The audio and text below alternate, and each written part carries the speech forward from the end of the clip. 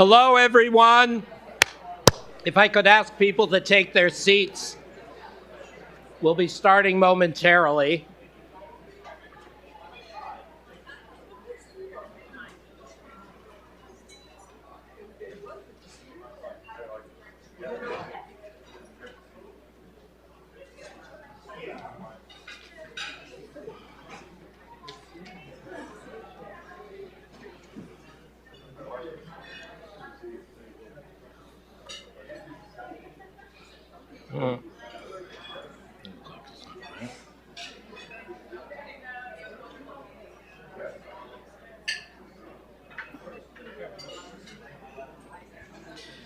Okay, hello everyone, and welcome back to the Peterson Institute for International Economics. I'm Adam Posen, the Institute's president, and it's my very distinct privilege and honor to be opening today's proceedings. This is the, I think, fifth Rethinking Economic Policy Conference. For those of you in the know, and many of you are and are here for that, the Rethinking Economic Policy Conferences began when Olivier Blanchard was chief economist of the IMF, and it moved with him here to the Peterson Institute.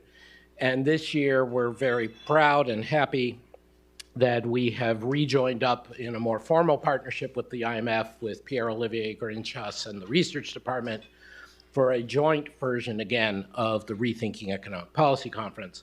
The mainstay of these conferences is the amount of substance, frankly and concisely expressed. So by very, very high quality speakers at the intersection of policy and analysis. And this is why I will be very brief. We are privileged today to have with us the newly reappointed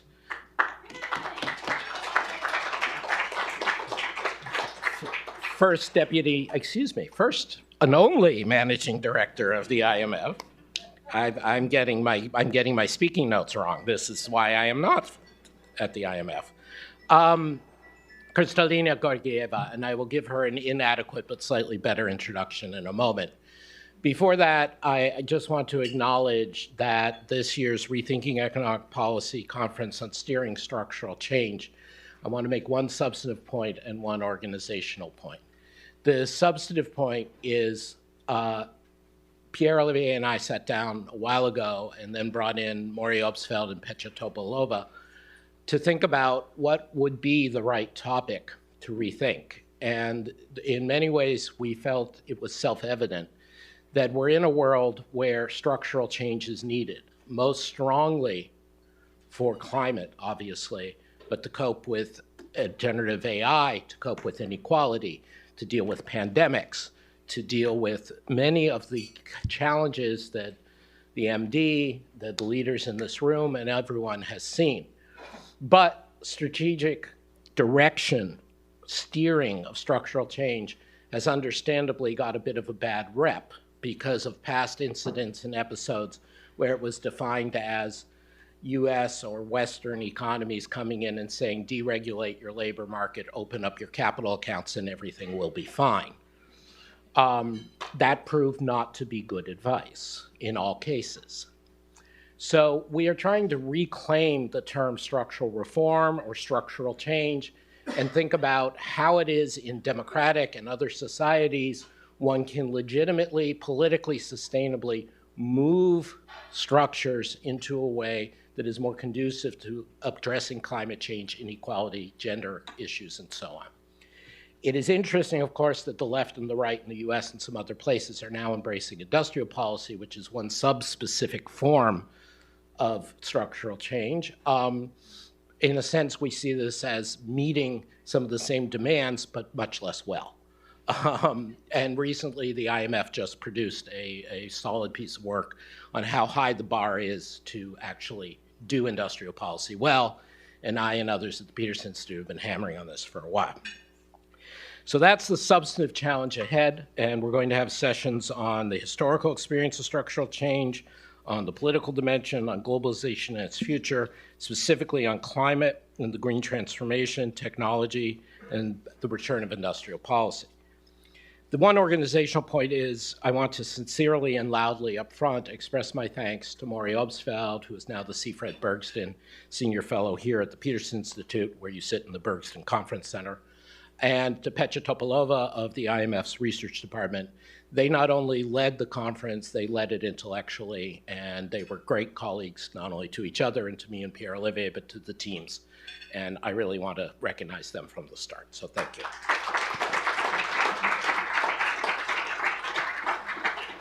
Now, if I don't give her the wrong title again, let me briefly introduce Kristalina Georgieva. She is currently and about to continue as Managing Director of the International Monetary Fund, having been initially selected 5 years ago, or a little less than 5 years ago, on September 25th, 2019. Previously, she was CEO of the World Bank, including a short stint as interim president. She had shaped the agenda of the European Union while serving as European Commission Vice President for Budget and Human Resources, and of course was part of the Cabinet and the European Commission decisions through that time. She has been in public service in the economic sphere for 30 plus years, starting at the World Bank as an environmental economist, and so we all know her analysis and commitment to dealing with climate issues comes from the heart and from her longstanding expertise and interest. She serves on many international panels, including as co-chair of the Global Commission on Adaptation and co-chair of the United Nations Secretary General's high-level panel on humanitarian financing. We are very grateful both on the occasion of this topic, but also on the fact that by her being here, MD Georgieva emphasizes how important research and research partnerships are to the fund's work, and we at the Peterson Institute are very proud to have her. Thank you.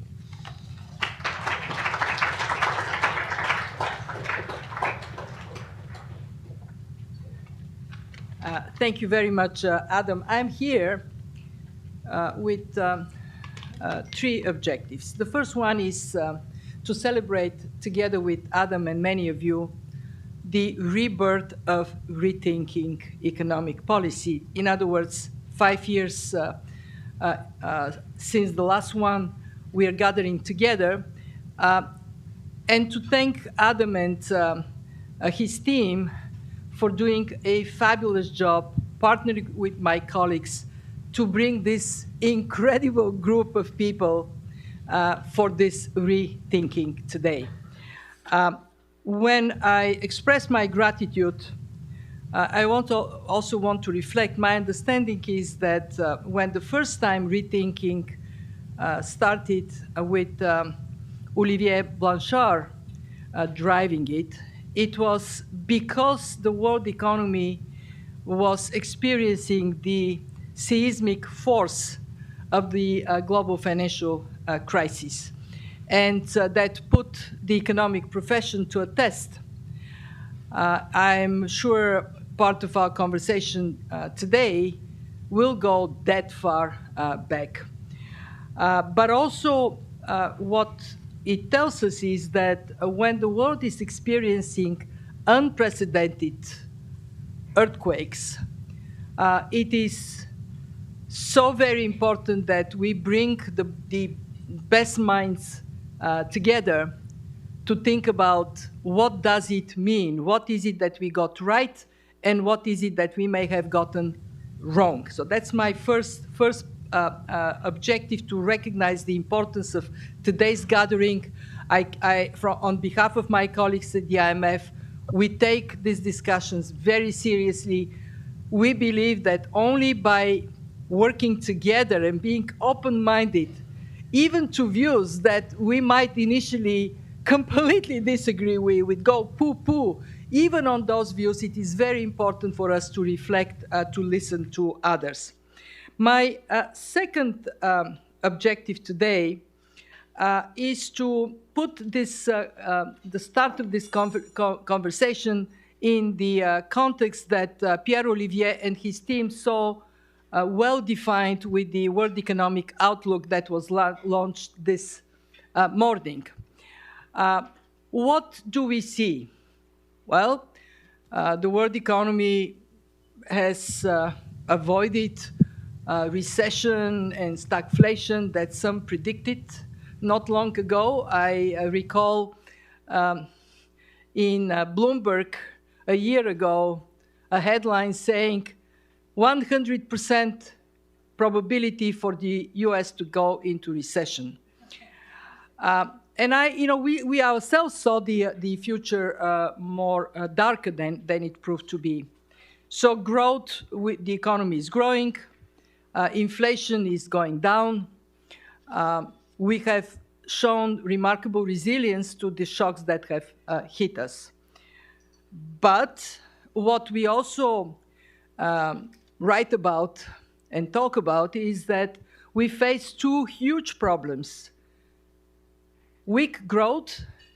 There is a slide in the wheel, and I recommend you look at this slide of the projections for medium-term growth over time. And it looks like Alps ski slope goes down.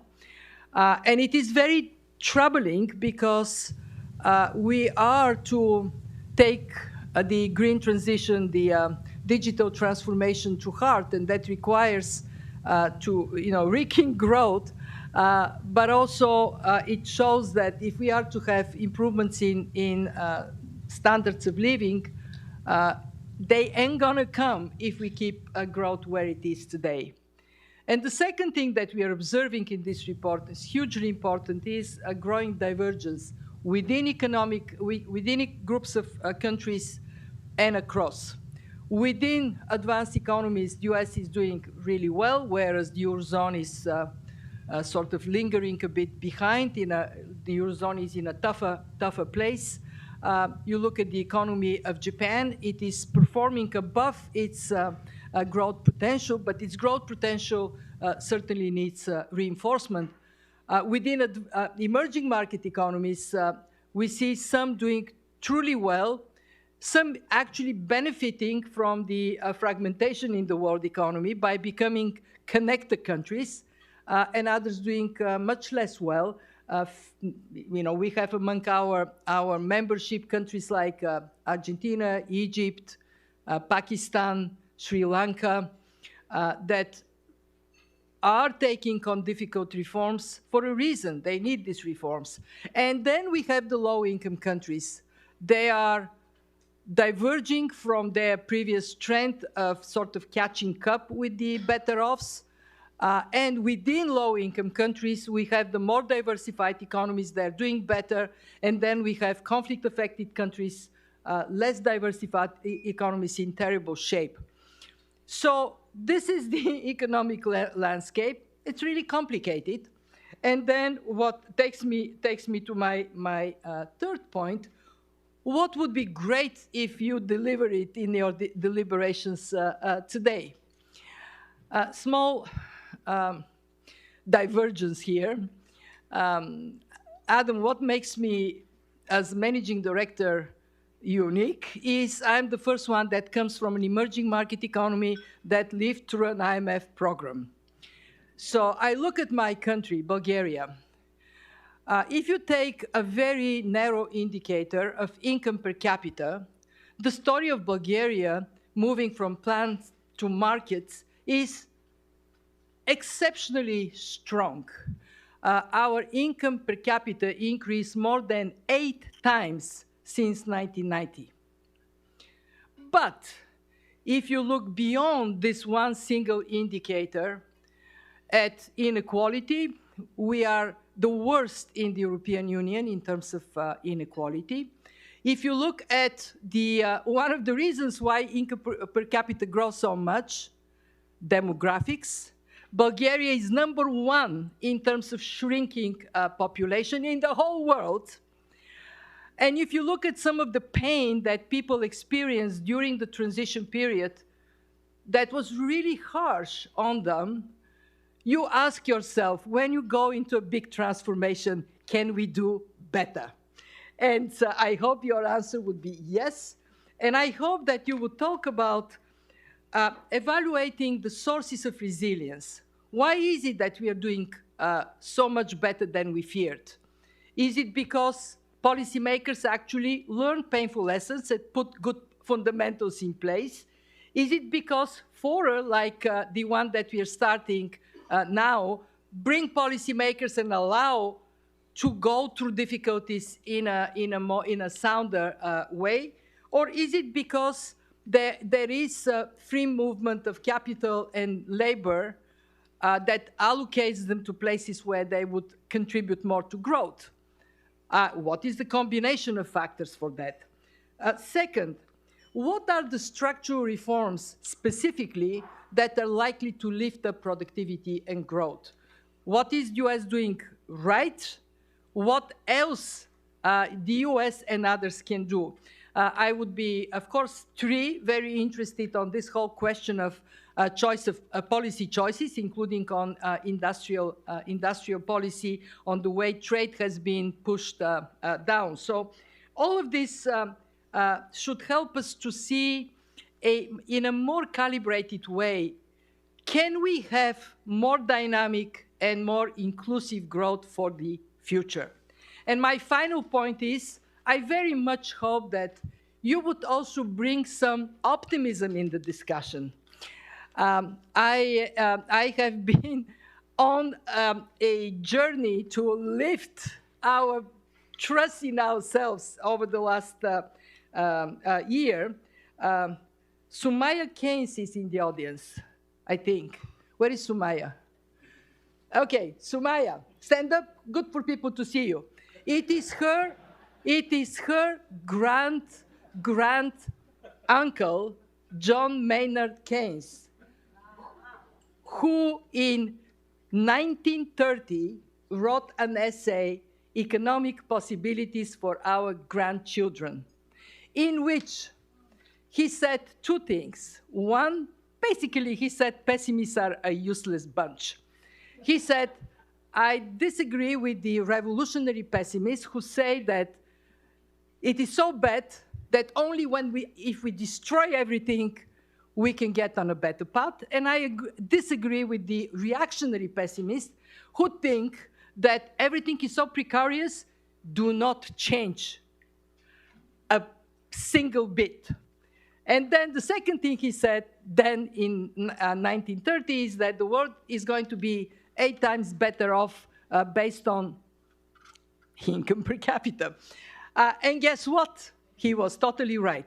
He got some other things not so right, but his main message is technology, capital going to the right places, good policies, they can deliver fabulous results for people. So let's get both rowing. Thank you very much, Adam. Thank you all very much.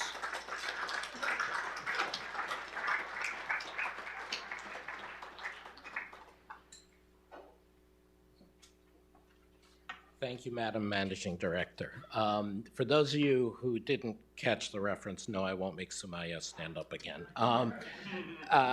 A few weeks ago, the MD gave a speech on, I believe it was at King's College, Cambridge, invoking economic possibilities for the grandchildren as the motivating idea. And I do think that we are very fortunate not just to have her, but to have this opening panel, which we will go right to, on setting the stage and considerations for the future. I'm going to ask the 4 speakers to come up. We're seating them in alphabetical order by last name. And if you don't mind, we'll speed things rather than to give you more time to talk. Our 4 speakers, starting alphabetically, starts with Gordon Brown, who I had the privilege to do a little work for during the financial crisis. Gordon was Prime Minister of the United Kingdom from 2007 to 2010, Chancellor of the Exchequer in the UK from 1997 to 2007, and spent more than 30 years in Parliament representing his home county of Fife, Scotland. He is the United Nations Special Envoy for Global Education and also is right now leading efforts to deal with child poverty in new and creative ways in the UK and elsewhere around the world.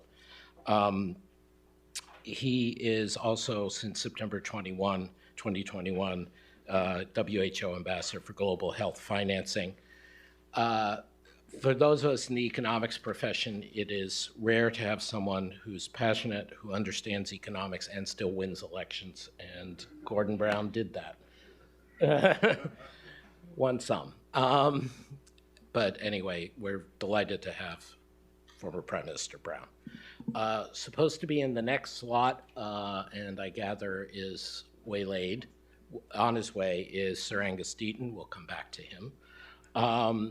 In the next slot is Professor Keyu Jin. Keyu is a rising star in international economics. She is currently an associate professor of economics with tenure at the London School of Economics. She recently published the book, The New China Playbook, Beyond Socialism and Capitalism, building on her academic research on China, but bridging it to policy. And she brings an enormously important perspective to this panel from that background, thinking about the structural transformations that China has undertaken willingly and less willingly. I've been fortunate to know her since her career began, and marked with great satisfaction her rising influence, and are proud to welcome her to the Peterson Institute. To her left is Michael Spence. Michael is the 2001 Nobel laureate in economic sciences.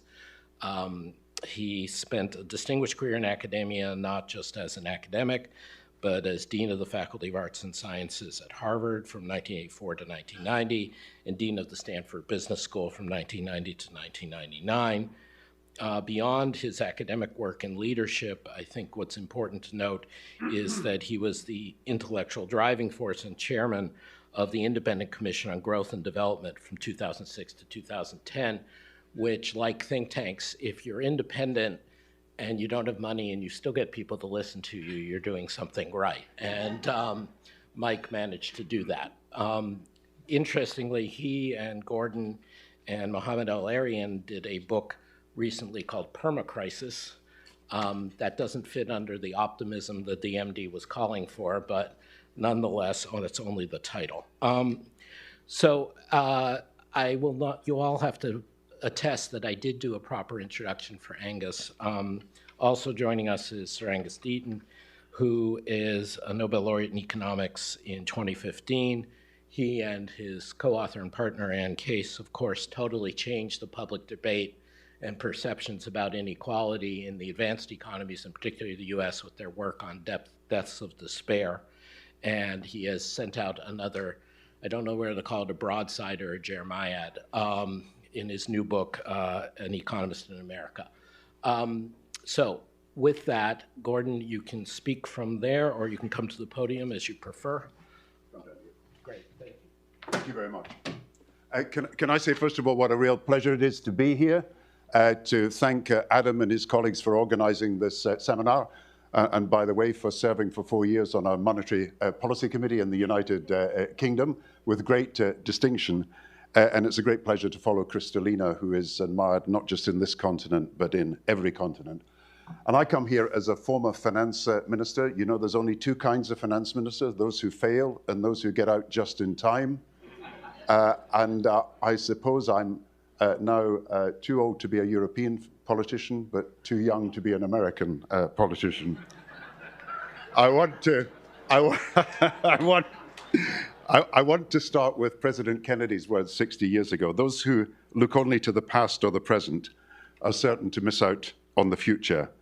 And I believe that these words come today with a renewed truth and urgency, because I think this seminar, the rethinking of the rethinking, as I understand it, is being held precisely because we do need a new economic paradigm for a world where the three old certainties, the three pillars of the post-Cold War era, and I mean unipolarity, I mean hyperglobalization, I mean neoliberal economics, are all currently crumbling around us.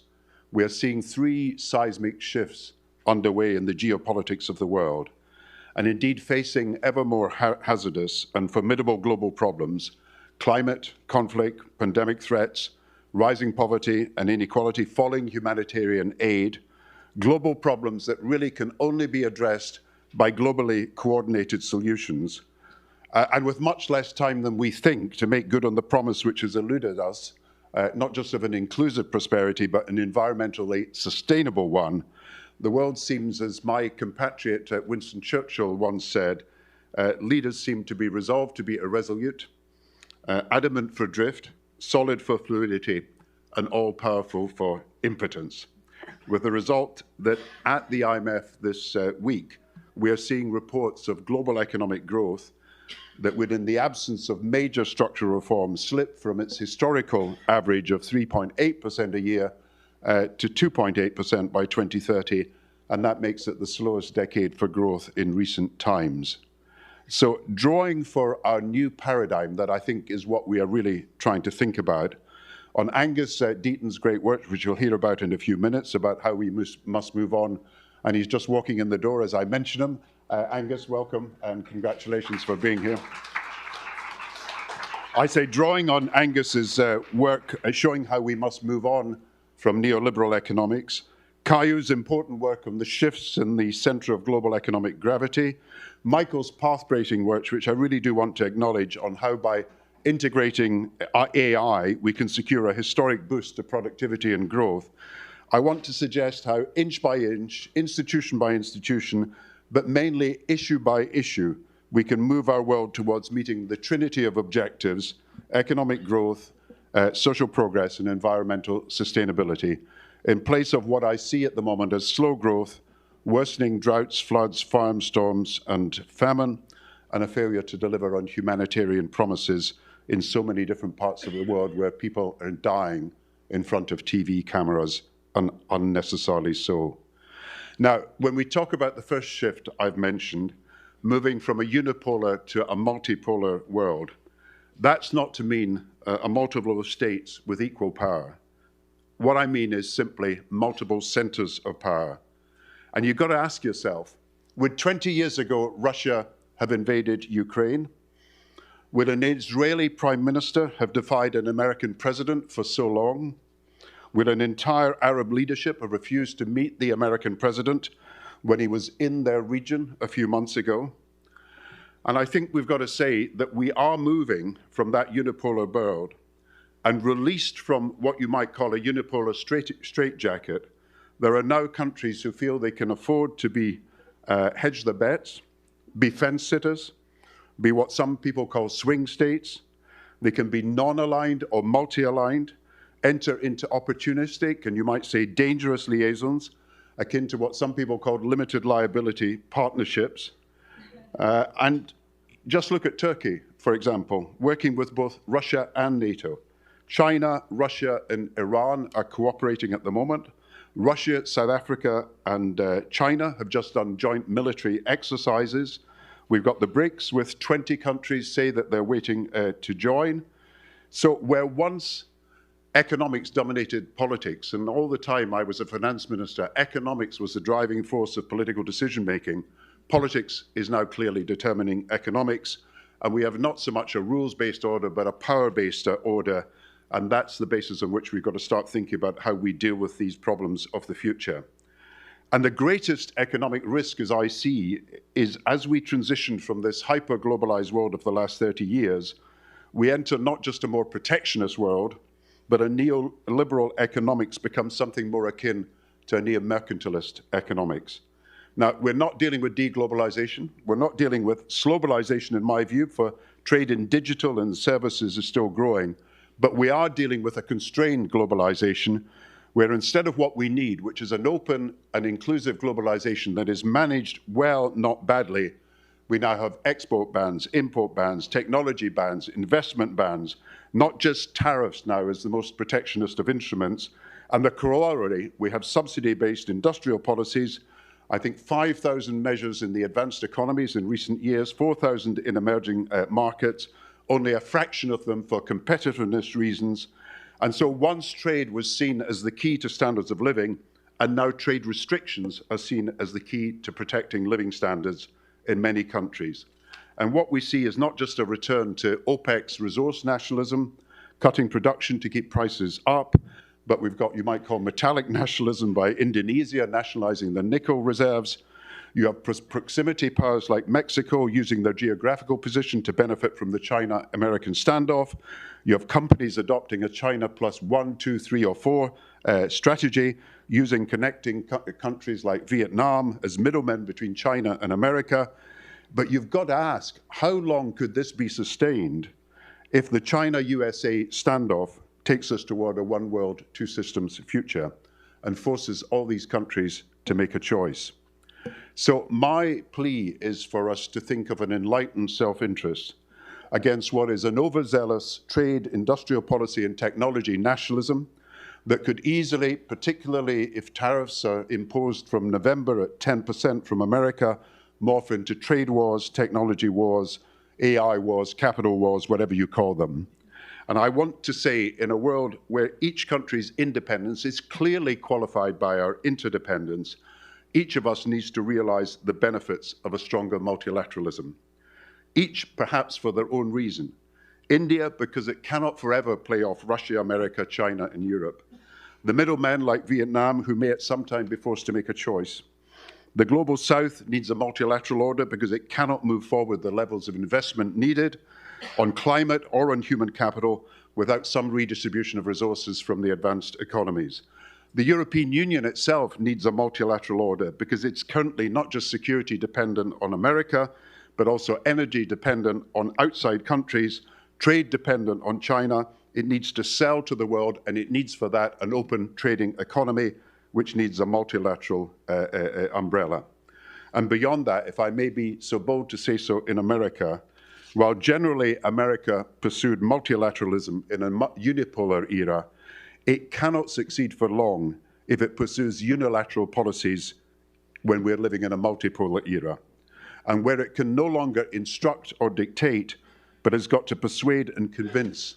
So in addition to building alliances, which it's doing at the moment, it should reposition itself, not as the leader of a unipolar order which is fading, but as the leader of a multipolar order, which means working through the very institutions it played a part in creating, and is still the leading power within if it chooses to be.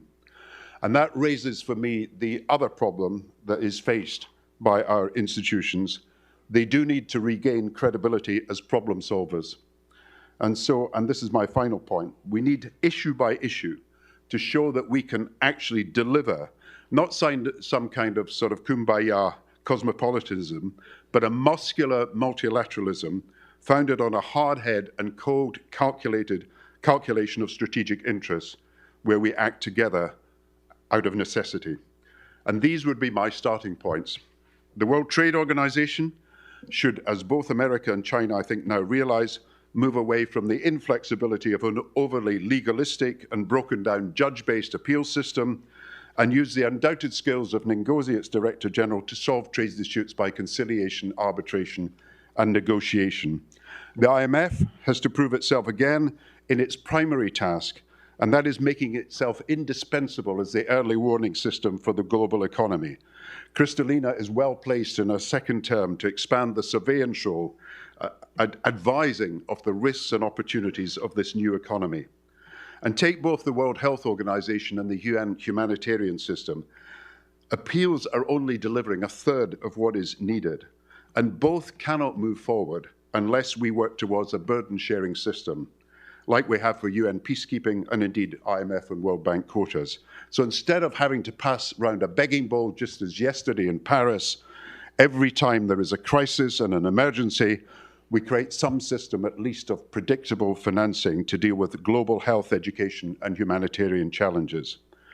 And just as the World Health Organization exists because of pandemics where no one is safe till everyone is safe, so we've got to find ways of persuading a skeptical public that you can't address pollution in one country without addressing it in all countries.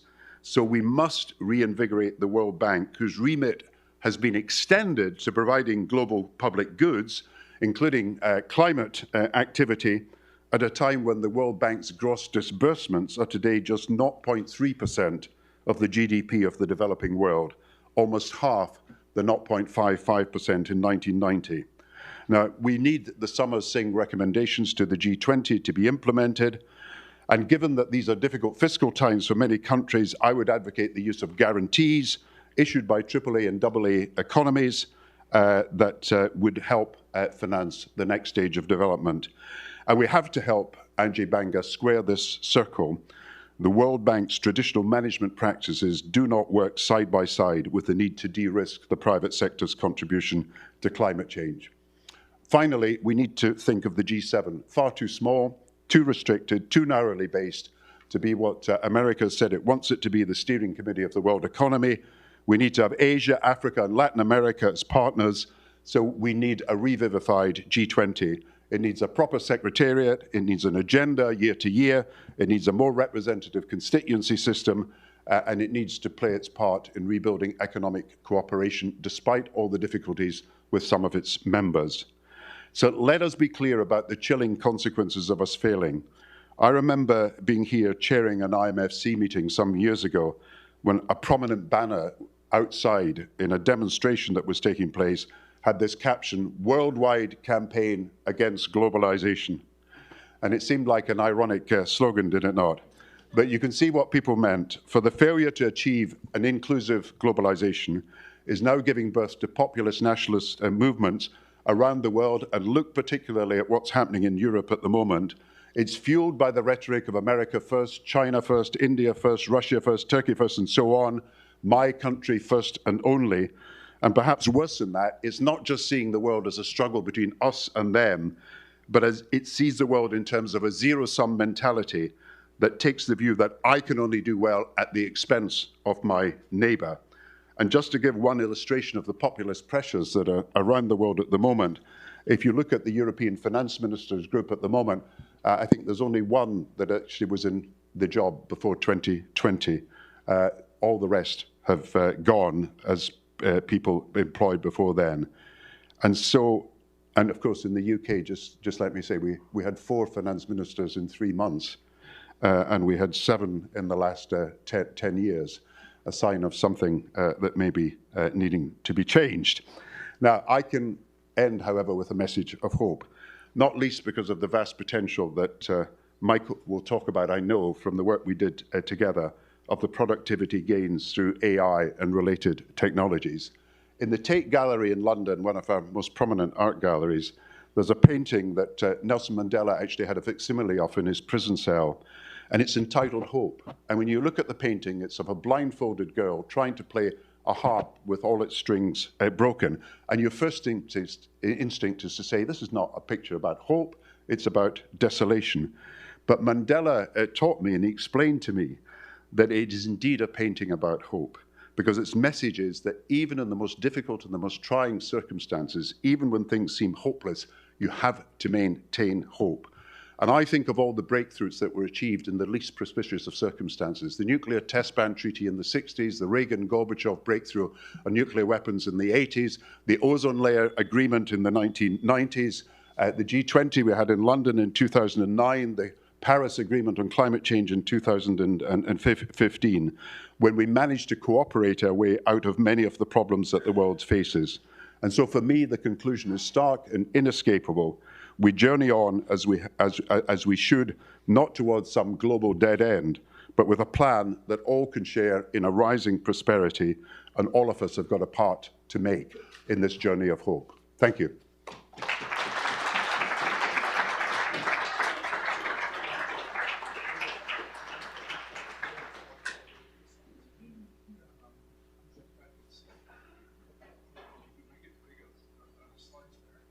No, just the slides are there. All right, first of all, my apologies for being late, which I can only cut it. All right, my apologies for being late, which I can only put down to old age. Enough of that. I agree with everything that Gordon said, but what I'm going to tell you is why it's going to be so hard. And in fact, I'm very skeptical that it's actually going to happen. So I think I can't read from here. I'm going to have to go down there. Excuse me.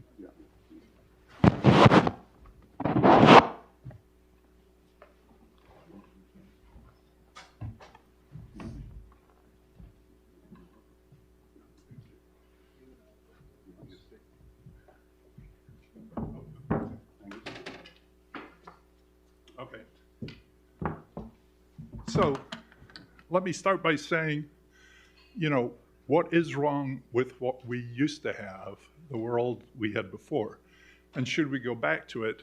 And my answers are not so much wrong with it, and yes, we should go back to it, if what we mean is old sense liberal democracy with free markets, personal freedom, and especially room for innovation. And these are the things that have made life immeasurably better over the last 300 years. Longer lives, lives less full of pain and misery. We're enormously wealthier than our ancestors. And these gifts have come, most importantly, not to just a few people in a few countries, but to billions of people around the world. That's what that liberal regime has accomplished, admittedly over a long period of time and with many setbacks. And I start with that because I don't want to be misunderstood with what I'm about to say, and I want all these things to continue. But they're under threat today, and I think we will lose them if we try to go on as before. Let me explain. I want to show you some facts. As before is no longer working. The financial crisis I don't have to talk about here, but I think that broke our world in some very serious way. It revealed capitalism as currently practiced. For many people, they saw that it was a scam that promised material wealth that was never delivered. The trickle down never trickled down. There's broad concern at the extent of rent seeking by banks, by healthcare, and by big tech. And it's very unclear, in fact, I think it's clear that we have not proved ourselves against such things recurring in the future. I'm going to focus not on money, which I think in some ways, for what I want to say, is misleading, because money is but a means to allow people to do what matters to them. It's not an end. And the ends I'm going to focus on are health in particular. We want to avoid mortality and morbidity. I'm not going to talk about it, but family life is an end, marriage is a life, children, communities are ends. And judged by these ends, the US has not done well by the majority of its people over the last half century. There are growing inequalities in all of these, as well as the more familiar inequalities in wealth and earnings, and I think they're more important. So here's a picture which many of you will have seen. This shows life expectancy at birth in the United States and in 22 other rich countries, which extend from Korea and Japan through to Canada and the OECD and the European countries. And what you can see is that America, US in 1980s, was right in the middle of the pack, but has slowly drifted out of that. And it's drifted pretty steadily out of that, even before the pandemic. And then, of course, there was the dip during the pandemic. I updated this the other day to bring in 2022. One of the outrages in America is we don't get these data until 2 years after the fact. And this, I made this now 25 rich countries, but you can see the picture is very much the same. We had a terrible COVID experience. Other people had COVID experiences too, but nothing quite as bad as what we saw. This is worse in the US by a long way, but it's not absent elsewhere.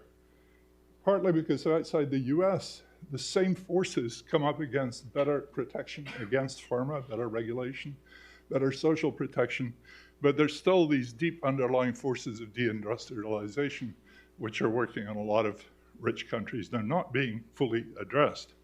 I also, given that Gordon's here, and he said nice things about me, I think he did. I sort of missed that part. Okay. Always. If you take the UK out of the picture I showed you and put England and Wales and Scotland in separately, you get this picture in which Scotland, which has always been the sick man or the sick woman or whatever, but was tracking parallel, at least until the last few years. and now Scotland looks a lot like the US. The mortality rate from drugs in Scotland is comparable to the mortality rate from drugs in the United States. So we're not alone. It's not much comfort, but there we are. Now, what I really want to make the point here is that if you split these, and the death certificates tell you, and this is the work that Anne Case and I have been doing and extending, and this was just extended the other day.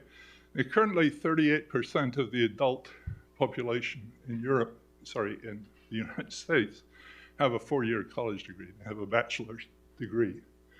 62%. So keep these in mind. This is not a minority we're talking about here. This is 2/3 of the population versus 1/3 of the population. So the 38% of the adult population that has a 4-year college degree, its life expectancy at 25, you can't do this at birth because you don't know whether people are going to go to college yet. But the life expectancy at 25 has grown all the way up to the pandemic. If you are unfortunate enough not to have a 4-year college degree, that stopped around 2010. And there's been it's actually worse for women than for men.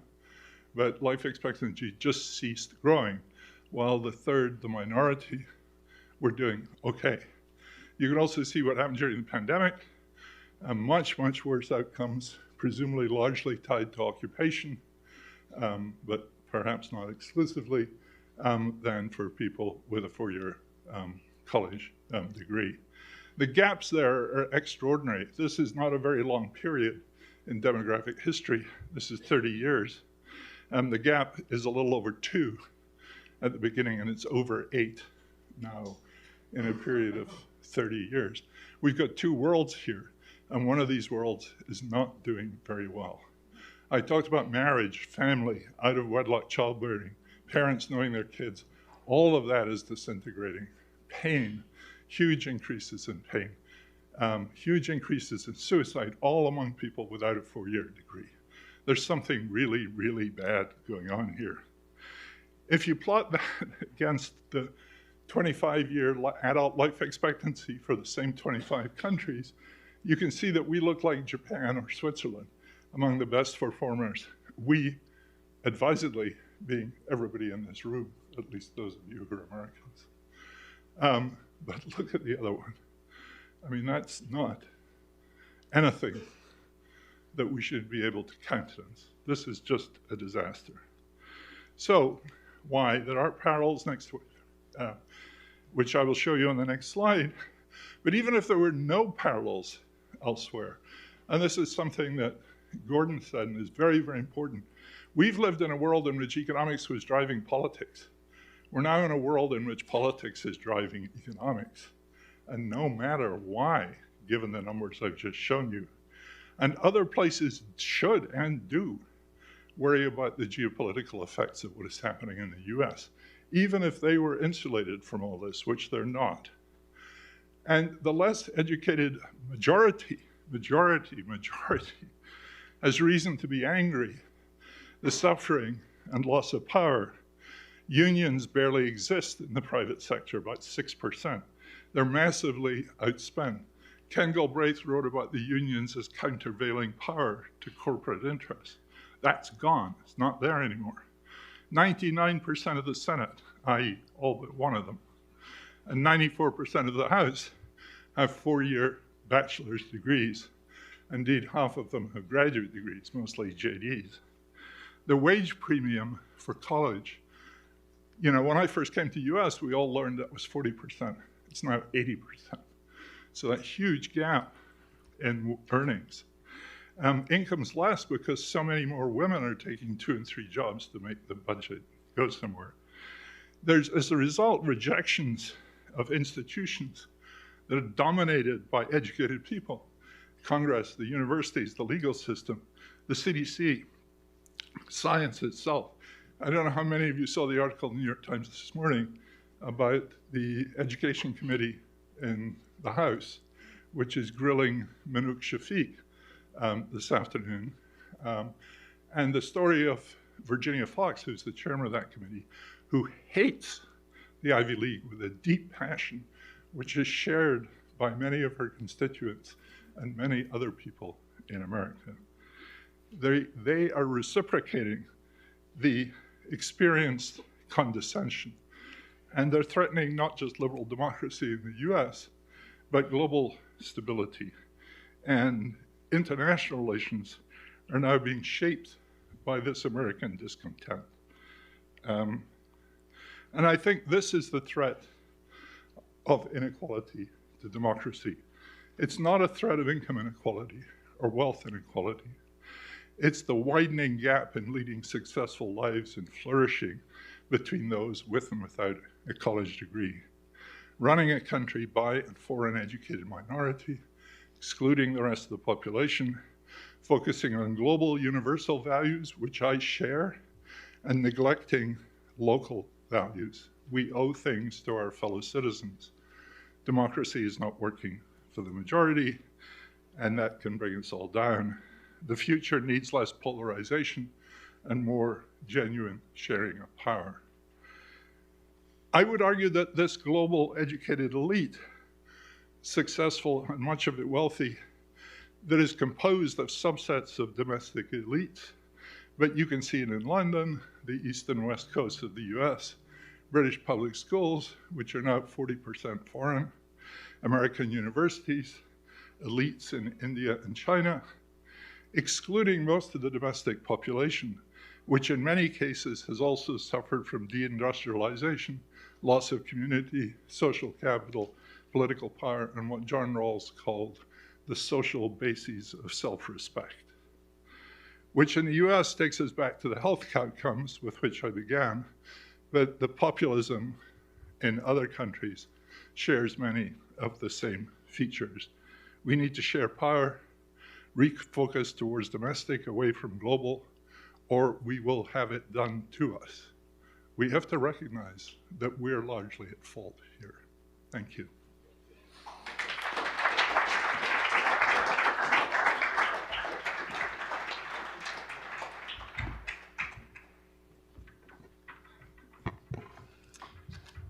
Thank you, Adam, Maury, Pierre-Olivier, for inviting me. Gordon touched upon this tidal wave of geopolitics, and in particular mentioned US-China. Being here in DC, sometimes I wonder whether there is really such an existential crisis between the two countries, given that they're looking more and more alike, with China copying US technology and the US model looking more and more like the China model, which is something I'll come back to. Now, conventional views about structural change often surround an economy's transition from agriculture to industry, from low to high productivity sectors, and towards a more sustainable model of growth.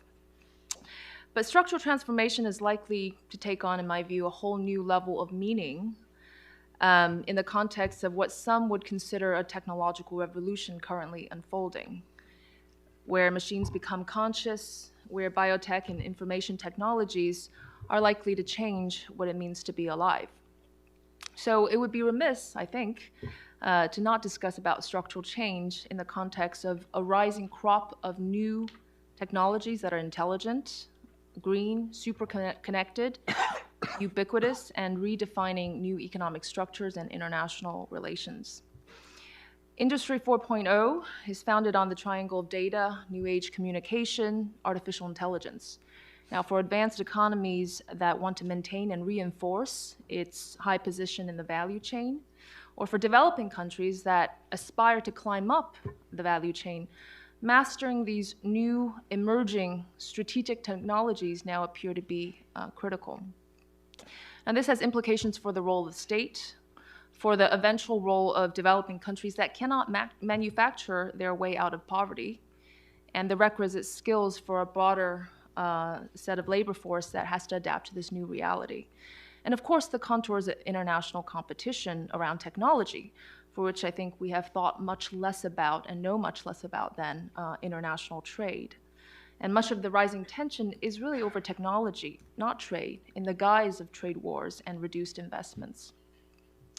Now, the first reason why we might be seeing this renewed focus, even obsession around high tech, is that some of it involves general purpose technologies, technologies that shape the future and permeate throughout the entire economy, all kinds of sectors. Of course, AI has the potential to revolutionize medicine, ecology, education, science, and discovery. And China has figured out that unless you master the upstream segment of the innovation network, one has neither national nor economic security. And also, many of these emerging strategic sectors don't have powerful incumbents with prior advantage, given the and this gives the newly rising countries a possibility not only to catch up, but actually to leapfrog. And of course, on top of that, there's rising demand for these kind of goods, new technologies. And so to some ambitious countries like China, they are up for grabs in this new race. Now, the second observation is that increasingly these technologies are more and more dual use.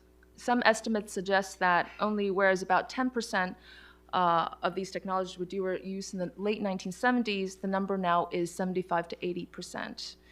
This has important implications, but also complications for trade, technological diffusion, where economic drivers are sometimes inextricably linked with security concerns.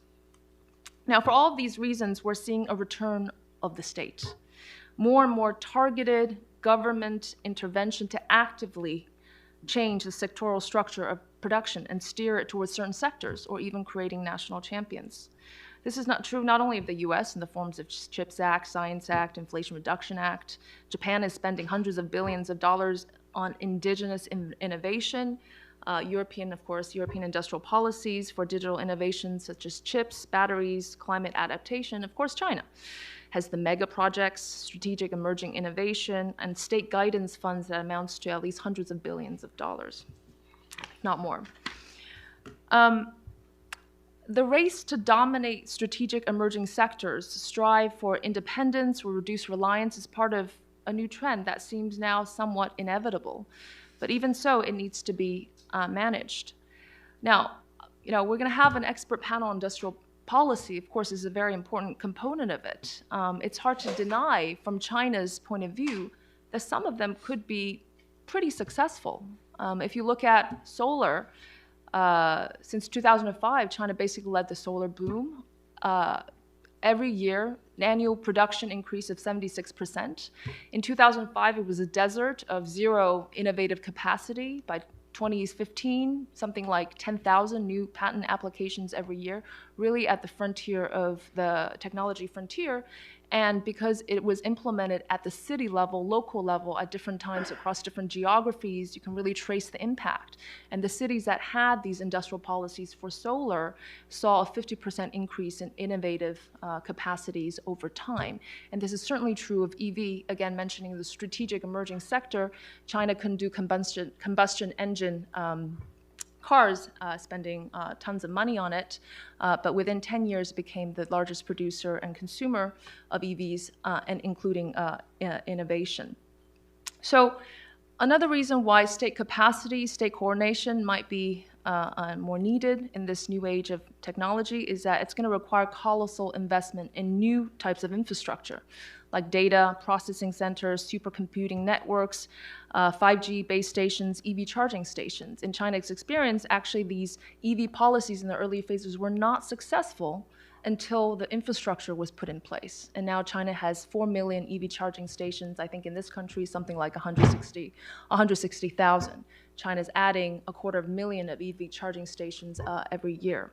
So that obviously has implications for fiscal pressure, rising debt issues, and so forth. So what does this leave for developing countries who don't even have sufficient traditional infrastructure in place? And I think it's a real issue that their comparative advantage based on costs may be gradually eroded as sophisticated robotics, smart networks, digitization of manufacturing will allow advanced economies to hold on to their advantage in traditional industries. Now, of course, in the case of China, it's seeing rising wages, but it's investing heavily in digital and smart manufacturing to hold on to that advantage. And so in this new age, structural transformation is probably also tantamount to reshoring and reindustrialization around the world. Fourth, this comes to another aspect of structural transformation, I think, that is the education skill mismatch that is probably as urgent as the demography issue. Again, in a place like China, high youth unemployment, it doesn't really matter that there was 100 million additional college graduates in the last 10, 15 years. There's still very high youth unemployment, but 25 million vacant jobs in manufacturing, 300,000 talent gap in semiconductors. It's that mismatch between skill and education that has led to some of this rising unemployment for the youth. And so what does it mean for the government to upskill and retool the labor force? Lastly, this is happening against the tidal wave of geopolitics and geoeconomics. Longer, more expensive trade routes, greater uncertainties that reduce investment, including clean energy, has the potential to do a lot of damage, unless more transparent and clear system of norms, values, and rules are in place around not only technology, but data flows to harness the productivity gains there, and some new ideas about how to keep that innovation in this greater intensified competition and bringing along with that more benefits for consumers. At the same time, preventing predatory behavior and tactics that are more focused on limiting others rather than strengthening oneself. And so there are more questions raised than suggestions provided, but I see, given the depth and breadth of this agenda, many of these answers, I'm sure, will be answered in due course. Now, finally, to answer to Madam MD's ask of instilling more optimism, I'm not sure I've given a particularly optimistic view, but it might be appropriate to paraphrase a somewhat dark Italian communist writer, Gramsci, that it might be the pessimism of the intellect, but optimism of the will. Thank you.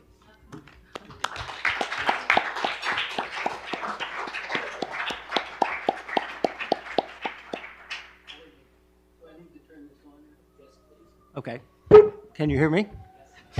Well, I'm delighted to be cleanup batter here. I want to thank Adam and Maury and Olivier and all the team that organized this. And it's particularly gratifying as you get older to come and have a chance to visit. I live in Italy, so visit with old, well, maybe longtime friends and colleagues. And I think this is a really interesting and important time. So I'm looking forward to listening to the subsequent discussion.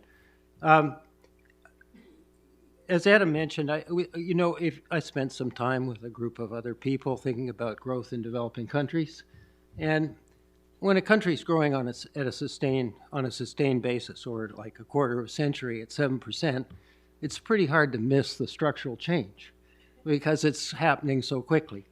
And so, in the world of development, structural change is such an important ingredient in the recipe that a lot of time gets spent on it. Justin Lin has an important institution in Beijing that deals with what he calls the new structural economics, and has many academic and other colleagues who think about this. In the developed economies, the high-income economies, the attention to structural change, I think, is considerably more episodic, and we go through periods where it doesn't seem to matter much. If we're in a demand-constrained growth pattern, I didn't find too many people, too upset about the disastrously declining productivity trend, but when you shift to a world that's a little bit, looks more like ours, where the supply side's struggling to keep up with the demand side, it tends to get your attention. So when Gordon and Mohammed and I wrote this book, I thought a lot about how to try to bring some of the things that are going on into focus. And what I came to, and this is just one perspective, is I think of the world we're living in right now as a kind of big, loud collision of three sets of powerful forces. And they've been referred to. One is a set of shocks coming from multiple sources: pandemics, financial, climate change. They're more frequent, they're more severe, they're macroeconomically significant, and they are affecting behavior at all levels: policy, business, investment, etc. And so that's one set. The second is a set of secular trends that are important. I mentioned one, the declining productivity trend. but we also have aging.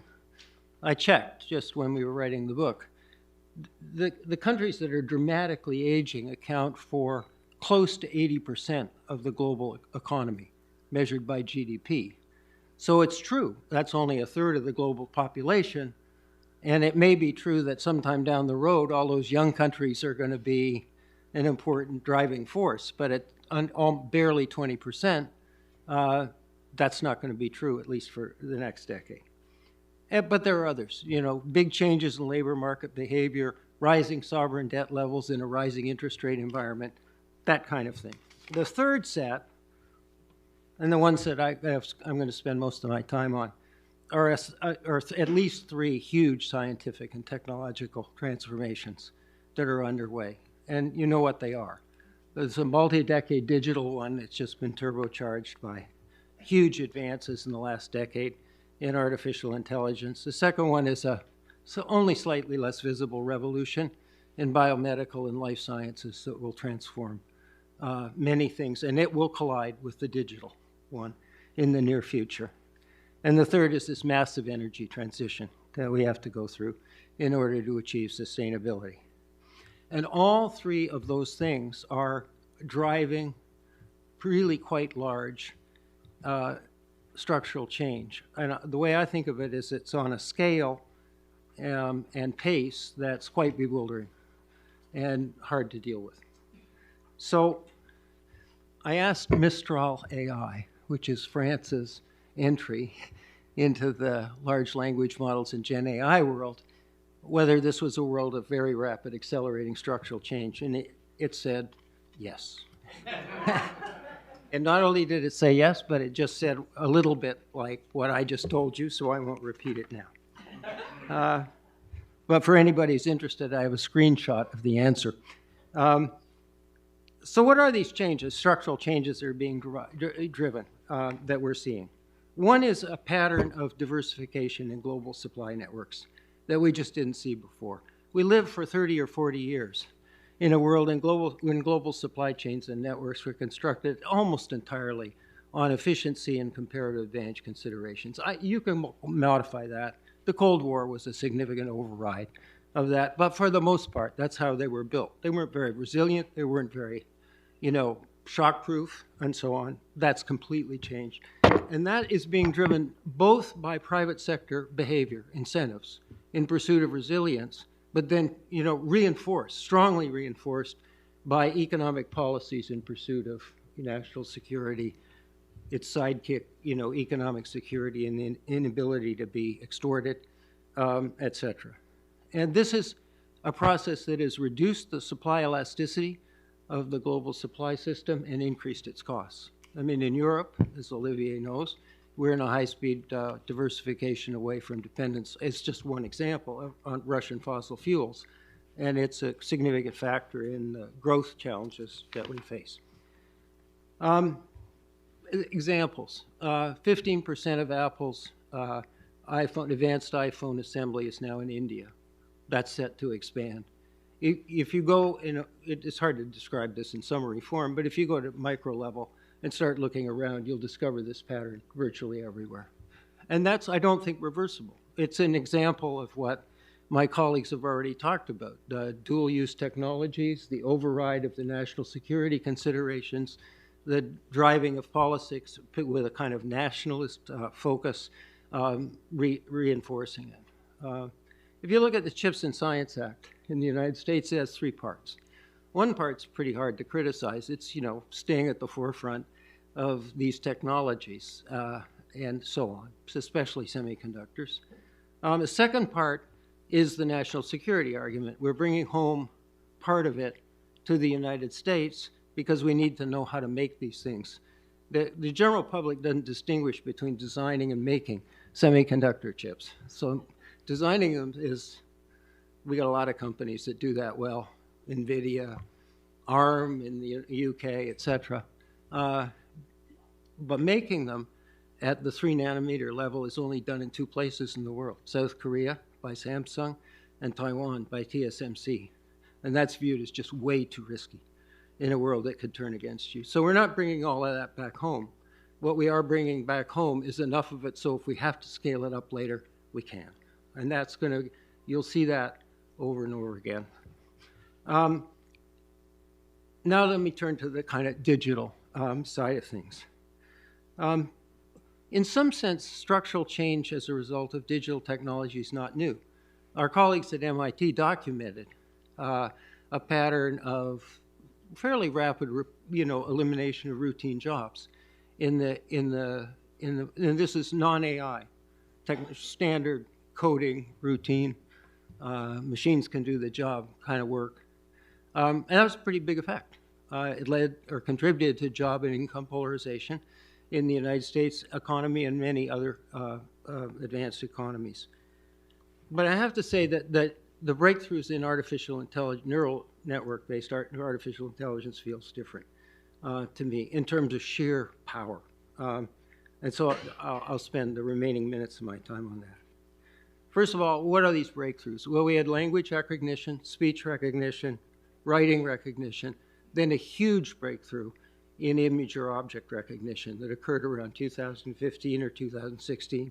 That was the moment in which all the competitors to the neural network-based machine learning model essentially gave up, threw in the towel, and switched. And if AIs are essentially almost always benchmarked against human performance, that's natural. That's what Alan Turing wanted us to do.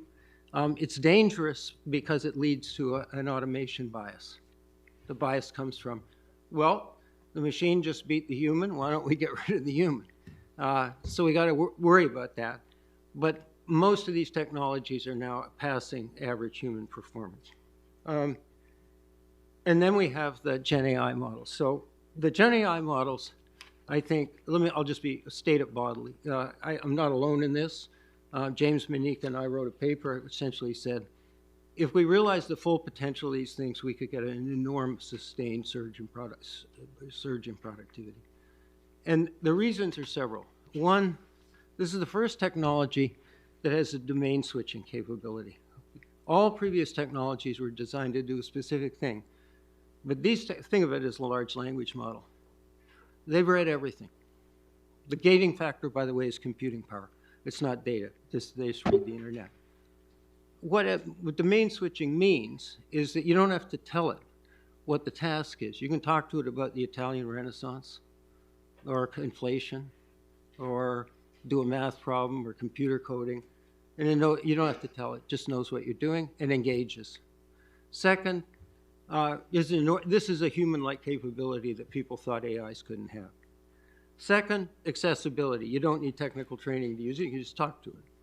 Maybe a little bit in terms of prompts. And third, it's read everything. Now, this hasn't been well thought through, but I've been listening to Jeff Hinton. So the way Jeff Hinton explains this is that what these things do is they read everything and then curate the content for a specific function. So Eric Brynjolfsson and his colleagues did a study of the application of this for basically customer service applications. They trained the model. By the way, these are personal assistants. This is not automation. They trained it on thousands and thousands of audio recordings of customer service, customer interactions. The model kind of figured out, how you should do this. And then they gave it in a controlled way, along with performance indicators, to half the agents. And there were two results. There was an instantaneous productivity increase of 14% overall. But the most interesting result, from the point of view of understanding what it really does, is the productivity effect on the least experienced agents was 36%. Why? Because it delivered the content of all this experience back in a usable form much faster than you can acquire it sort of on your own. Jeff Hinton explains, Jeff's the godfather of modern AI, he explains this in the following way. He says, a really good experienced doctor will essentially have an internal database of several thousand patients. An AI properly trained will have several 100,000. And it will detect patterns that human beings can't detect. And finally, this interests me because of the blue-collar world. robotics is severely limited in the unstructured part of the world, outside of manufacturing facilities or, fulfillment centers. But a human robotic interaction is now made possible if the robot is, essentially enabled by Gen AI. And you can see this on the internet if you go look. There's an OpenAI enabled robot talking to somebody. It's quite stunning. Now, if you're really interested in this, the latency is really interesting. So if you need high-speed responses, you ain't going to get it, because the Gen AI is sort of cranking away, and it takes about 5 seconds to figure out what's going on. But anyway, this is where we're going. I think this, when you add all this up, you've got the potential. So the other thing I want to say, and I'll close with this, is, so what do we need to do? We've been handed these incredibly powerful tools. What do we need to do to realize this potential? One, we have to avoid the automation bias, right? This instinct to, and it causes fear, anxiety, resistance, etc. Second, this technology, like previous rounds of digital technology, will not spread evenly and accessibly through the entire economy. It'll be in the tech sector and finance first. There'll be lagging sectors. The small and medium-sized businesses won't know what to do with it. There really is a very important role, and there's nothing new in this in economic history. I hope we see this in the next session, that we need the government to have this as part. The third thing is, my view, and I think James shares this, is there's lots of bad uses of this technology, and there's nothing wrong with a policy agenda that has a big component that's focused on risks and misuse. But if that's the whole policy agenda and the positive part isn't there, then we're going to miss a major opportunity that has both growth and productivity potential in it, but also inclusiveness or, inequality reducing characteristics. Bottom line, I hope that's a note of optimism, Adam, and so I will stop there.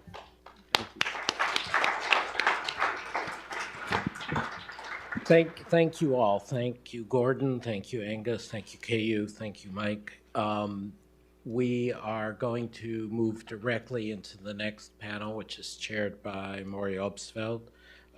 We have the stage set. We have the grounds for optimism, even if we're not quite to optimism yet, but we also have the challenges. And so between now and roughly 24 hours from now, it will all be solved. And so that starts with Maury. And again, thank you all very much. In theory, we have a 5-minute break. Try not to abuse it.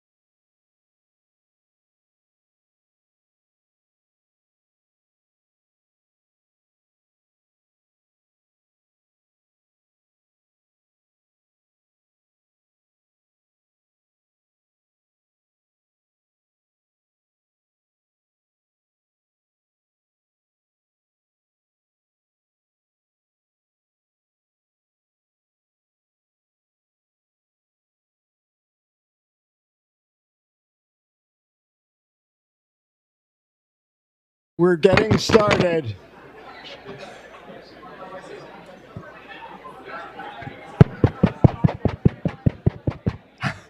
Please take your seats. Do I need a... Okay, let's go. Thank you, everyone, for quieting down and coming back to work diligently. There will be a coffee break later in 1 hour, so never fear. That was a great session. What I take away from it is that we live in a world of rapid and massive technical change with huge potential economic promise. But we also live in a world of sovereign nations with different development stages, different geopolitical interests, but facing common global threats and common global opportunities. I think the big question and a theme for this conference is how can governments together and jointly manage this to deliver the kind of lives that citizens of these sovereign countries would like to have, which was Angus's theme. Hopefully, history can throw some light on how challenges like these have been addressed in the past and set us up for the discussions of current and future policies. And we have a great panel to discuss this. Our first panelist will be Melissa Dell, who you see up on the big screen. Melissa had some actual technological problems with air travel this morning, so she will be talking to us from Boston. She's the Andrew E. Feurer Professor of Economics at Harvard. She won the Clark Medal for the best economist under the age of 40 in 2020. She's won a number of other accolades. But I will just say that her research focuses on economic development, economic growth, and political economy. She often adopts a historical approach to topics such as the effects of trade shocks, climate shocks, and foreign policy interventions, and to the factors leading to the persistence of poverty and prosperity. She has also developed deep learning methods for curating big social science data sets, and I think she may say something about that today. Barry Eichengreen is the George C. Pardee and Helen N. Pardee Distinguished Professor of Economics and Political Science at Berkeley. He has been a senior policy advisor to the IMF. For 12 years, he convened the Bellagio Group of G20 academics and policymakers on the international economy. He is a board member of the Peterson Institute, for which service we thank him. And he's written many articles and books. I would only point to his magisterial, which many of you have read, The Golden Fetters of 1992. He's written on European post-war recovery, populism, the international financial architecture, international currencies, and most recently, in defense of public debt. There's a lot of debt that needs defending. Harold James is the Claude and Laura Kelly Professor in European Studies at Princeton. He's professor of history and international affairs there in the Public Policy School, and he's an associate at the Bentheim Center in Finance. He is also one of the official historians of the IMF. He's written innumerable influential books, starting with his classic of 1986 on the Great Depression, The German Slump. Another very influential book which influenced me personally a lot was The End of Globalization in 2001. Maybe a little premature, but it's coming to pass. It's available in 8 languages, so anyone can read it. He's also written on the European Monetary Union, the Bank of England, and international monetary cooperation. His 2024 book, 7 Crashes, was shortlisted for the Lionel Gelber Prize, and he will draw on it for some of his remarks today. And like Professor Eichengreen, Professor James is a frequent contributor of commentary to Project Syndicate. Let me invite Melissa to go first, sorry, and then Barry and Harold will come up to the podium afterwards.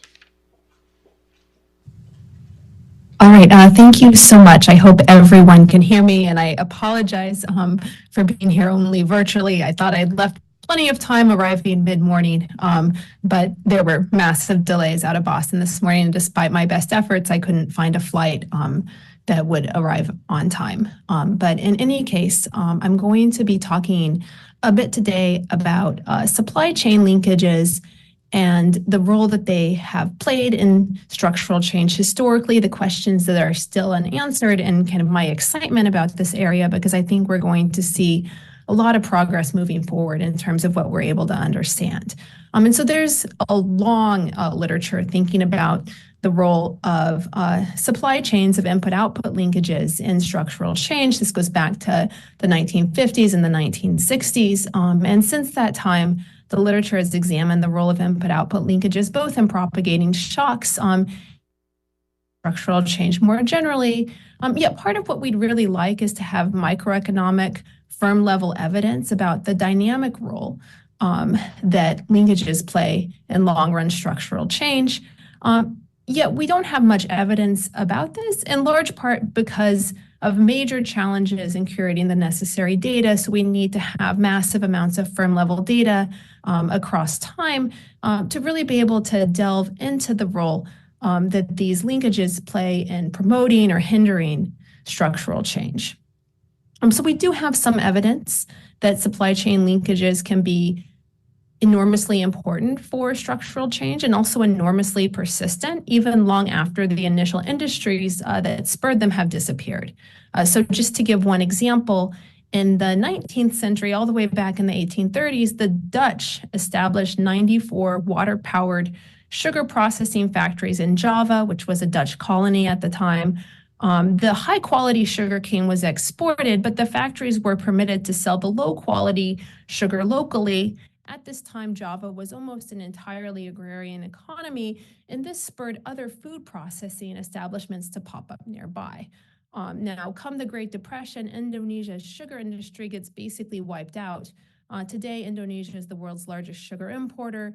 There's not sugar factories in these locations any longer producing sugar, but in the immediate vicinity of where these historical sugar processing plants were located, these places are more involved in manufacturing today than other nearby places and then plausible counterfactuals.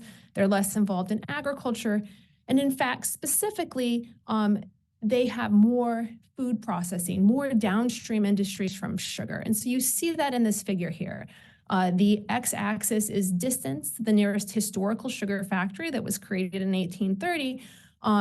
And this is showing you that there's more employment in industries downstream from sugar in the immediate vicinity of those factories today, even though the sugar factories themselves disappeared 100 years ago. And so there's an enormous amount of persistence. I mean, you can see that kind of having those sugar factories there set a lot of processes into place.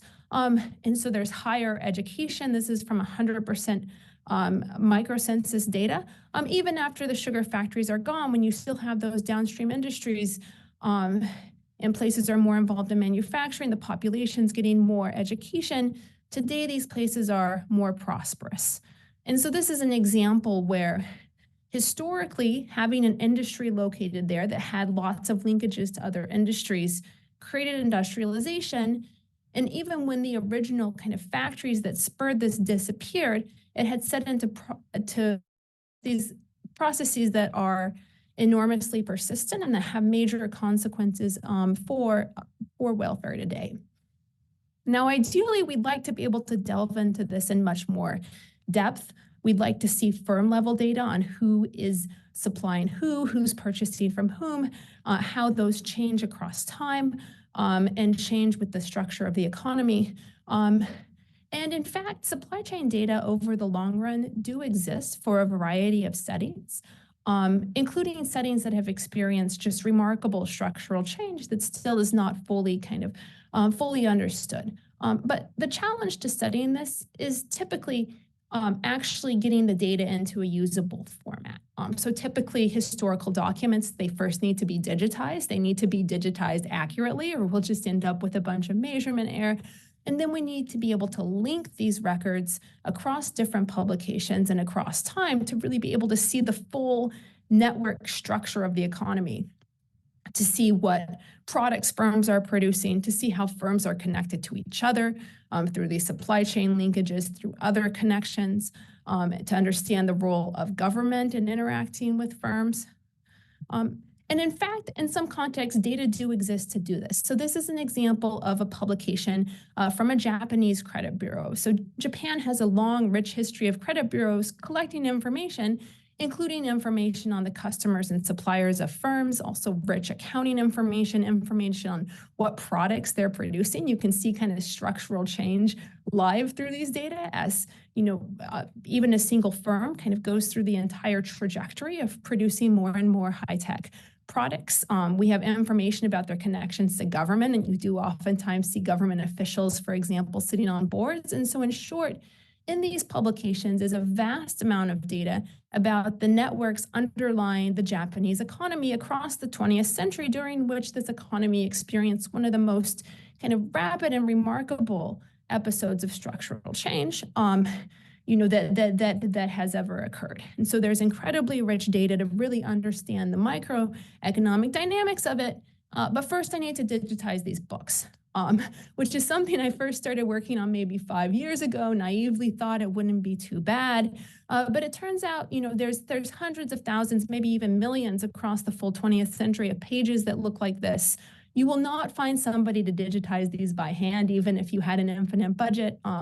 There's over 13,000 Japanese characters that could be used in these publications, many of which are no longer in use. And you need a really, really accurate OCR because Japanese firm names, Japanese individual names, they're only a few characters long. And so if you get one of those characters wrong, you're not going to be able to link people.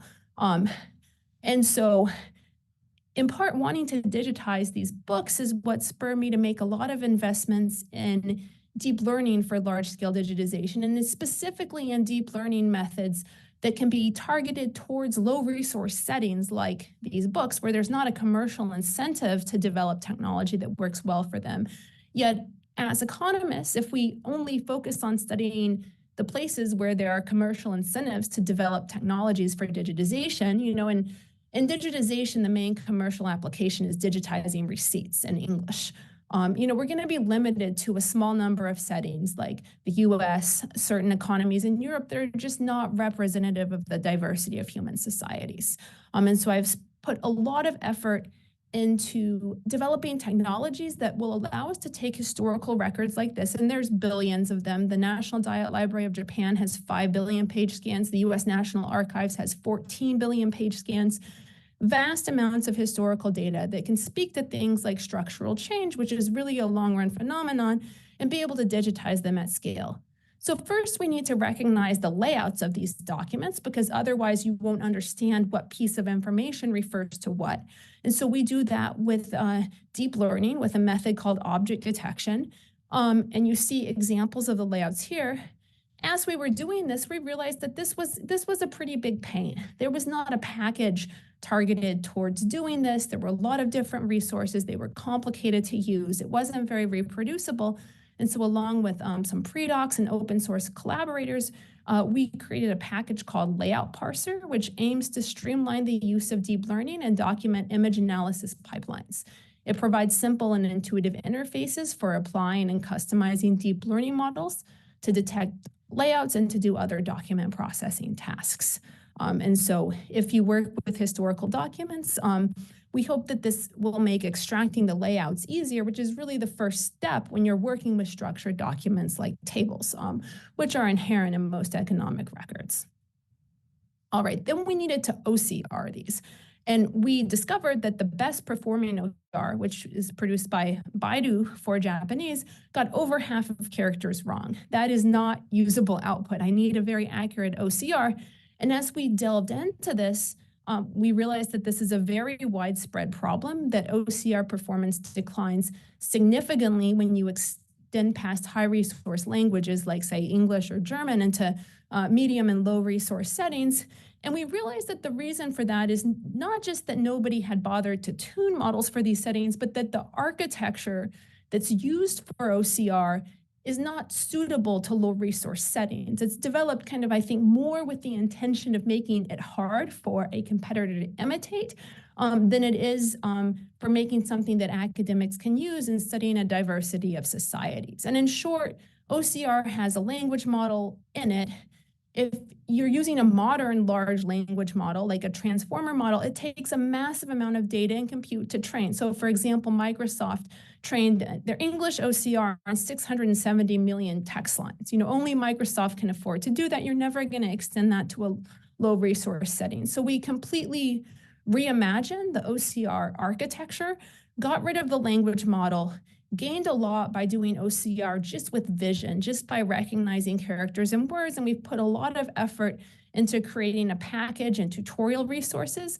that make it more straightforward for social scientists interested in various settings to tune their own custom OCR model. We've used this OCR already to digitize page scans. We have right now, as I speak, 10,000 virtual CPUs on Azure that are digitizing more information. I have students that are using this. So really the goal is to make it easier for economists to study a diversity of societies, because only by doing that can we more broadly understand these sort of long-run phenomenon like structural change, which happen very differently across places. Finally, we need to be able to link records together. And for that, we're also using deep learning. We have a package called Link Transformer that aims to make it really straightforward to use large language models for record linkage. And we show that this works really well for linking firms, linking industries, linking products, et cetera. We've trained a bunch of custom models to do this. You can also use OpenAI embeddings with the package. You can use any model on Hugging Face.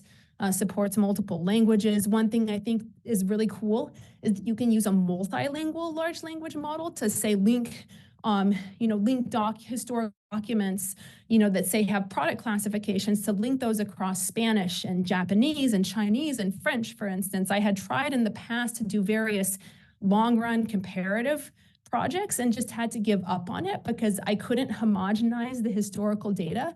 Whereas we showed that a multilingual large language model can do that with ease. Of course, there's lower resource languages for which you don't have large language models trained. And for that, we've developed models based on vision for doing record linkage. And we apply them to really low resource settings, like say ancient Chinese, and show that it works there as well. And so we've really tried to develop a suite of tools for different settings. As an economic historian, I honestly think I spent like half my time linking data, and deep learning just completely changes the ease of doing that.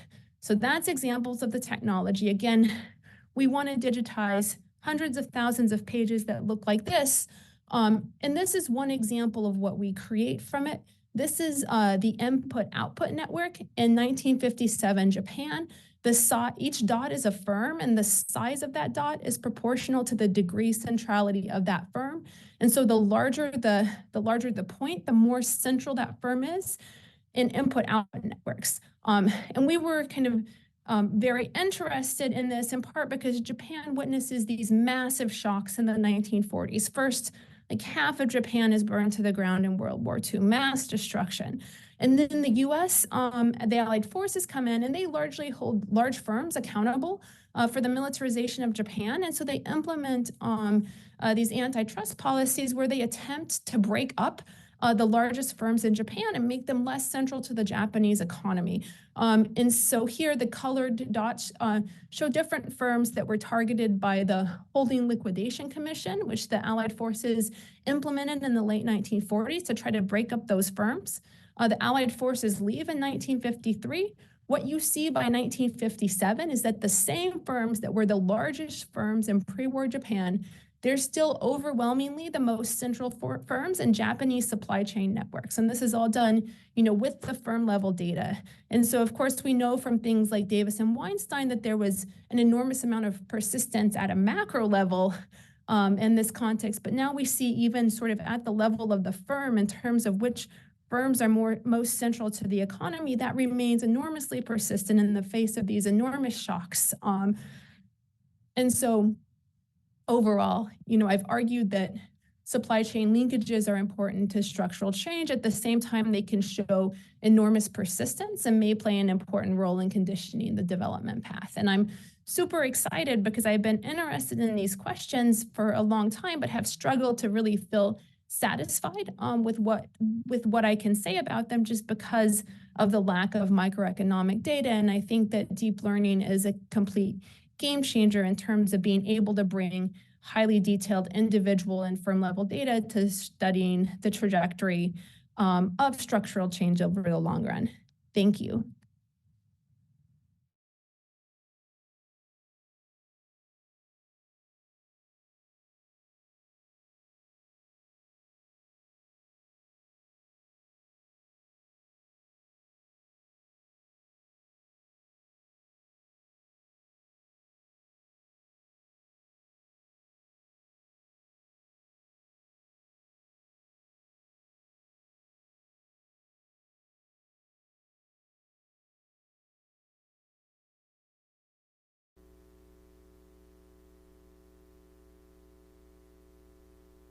What it means, and it means different things to different people.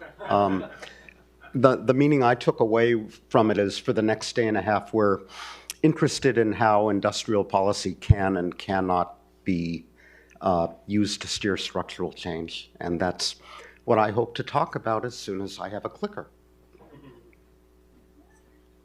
Thank you. So economists talk about models, economic historians talk about cases. I will predictably talk about a case that I know, which is Europe after World War II, which bears some similarities to Japan after World War II that Melissa talked about, but also some differences. So to set the stage in terms of structural change was a necessity in Europe after World War II, if you will, because of the extent to which the continent had fallen behind the United States, both in the 1920s and 1930s and during the war itself. So Europe had fallen behind in the industries that defined the technological frontier at the time, steel, motor vehicles, etc. The United States had experienced the high school movement, not so much Europe. So Europe had fallen far behind in terms of high school graduation rates. New products like nylon and Teflon had been introduced in the US, but not in Europe. Electrification was much more pervasive in the United States. Recall the Tennessee Valley Authority, which had no analog in Europe. Europe was far behind the US in terms of adoption of the assembly line, modern mass production methods. On average, labor productivity in industry in Europe was half US levels coming out of World War II. What Europe did was to focus on raising investment rates in the aggregate and in those key industries that defined the technological frontier of the time. In particular, and in order to do so, it created planning ministries, to use the lingo of the time, to guide investments toward interdependent sectors with input-output linkages, each of whose profitability depended on investment in the other sectors. So some countries created government bureaucracies to guide this process. Other countries, Italy, for example, created state holding companies that were able to internalize the coordination process. And Europe, in addition, put in place institutional arrangements at the plant and industry levels, works councils, social and economic committees, co-determination in Germany to coordinate the different interest groups, to coordinate capital and labor in such a way that high levels of investment was the outcome, to give labor assurance that profits made profitable by its wage moderation would not be paid out as dividends, but would be plowed into investment, while at the same time using tax policy and other governmental incentives to ensure that management did its part of reinvesting those profits, in effect seeking to ensure that the returns to all of these initiatives would be broadly shared. So Europe took this approach because it had quite visibly failed to close the productivity gap after the earlier war, when it had taken a more laissez-faire approach. In particular, investment rates had been depressed by historical standards in the 1920s, as well as in the depressed 1930s. Labor relations had been conflictual, and that earlier period was when, as I said before, Europe had fallen far behind the United States, both in terms of the introduction of dissemination of new products, motor vehicles, communications, and new processes like assembly line production. So closing that technology and productivity gap was now seen as imperative coming out of World War II because of the advent of the Cold War. Not incidentally, there was a theoretical strand. This was the era of big push industrialization, where theorists were talking about the importance of these input-output linkages and cross-industry interdependencies. So one could give a variety of examples of how this was done. Here are a few details about the case of French planning. So there are enough native French speakers in the room that I will refer to it as the Planning Commission, with a staff of roughly 150 by the time of the fourth plan in the early 1960s. The plan was formulated by the commission, if you will. It was then vetted by horizontal and vertical committees of industry representatives. It was submitted for scrutiny by consultative bodies like the Chamber of Commerce, the Employers Federation, trade union groups. Finally, it was subject to parliamentary ratification.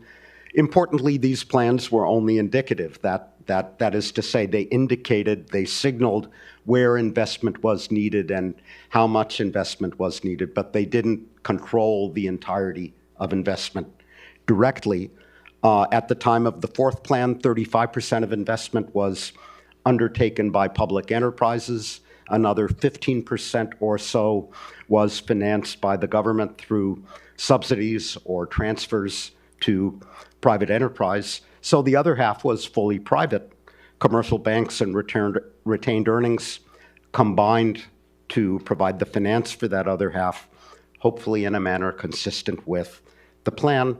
And the government used taxes, subsidies, price controls, et cetera, to encourage private enterprise to invest in the indicated directions. How did Europe avoid capture of its industrial policies? It's not clear that it did. But to the extent it did, it succeeded by establishing independent agencies. So the Planning Commission in France was independent of ministerial departments. Some analysts of it have argued that this, quote, insulated the planning function from the vagaries of French politics. And I think of the process of plan formulation and approval that I described earlier, the vetting, the consultation, the parliamentary ratification, as ways of providing the accountability that makes institutional independence for the Planning Commission politically viable. And in addition, the bureaucrats that oversaw this process had considerable reputation and personal authority. They were people like Jan Tinbergen and Jean Monnet. So as I write here, it wasn't called the Monnet Plan for nothing. In terms of outcomes, formulating the plan was easier insofar as there was a leader to follow. So planners could just look to the United States to a significant degree and to the new techniques and industries that had already been implemented here. And one can say the same thing about Meitei and Japanese planning, I think, after World War II. Obvious question for us being, do advanced countries like the United States have a technological leader to look to today, or are we in a fundamental sense in uncharted terrain? Is steering the economy in an appropriate direction, in a productive direction, harder when you're the technological leader rather than the follower? And I suspect the answer is yes.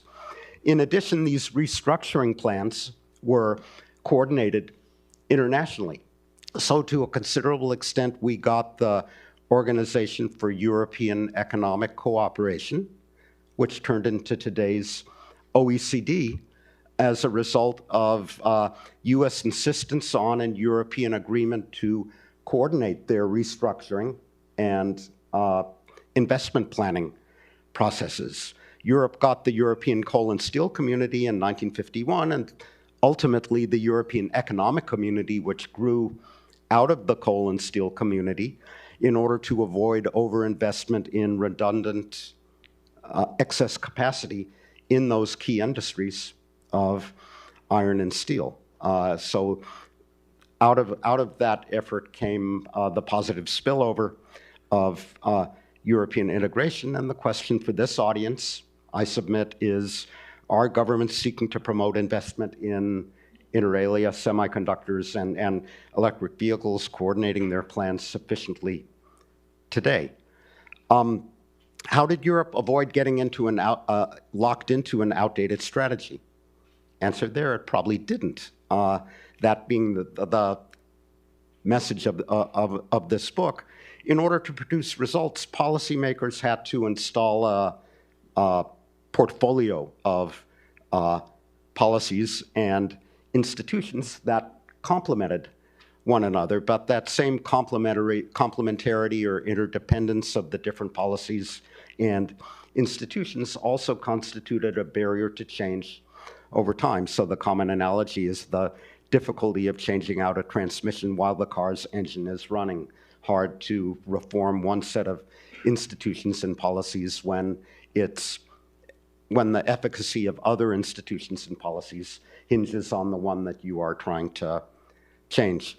So Europe ended up, reel forward a quarter of a century or so, with a set of institutions and policies that prioritized the quantity of investment rather than the quality of investment, that depended where the economies that depended on government direction for resource allocation, that imposed heavy taxation to fund public investment and to fund social programs that worked to subdue conflictual labor relations, that utilized banks, which are good for investing in known technologies in known ways, rather than capital markets, which take bets on competing technologies, economies that adopted and maintained restrictive rules that limited scope for labor reallocation. So the lesson of that history, I submit, is that these institutions were appropriate so long as the European economy was far from the technological frontier, but over time, Europe grew, as a result of its own success, Europe grew closer to the technological frontier, at which point a different set of institutions more suitable for an environment of elevated technological uncertainty would have been appropriate, but it was hard to get from here to there institutionally. So that's the cautionary tale for Europe from the second half of the 20th century, and I think I could have made much the same point had I known more about Japanese industrial policy in this period, or about the successes for a couple of decades, followed by the failures for more than a couple of decades of import substituting industrialization in Latin America. Finally, even if the early returns to new industrial policy in advanced economies like the United States are positive, even if the US is outperforming Europe in terms of labor productivity growth at the moment, is there a danger of similarly getting locked into an outdated strategy? It seems to me the way to address that problem is to acknowledge, to recall that the way the United States became the industrial and technological leader in the first half of the 20th century was not by having government target specific industries, but by investing in primary and secondary education, by creating land-grant colleges, by becoming the leader of the high school movement, as I mentioned before. So I'm reminded of TSMC's complaints about difficulty of finding adequate skilled labor for its fabs in Arizona, and the fact that the United States has a way to go in terms of addressing that problem.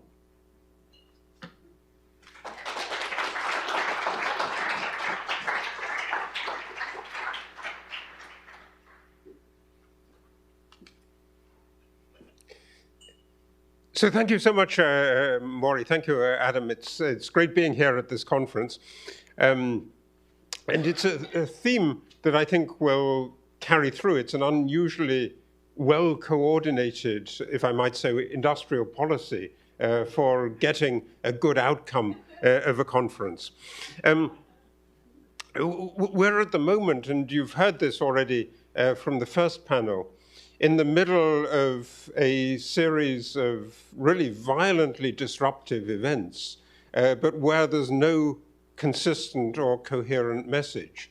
So some people will think of the present, and you heard that particularly in the really wonderful presentation by Michael Spence, of just radical technology change at a pace that we haven't seen in the past 50 years, and certainly not in the period that Barry was looking at in the 1950s and 1960s. So where AI, where biotechnology, where ways of thinking about green engineering are really transforming the world very, very quickly. So that's one story that the world tells itself. And if you follow that, you follow mostly an optimistic course. On the other hand, secondly, you might think of the world as fragmenting, as torn by geopolitical conflict. And you heard that also in the first presentation, in the first panel, where the world looks much, much darker. Thirdly, we're at the moment where there's an enormous euphoria in the stock markets.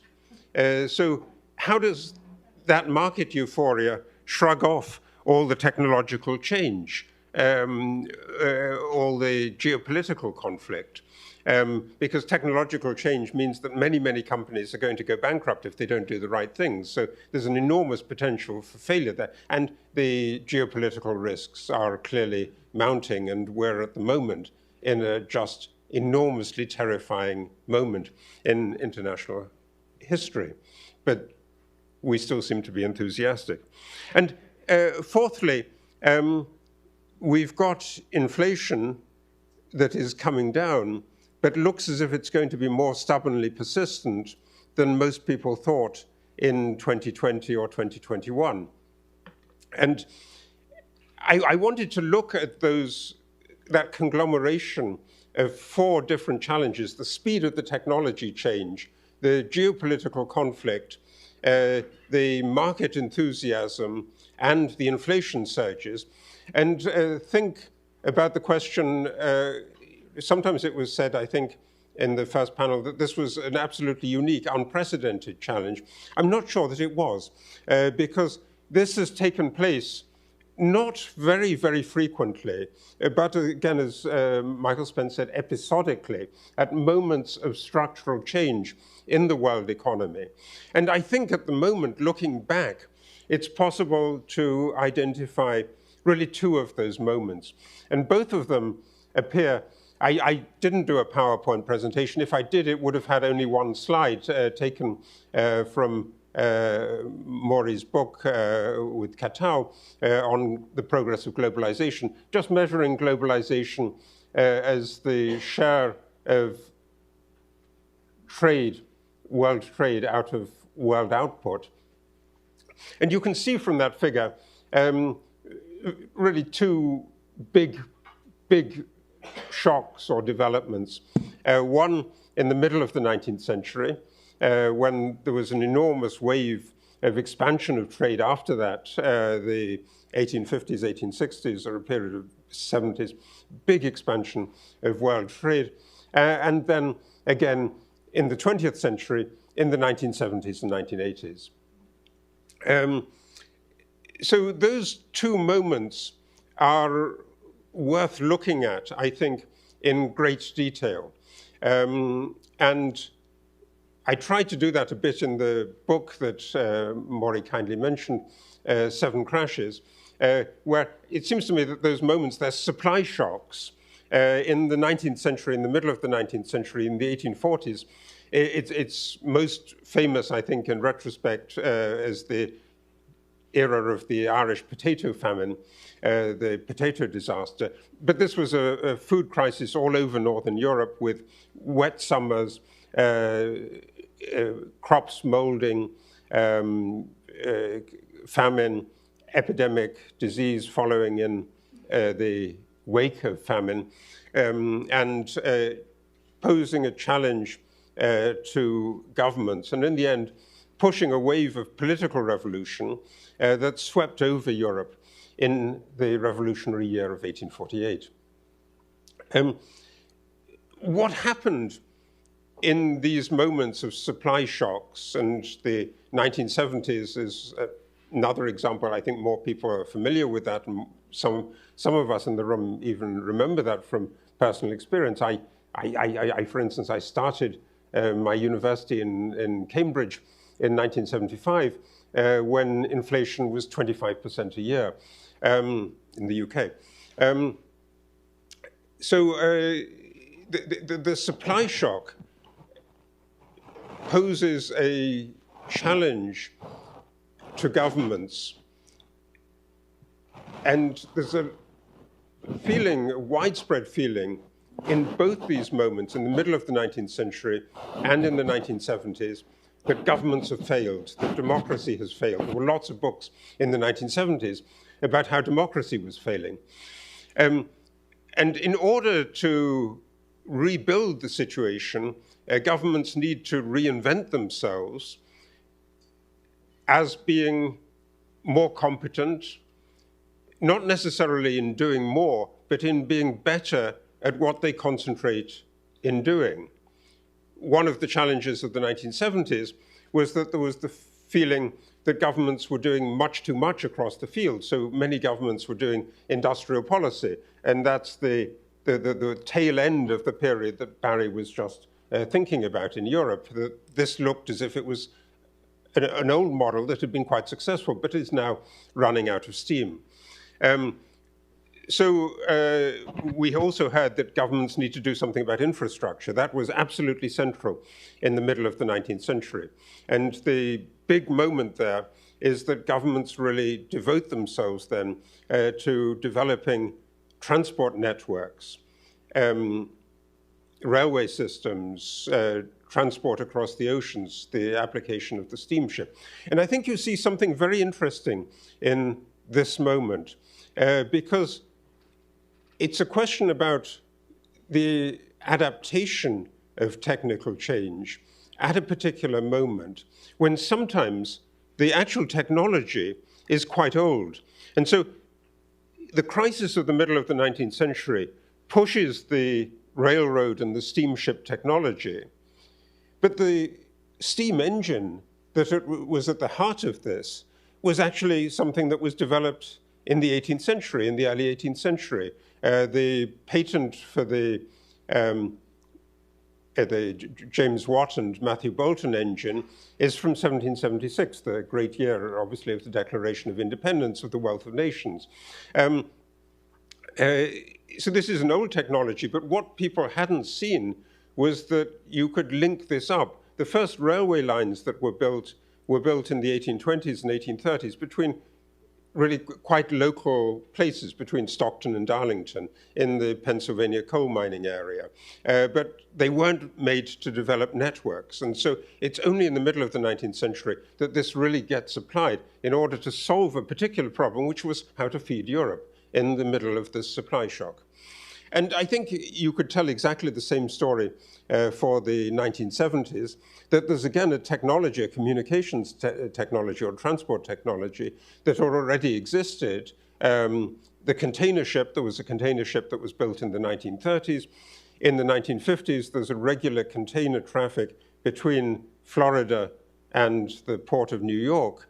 But that's all. And it's just local. So it's like those first railways in the 19th century, the Stockton and Darlington Railroad. It's not made to produce a network, and that only happens when you're faced by the colossal increase in energy prices that pushes then an adaptation. Governments are absolutely critical in both the responses in the middle of the 19th century and in the 1970s, that without government encouragement. The railway networks wouldn't have been formed. Without new legislation allowing the creation of limited liability joint stock companies, you wouldn't have had the financial means in order to set up the railroad companies. So it requires active concern, but also remolding and reshaping the legal environment. The same is true about the way in which financial institutions were reshaped by changing legislation in the 1970s and 1980s. So governments and the political process is really critical. But there are two things that I would like to point out about these productive adaptations by governments to really systemically challenging supply shocks. The first thing is that in these moments, there's a vast amount of government experimentation. And because there are a variety of different countries that are experimenting, one of the most striking things to do is to look around at what is taking place somewhere else. And so there's a big learning process that countries engage in learning from each other. The most spectacular instance of this, as it were, the textbook instance of this, is the Japanese response after the Meiji reaction, after the Meiji Restoration. The Japanese government sends a commission, the Iwakura mission, to the United States and to the different European countries, and they decide, for instance, that the best model of banking and central banking is in Belgium, or the best model of education is in Germany, or the best model of bank regulation is in the United States. So they put together a patchwork out of looking at what's taking place in all these countries. And so in a sense, it's a good thing at this moment that people didn't do what the Europeans, what Barry was thinking about the Europeans in the middle of the 20th century, where it's clear that the leader is the United States and you just look to one country. And indeed, by the end of the 19th century, after the Sino-Japanese War that ended so catastrophically for Imperial China, many people drew the conclusion that what had gone right about Japan was that Japan had looked at many, many different countries, and what went wrong about China was that China just looked at one country, the United Kingdom, which was not very good in many instances in the late 19th century as a model. So that's one important bit of the learning process.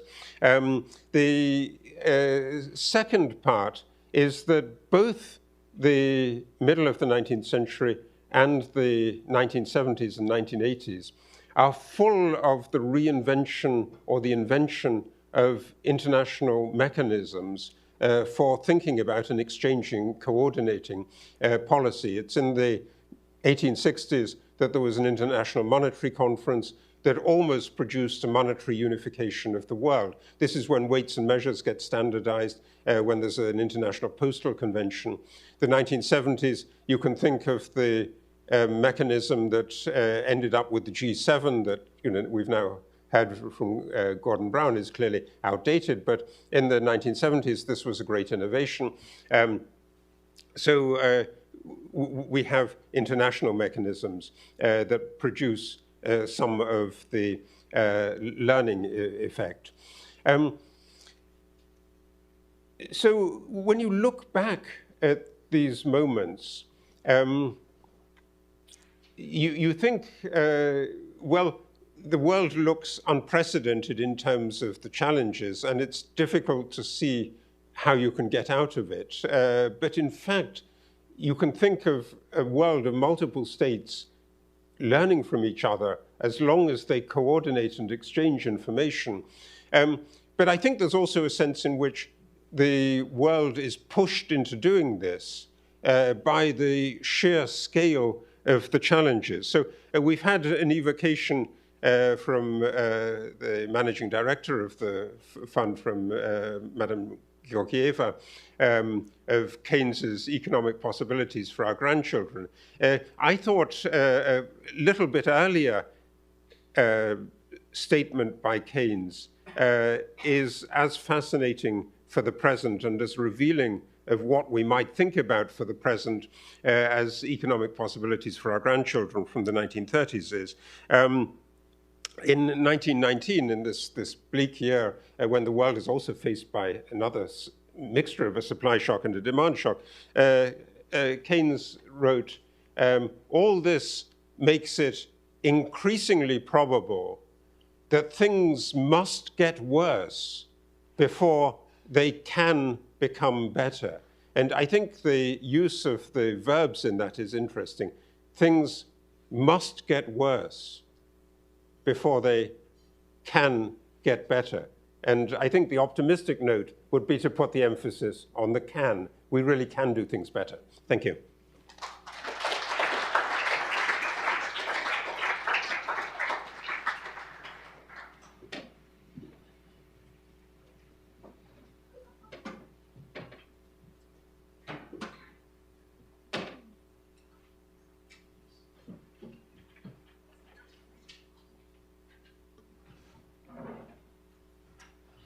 Okay, thanks to the panelists. In the interest of time, I'm going to forego any question of my own to allow questions from the audience because we don't have that many minutes left. So there is a traveling microphone. There is a standing microphone. So if anyone would like to ask a question, either go up to the microphone or raise your hand. Okay, if not, I will start off with a question. You know, Harold pointed to the phenomenon of supply shocks giving rise to structural change through the actions of governments, and also mentioned the example of the 1848 revolutions. So I guess my question for the panel is, whoever would like to take it, is what determines if we get constructive change or constructive government action or revolution leading to something worse, the things that must get worse before they can get better. Certainly, if you look at the Great Depression, which was not a supply shock, but it did lead to a lot of structural reform in the U.S. These sorts of social problems that Angus pointed to in his talk, we've certainly seen them before in various epochs. Where do we think we are headed now? Do we have the political structures that can actually address these problems? So I'll let anyone who wants to take that. And we are going to have a political economy panel later, so this is a prelude, perhaps. Well, then thank you, Maury, for that. I think that's absolutely crucial. And I think it is also relevant to the question which is often also discussed at these moments in the middle of the 19th century, in the 1970s as well. I mean, that was the sense of this famous book by Jean-François Revel, that democracies were failing. And then he thought that democracies were failing relative to Soviet-style planned societies, because an autocrat can act more quickly and more effectively than a democracy can, and a democracy is often complicated in its reaction. But I think the emphasis on competence really is crucial here, because what you see very frequently is that autocrats fail because they can't get competent advice, in part because the more terrifying they are as an autocrat, the more reluctant their advisors will be to tell them something that they don't think. So, I think we're probably all still absolutely amazed by February 2022. And you can imagine exactly the situation where the president of Russia calls in the intelligence advisors and the military experts and says, is it easy to invade Ukraine and destroy Ukraine. And the advisors will be intimidated and say, of course, Mr. President, it's a piece of cake, we can do it easily. And I think you're beginning to see cases building up of autocracies that are managing things very, very badly. And in those cases, the potential for revolutionary change is obviously great. And I think you can see this in terms of Turkey managing the aftermath of the earthquake, or Bolsonaro in Brazil dealing with the COVID pandemic. But it's clearly not an issue where democracies are exempt either, and some democracies do things better than other democracies. And I think part of the merit of our contemporary discussion, and I think that's where the health slides that Angus Deaton gave to us earlier are very, very revealing. You can see countries that do things better and countries that do things worse, and those will become the model, and there will be political pressure to do that. I don't have a lot to add to that. Audiences like this are predisposed to the merits of competition, healthy competition, and that includes healthy electoral, healthy political competition. So instinctually, people like us believe that open contested elections are part of the answer to Maury's question about governments responding in constructive ways to supply shocks and managing structural challenges. And Harold points to the right question. Some democracies do it better than others. What is it about the electoral system or the campaign finance system or other dimensions of the political system that makes some democracies respond better than others?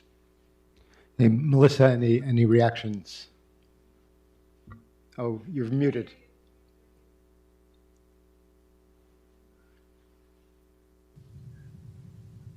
Can you hear me? Yes, now, yes. Here about embedded autonomy, and he asked exactly this question about industrial policy. Why did some countries do it successfully, in other contexts it was a disaster? And he makes the argument that you need both autonomous policy making, but that it can't just be autonomous, that you also need your bureaucracy to be embedded, because the state needs to have enough information to act in a competent way. If you just have embeddedness, it will get captured. If you just have autonomy, the state doesn't have the information that it needs to make an informed choice. And I think that testing some more of those ideas empirically would be really fascinating.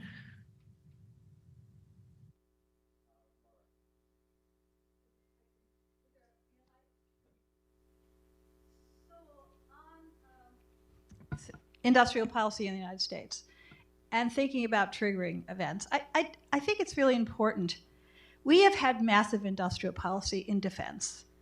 We just saw a demonstration of this with the drone over Israel. The technological advances in defense, and that's always been a major part of our federal budget, and the country continues to not be in any way asking questions about this industrial policy.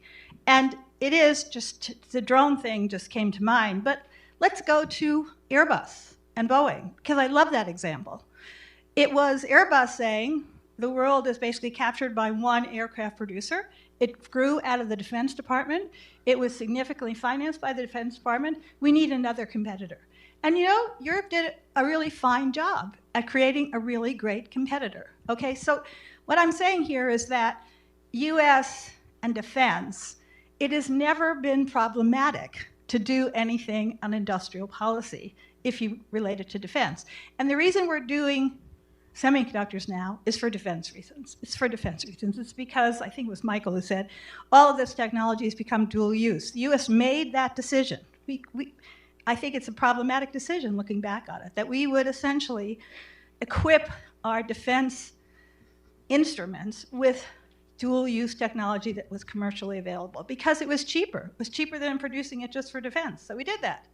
So semiconductors now I see as just really the reason that got through, and if you can sort of look at all the records discussed in Congress, was a defense rationale. It was not a, you could then say, oh, we'll get jobs, we'll get science, all that stuff. No, no, defense was a thing. The war, the conflict, the increasing geopolitical conflict with China.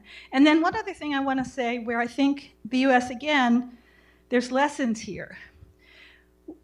On the biomedical industry, the US did lots of industrial policy in biomedicine. Mostly it was science and research, but it was massive, massive science and research. And then you know what they did? They basically said, if you produce this stuff, there will be no price controls. Nothing. You can produce and sell whatever you want at whatever price, provided it is shown to be effective. You just have to play. So again, it's sort of like, I think the goal of industrial policy here was health. And unfortunately, as Angus pointed out, we haven't done too well there. But the way you got the industrial policy put together with support from government was health. It was health. So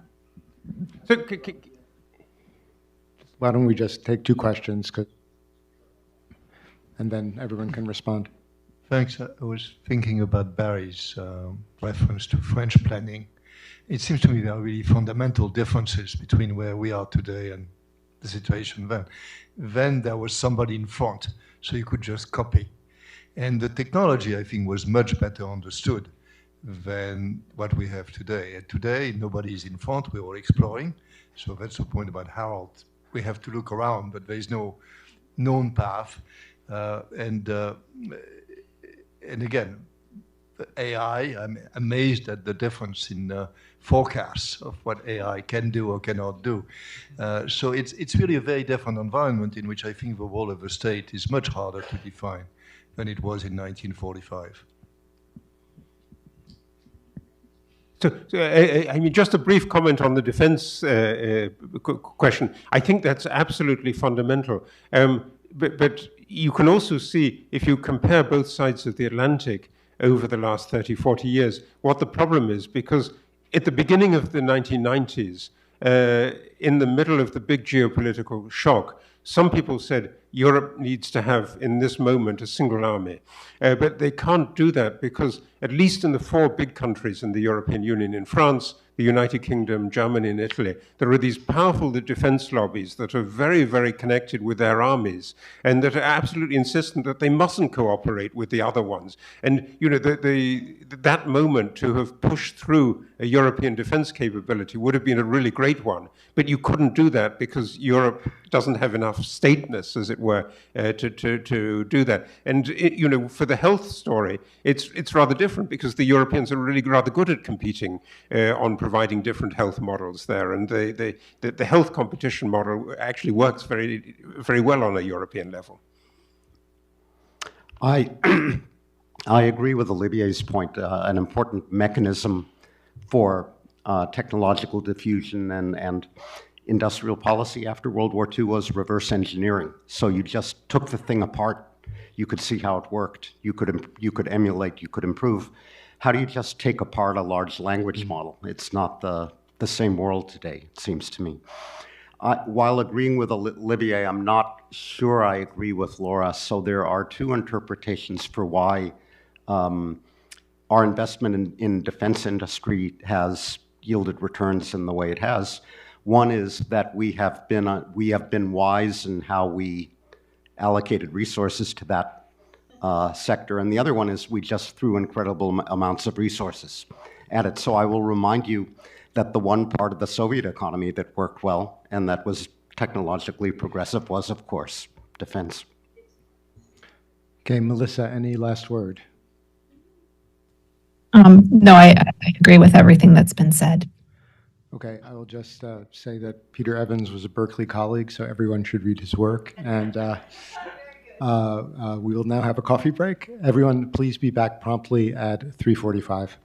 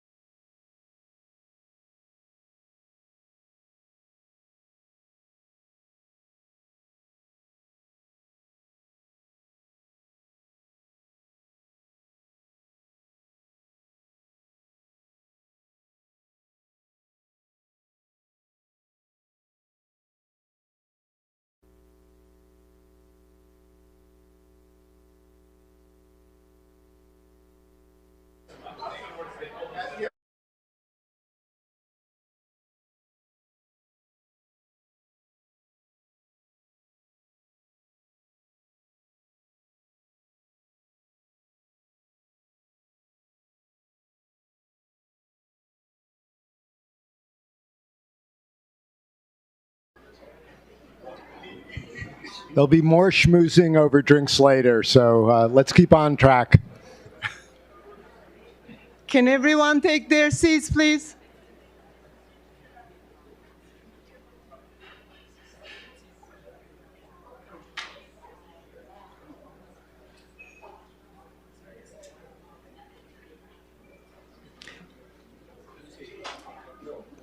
Okay, colleagues, can everyone please take their seats?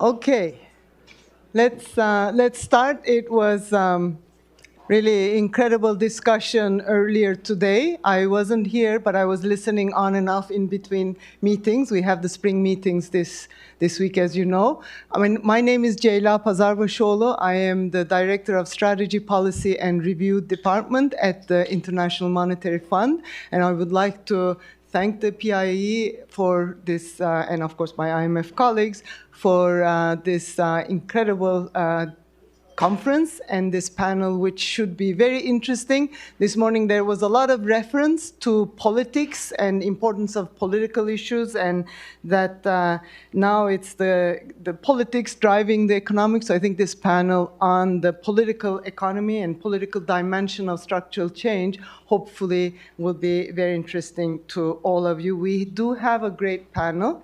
I'm going to introduce them now. We have three panelists who are all excellent and have done work in this area. I'm not going to go through everything they have done. That would take too much time, but I will discuss some of the I will mention some of the key affiliations. So three panelists. Jeff Frieden is a professor of government at Harvard University. He's specializing in the politics of international economic relations. He authored numerous books and articles on these topics. I'm going to name some.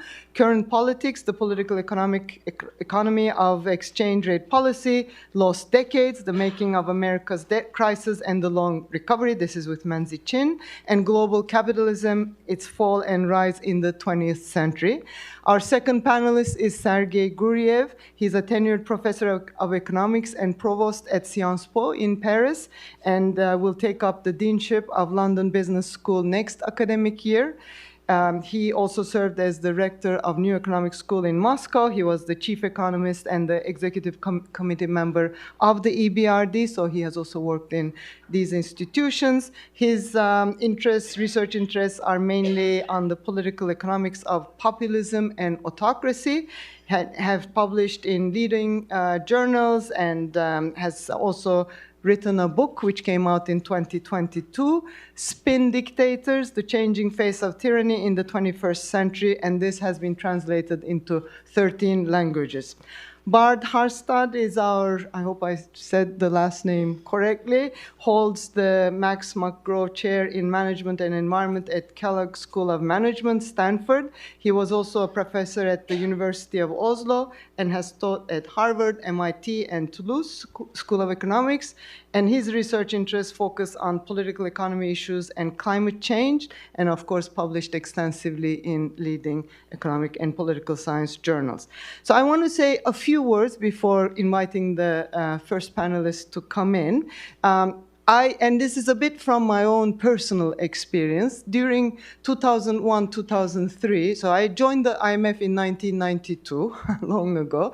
And during 2001, 2003, I joined Kemal Dervish, who unfortunately passed away, in 2001 when we were dealing with the crisis in Turkey. And the country had gone through a major crisis. We had a foreign exchange crisis, banking crisis, you name it. It was a very difficult time, but it was also a watershed moment because it was a technical government which could take reforms. And we did labor reforms, pension reforms, cleanup of the banking system, dealing with a lot of the vested interests at the time. It was very difficult. There were, death threats on some of us. It was a very difficult environment, and I learned a lot during that period. But what I really learned was how important it was to make the whole of population feel that they are part of the change process. And there were two things which I want to mention. One was we decided at the time to do a reform which I had learned in the fund. It's actually in Brazil. They hold bank shareholders, the main shareholder of the banks, personally liable if they create losses for the financial sector or the banking sector. It's only Brazil until that time that had that legislation. And we put that in Turkey. We implemented it in Turkey. It was critical because we got so much backlash with what was going on with the crisis, and it looked like the bankers were being bailed out. There was some of that. But that legislation was critical to tell everyone this is reforms which impact all. It's not just the most vulnerable, but even the most powerful have to reform. So that was one learning that it really needs to. And the other one was, I remember Kemal going from city to city to talk to labor unions, to talk to many participants, to explain what was being done. And I think that was also very important to get some buy-in and be able to do the reforms that needed to be done. So there are winners and losers. We will hear from our panelists. There is, as was earlier said, when some of them are not compensated, the trust in the institutions, the trust in the reforms evaporate very quickly. And then you have a more volatile political environment and, of course, sometimes reversal of reforms, which some of it is unfortunately happening in my own country. So what also is the political reality is that when you do the reforms, you don't get elected. And that's, I think, one thing that needs to be thought through as we talk in this panel. What are ways to take into account these political realities so that is it the design, the sequencing of the change that will allow to rebuild society's trust and have much more sustainable change or reform going forward. So those are just a few words from my own experience. I'm going to now call on our first panelist, Jeff, to take the floor, and looking forward to the discussion. Thanks, Jeff. Thank you very much. It's a pleasure to be here. This is a hot topic, of course, and I'm going to try to use some of my experience that I know about historically and theoretically to try to shed some light in it. When I think about structural change, what comes to mind is rich countries being inundated with cheap products, flooding in from the rest of the world, from low-cost countries, decimating major industries, putting tens of millions of workers out of work or threatening their livelihood, to which the government has to respond. That was the subject of, I think, Charlie Kindleberger's first article in 1951 about the onset of New World grain when it hit Europe in the late 19th century and early 20th century and led to an agrarian crisis in Europe. And Kindleberger pointed out that the countries in question, the governments in question, chose one of three ways out of dealing with this particular structural change. They could allow their farmers or encourage their farmers to emigrate. They could protect agriculture, or they could modernize. And if I remember correctly, only one country did modernize. That was Denmark.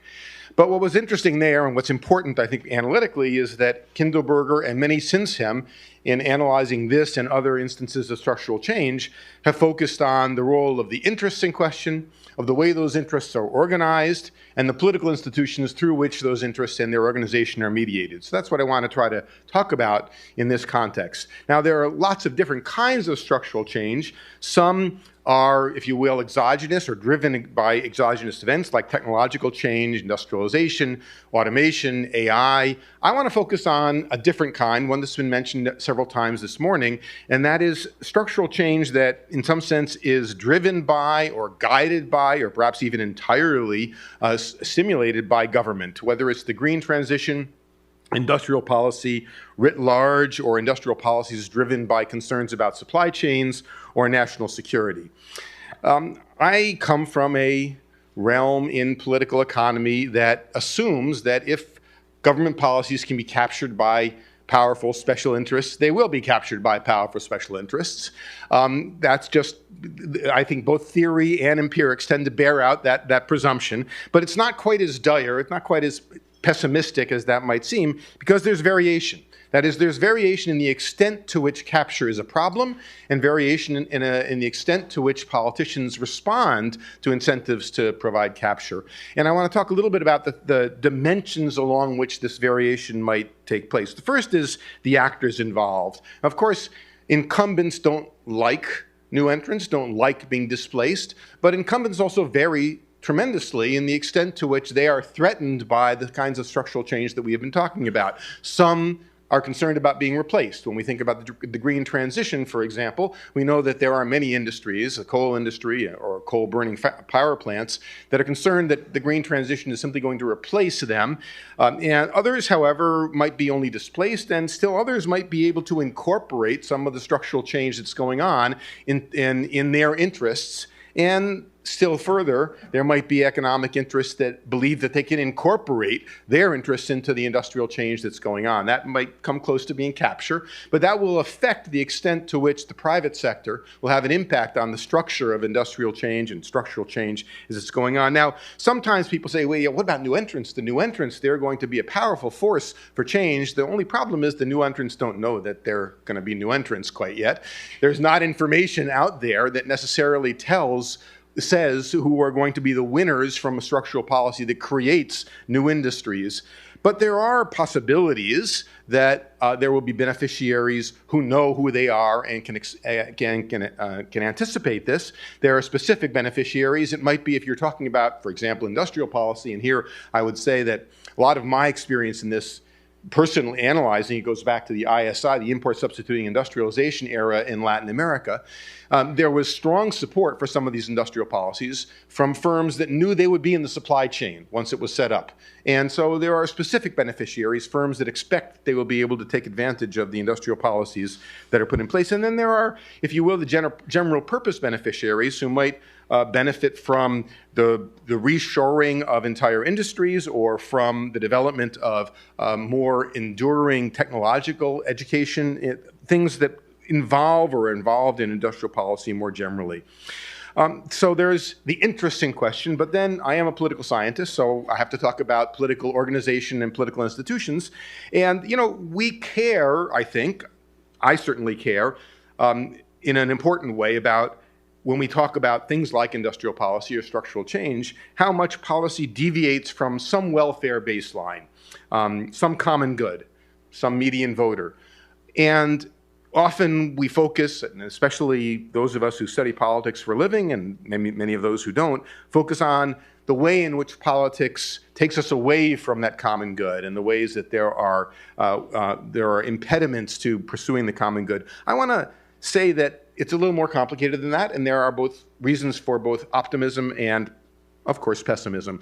One thing to point out, and one thing that's often pointed out, is that the organization of interests, in some sense, militates against the common good because concentrated interests tend to get what they want, while diffuse interests tend not to get what they want. We think of that often in the case of trade policy, where concentrated protectionist interests get what they want and consumers have to bear the burden.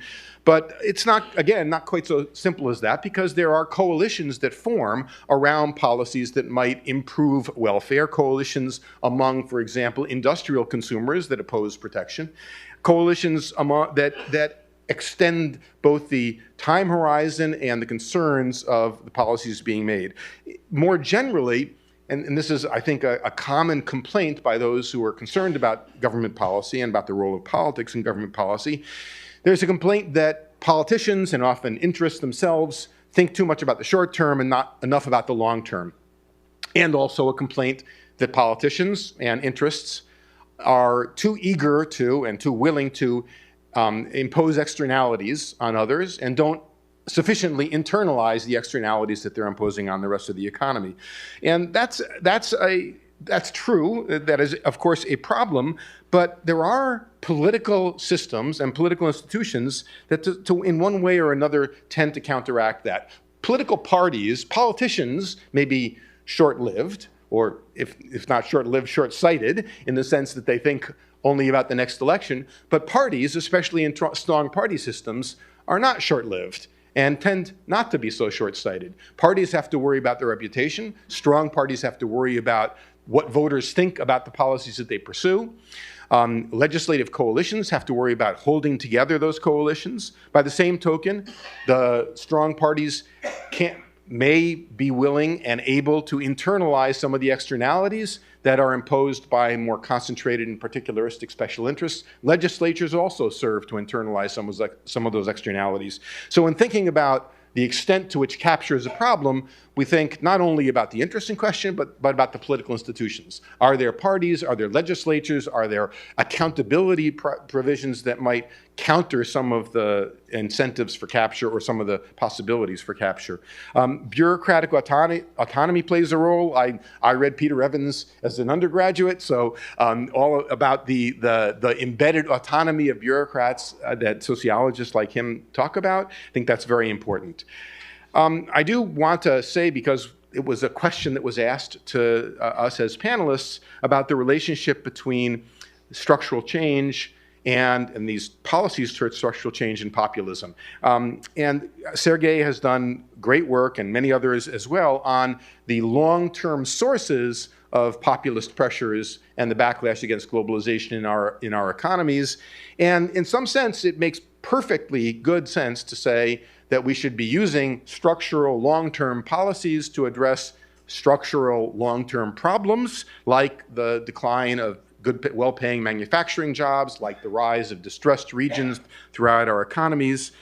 And of course, the backlash against globalization is in many ways the result of these long-term trends. But I would step away from, or be very concerned about, using that as a reason for trying to combat populism with long-term policies, because the supporters of populism, in very legitimate ways, in my view, both need and want short-term solutions to the problems that they face.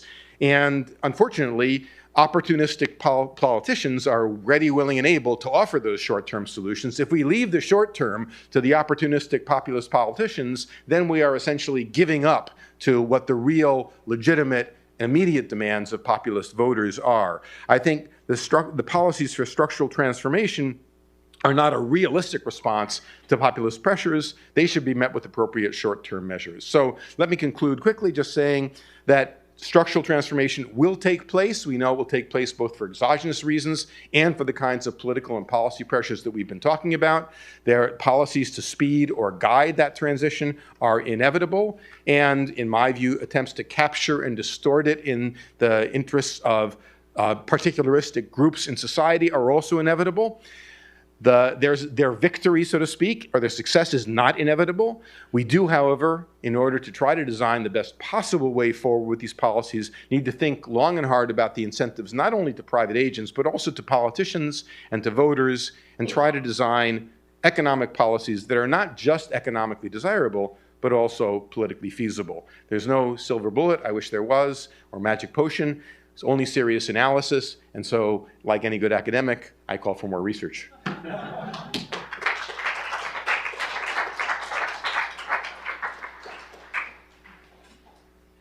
Thank you very much. Can I get my slides on? Thank you.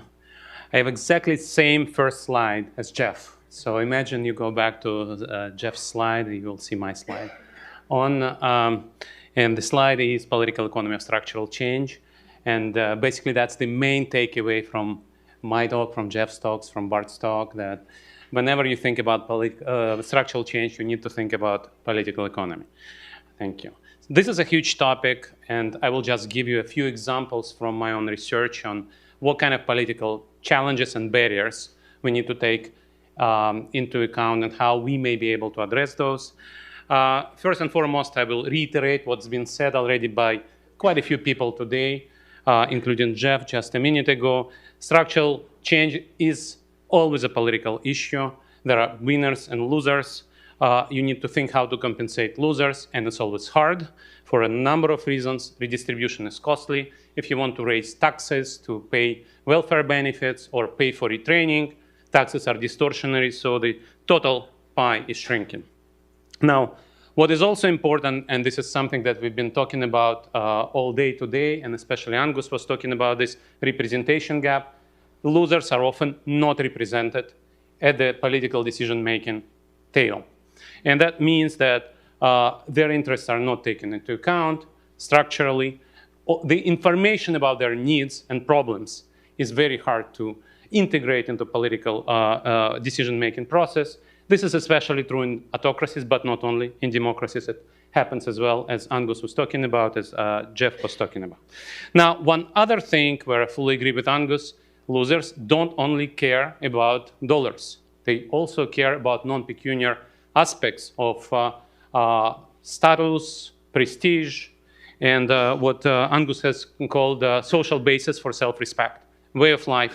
I come from Europe. In Europe, one of the central issues of green transition is impact on agricultural part of the society, which is a very important, it's small, but a very important part of the society, very important for European identity. And the discussion is not just about subsidies, but also the way of life, the identity of those economies, where agriculture is not just an economic issue, but a cultural issue. So whenever we design structural reform, as Jayla said, and as Jeff said, we need to take into account political barriers.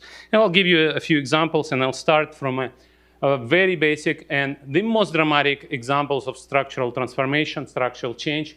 The most important examples of top-down, brutal reallocation of resources from farm to factory, together with Anton Cheremykhin, Mikhail Golosov, Oleg Savinsky. We wrote a couple of papers on Stalin's industrialization and on Mao's industrialization. And what you can see here is a very rapid structural change. What you do in an economy like this, you come up with a simple idea. Agriculture is less productive than industry, so for increasing GDP, you just move labor from inefficient agriculture to more productive industry. And this is what these top-down industrializations were about. The only problem with the top-down industrializations, of course, that if you do it in a brutal top-down command economy way, not only you move resources from less productive to more productive sector of the economy, you destroy productivity in agriculture and in industry. So overall impact may be more or less positive. And what is interesting about comparing those two graphs, which is share of labor force in agriculture on the left, in Soviet Union on the right. Well, here it is pre-revolutionary Russia, pre-Soviet Russia, and then Soviet Union, and then Mao's China. So if you look at the right part of the left-hand side graph, you see that share of labor in agriculture in just 12 years went down from 86% to 56%. This is a brutal, very rapid transformation, which was accompanied by major impact on productivity, negative impact on productivity in agriculture. And the right-hand side graph is different. If you abstract from this tragic experience of Great Leap Forward, the transformation is actually much slower. And there we are talking about 15 percentage point decline in labor share in agriculture, share of total labor force in agriculture. And this is over 25 years, not over 12 years. And the reason for that is political economy of this top-down transformation was actually different. Stalin's party was a workers' party, and Mao's party was a peasants' party. Now, let's get back to something much more recent, not talking about transformation from agriculture to industry, but from industrial economy to knowledge-based post-industrial economy, what we've been talking about in the previous sessions. Barry was talking about this idea that growth is different if you're far away from frontier and if you're very close to frontier. So we are now celebrating 30 years of Aghion and Howitt's neo-Schumpeterian paradigm, where the idea is that when you move from low income to middle income level of development, you talk about in investment stage of growth, what Barry was talking about, you need big holdings, big businesses, public or private, coordinating investment. And then when you get closer to the frontier, you need to innovate. You need to invest in human capital. And for that, you need decentralized, competitive, innovative institutions. And that is exactly like Jeff said, requires different sets of institutions. And you may be stuck in a middle income trap if you don't know how to change those institutions. But the problem is that the political process can be captured by beneficiaries of the previous stage of investment. And this is why some economies get stuck in middle income trap and don't follow up to the next stage of structural change. This is what happened and then was resolved in South Korea. And we have a paper with Philippe Aguillon and Kanchul Jo looking at the crisis, Asian financial crisis in the late 1990s, where the capture was destroyed by the crisis. The dominance of chaebol in the late 1990s was actually removed because there was a social consensus that the model is bankrupt. And it was financially bankrupt, and Koreans had to rely on intervention from IMF. And actually reforms were unlocked. And what we show is that non-chaebol firms entered, especially in previously chaebol-dominated sectors, and their productivity, their patenting was growing disproportionately fast. And that was the reform that was discussed, recommended, but not implemented until the crisis, exactly because the political process was captured by powerful incumbents. And one of the things which we also observe in this graph is that prior to the crisis, productivity started to stagnate. Even though we were talking about Korean miracle, if you actually look at TFP data, productivity started to stagnate already before the crisis. Now, Chela mentioned our book with Dan Treisman, Spin Dictators.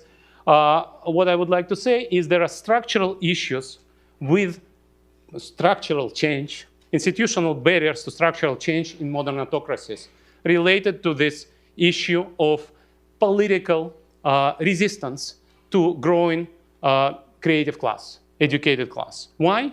In modern autocracies, majority of modern autocracies, as we show in this book, modern autocracies are spin dictatorships, informational autocracies, which pretend to be democracies. So their legitimacy doesn't come from fear and open repression. They say we are competent leaders, we are popular because we are performing in terms of economic development and growth. Now, to do that, they need to move from middle income to high income. For that, they need people with tertiary education. The problem for them is that people with tertiary education don't like them, don't like non-democratic leaders. And I'll just show you one chart from our 2019 paper where I show the gap in approval of the government between people with tertiary education and the others. And in the right-hand side, you see countries with polity score of 9 and 10. These are democracies like United States or European countries. Their better educated people are actually more positive towards country leaders, which is normal. These are people with higher wages, higher life satisfaction. They like incumbents, they like status quo. This is not the case in less democratic countries and non-democratic countries. These people are still getting higher income. Educated people in those countries still get higher life satisfaction, but they're seeing through propaganda and censorship of modern autocrats, and they dislike modern autocrats. So the challenge for modern autocrats is they want economic growth, but in order to have economic growth, they need to increase the size of the class which is opposing them. And that's why so many modern autocracies are actually not advancing in the structural change. Now, let me get back to the issue of modern advanced economies and the rise of populism. I would like to follow up on what Jeff has said. We've written a long survey with Elias Papayannou. We've read hundreds of papers which have been recently published by economists and political scientists. And here I would focus on advanced economies.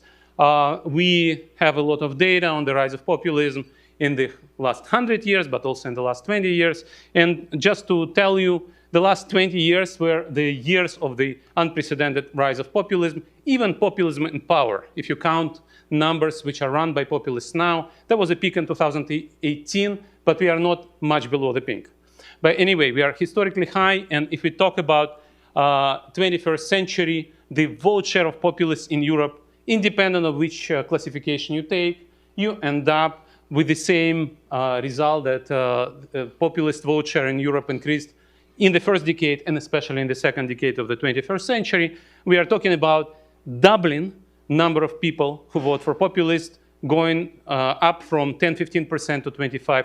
30%. So why did that happen? Jeff already talked about long-term trends, globalization, automation. Technological progress should result in structural change, but of course it creates winners and losers. And unfortunately, losers, as we have already mentioned, are left behind. These losers provide a fertile ground for populist politicians. And what research shows, these politicians always target those voters, promise them solving their problems, and populist politicians, on average, do not deliver. So on average, populist politicians underperform counterfactual, and then they face this challenge, which is, what shall we do? And the answer to this challenge is, we try to break democratic institutions so we are not voted out of office, on average. It's not always the case, but on average, this is what populist politicians do. And this is the main problem of failed structural reforms. When we think about structural reforms, if structural reforms are not designed in a politically feasible, acceptable way, the main risk is not that reforms will be diluted or slowed down. The main risk is this backfire, backlash, when you would get people in office who will actually destroy your democratic institutions, and that will have a persistent negative effect. Now, Kristalina told us to finish on a positive note. Jeff also said that there are some solutions. So here are some solutions from the literature. This is speculation. We don't have a lot of research on solutions, but there are some ways forward. One is, of course, redistribution. The big piece of evidence on redistribution is COVID. We had austerity in Europe after global financial crisis. During COVID, we did not have austerity, and we avoided the rise of populism during COVID. But there is more research on this, well-identified papers which show that redistribution actually reduces voting for populists. Now, one other thing I would mention is innovation in political institutions like ranked choice voting, which allows to reduce polarization that we mentioned is a major political problem. And finally, I would talk about deliberative democracy. How do we hear the voices of those left behind if our political systems bring to the decision table those who are better educated, those who are more competent? We want our leaders to be more competent, right? But we end up with the situation that Angus has described, that political leaders don't represent the voters. And now we have a lot of experiments run in tens of countries where we create citizens' assemblies, where we randomly select 100, 150, several hundred citizens and ask them to deliberate on issues. And that gives us their voice, provides information and input in our decision-making process. I'll stop here on the optimistic note, as Kristalina told us.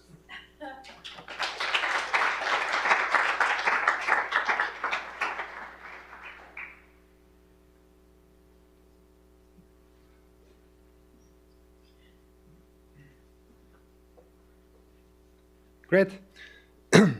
Yeah, so I will talk about the political economics and time consistency of reforms.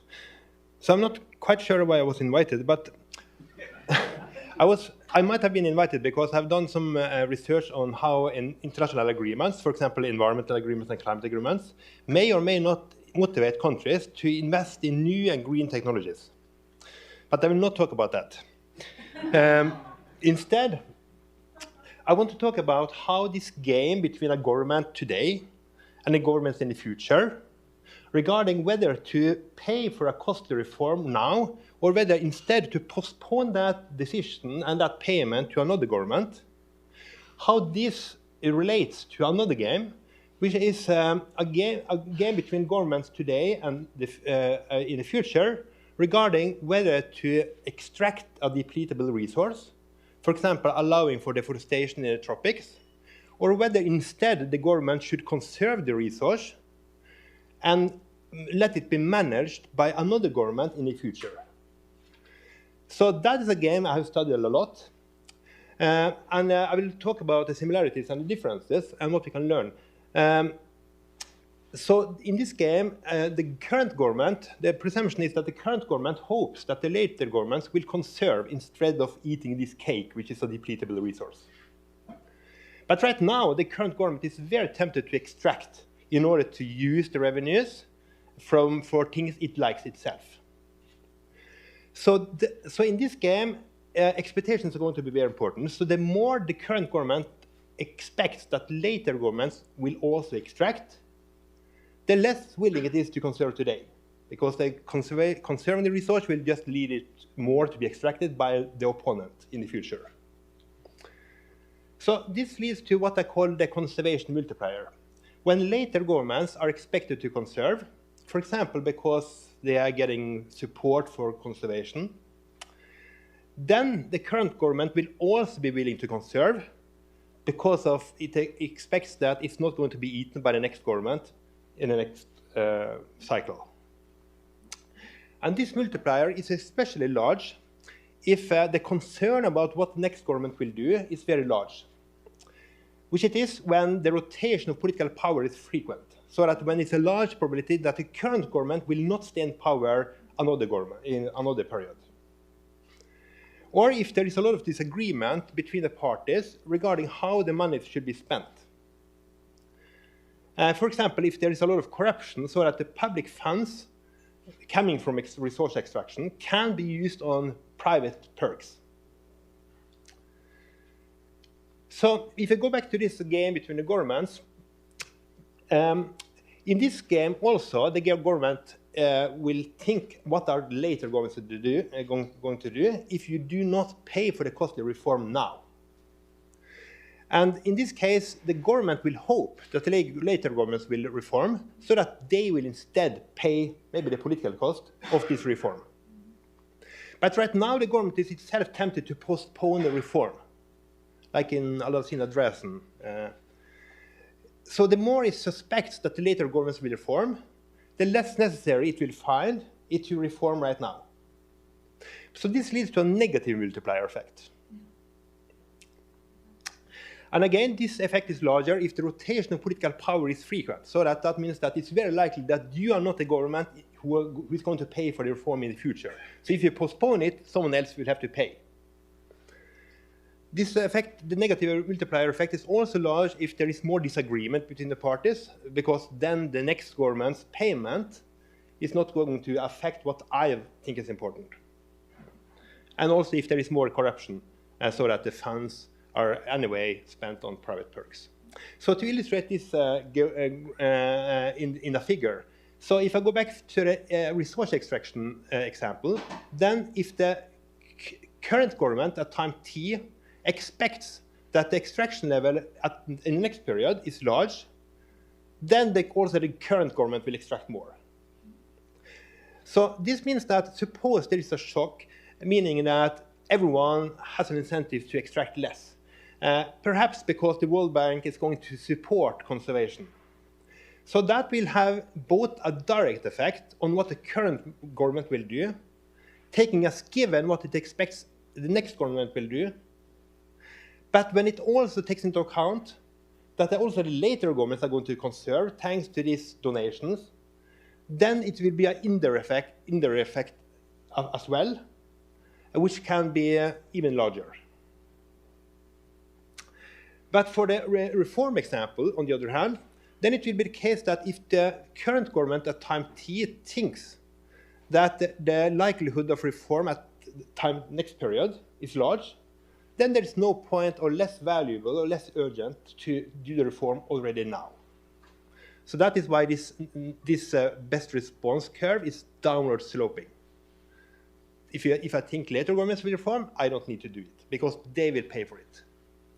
But this then means that if for some reason there is a shock so that everyone will do a reform with some probability which is larger, perhaps because it's supported by some external IMF or something, then the direct effect, which means that my government will do the reform with a high probability, taking as given what later governments will do, is weakened by an indirect effect, which takes into account that when also later governments will do are more likely to pay for a reform, unless I do it, then my willingness to do the reform is weakened. So what about parties and elections, and how will that influence this postponement game? So think about a situation where there are different parties. There can be a relatively small party, we can call it a minor party, which by definition, I mean that it's less likely than the other party to be in power later. So if it happens to be in power now anyway, then if you're talking about extraction, that is its once-in-a-lifetime opportunity to extract the resource. So then it will have an incentive to extract even more. So anticipating this, if the voters dislike this over-extraction following this political game, the voters will have incentives to be less willing to vote for such a minor party. Of course, that can in itself explain why it's a minor party, and so this is a self-enforcing equilibrium.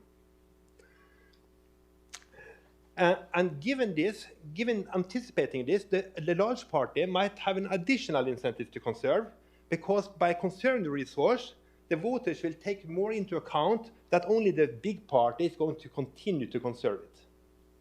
While the minor party, in contrast, has an incentive to extract even faster to get rid of this resource, which is giving it an electoral disadvantage. So it's even worse when it comes to reforms, actually, because in this case, a minor party, who is less likely to be in power in the future, will anticipate that if it does not pay for the reform itself now, then it's most likely a different party is going to pay in the future. So then it's even less willing to do the reform. So anticipating this, again, voters are less willing to support a small party who is not going to do anything, and that can explain why it's a minor party. So this is a self-fulfilling equilibrium where you have heterogeneous party, even if they are a priori identical. So, but anticipating this now, a large party, even a large party, might want to postpone the reform because the possibility to do the reform is what gives it an electoral advantage. So Bob Povelev has written something about this. While a minor party, in contrast, might actually consider to do the reform because then you have done it, and you are then get over your electoral disadvantage. But of course, the large party is more likely to be in power. That's by definition, and that means that it's more likely that we get postponement because of that effect. So what can we do? So if you are outsiders and we would like to support conservation or reforms in this conflict, what can we do? So one solution which I've been working on now recently is conservation by lending. So it relates to the timing consistency problem, which is that the government would like that later governments conserve. But right now it's very tempting to extract the resource. So if the current government it would like to commit or pre-commit to conservation in the future. But it's difficult in politics to pre-commit. But suppose then, but a possible solution might be conservation by lending, where a donor, maybe IMF, can give a large loan to a country, say Brazil, and the loan is such that it must be repaid at a high interest rate if and only if the forest cover falls. Otherwise, it does not need to be repaid, or the interest rate is zero. So basically, this makes it costly for future government to start extracting the resource. Anticipating this, if I'm the current government, I know that this is my possibility to tie the hands of another the government, of the next government. So therefore, if I'm the government, I'm willing to conserve at a relatively low cost for the donor, because it gives me a possibility to influence what later governments will do. The cost saving of this type of policy, relative to REDD+, is especially large if you have a large possibility that the current government will not be in power in the future. So what about the reform? Can you reform by lending if you are... well, suppose first that the reform cannot be reversed. So in this case, there is no benefit from these contingent loans, really, relative to grants that are supposed to motivate reform in the country.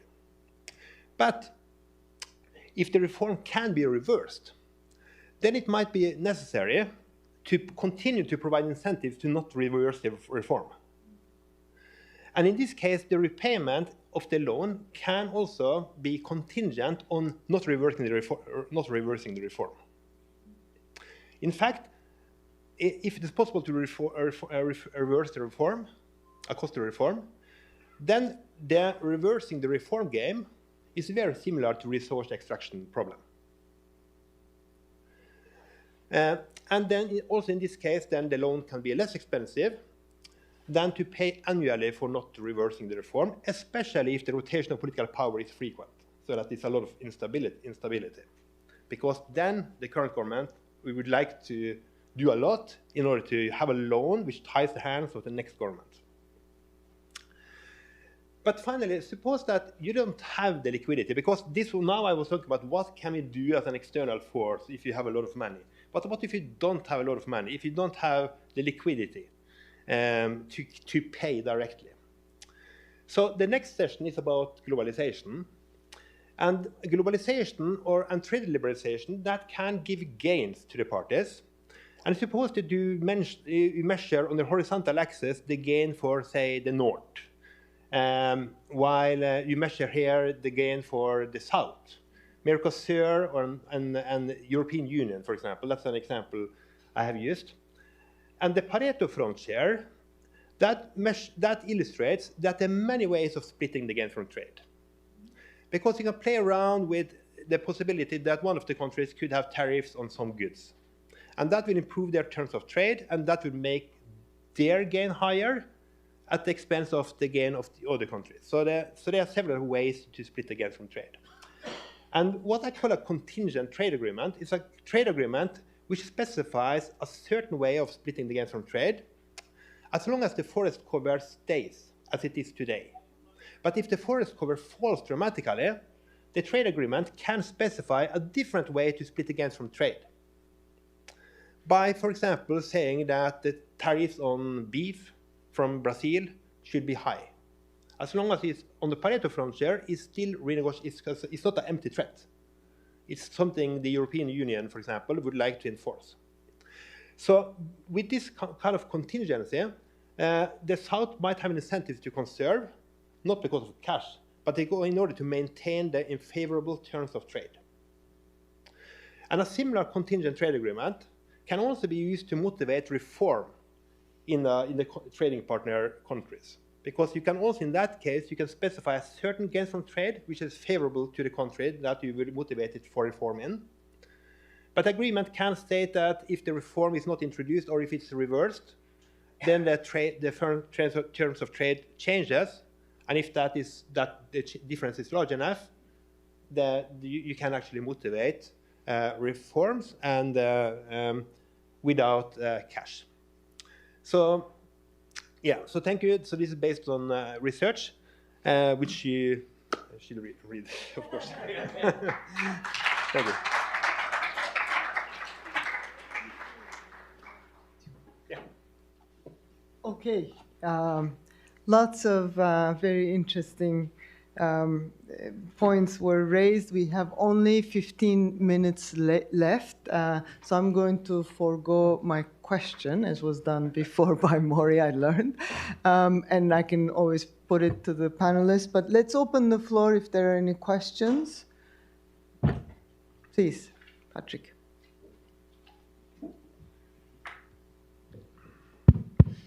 So I have a question to the panelists about populism. Now, I think it's helpful to distinguish left-wing and right-wing populism. And the chart that Sergey showed us is mostly documenting the rise of right-wing populism. And if you read the press, what is driving the rise of right-wing populism, whether in America or in Europe, it's concern over immigration. And you didn't bring it up, so I just wanted to know, what are your thoughts on immigration and populism? Oh.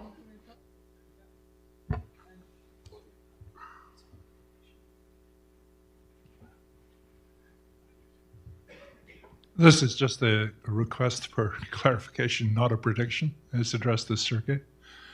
You showed these graphs of China and Russia. It might be worth noting that there were 20 or 30 million people died while those two graphs were going on. Thanks.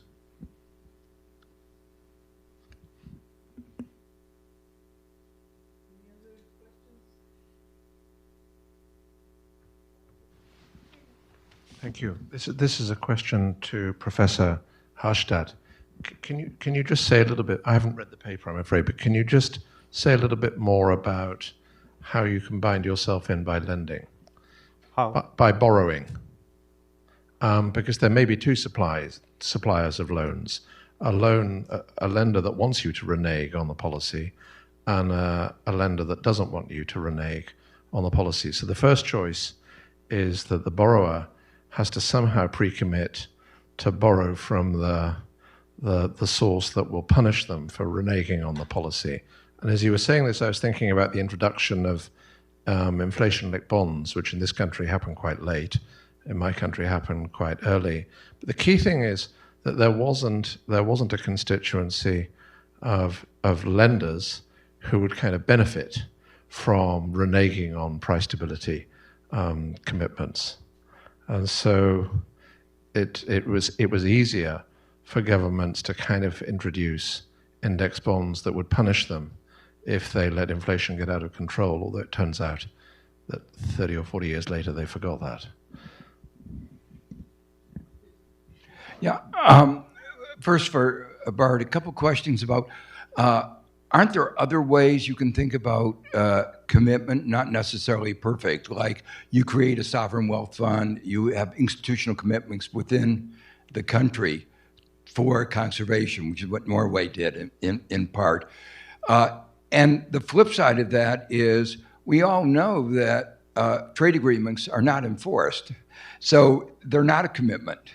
So and people don't pay back loans. So both what are commitments and what are not are more subtle or maybe more complex. And then for Jeff, I had a little bit of reaction about not linking policies to short-term problems, but the short term becomes the long term. And inequality that you don't address at one time festers. And if we had industrial policies addressing the problems of dislocation in 1980, we might not have the problems we have today.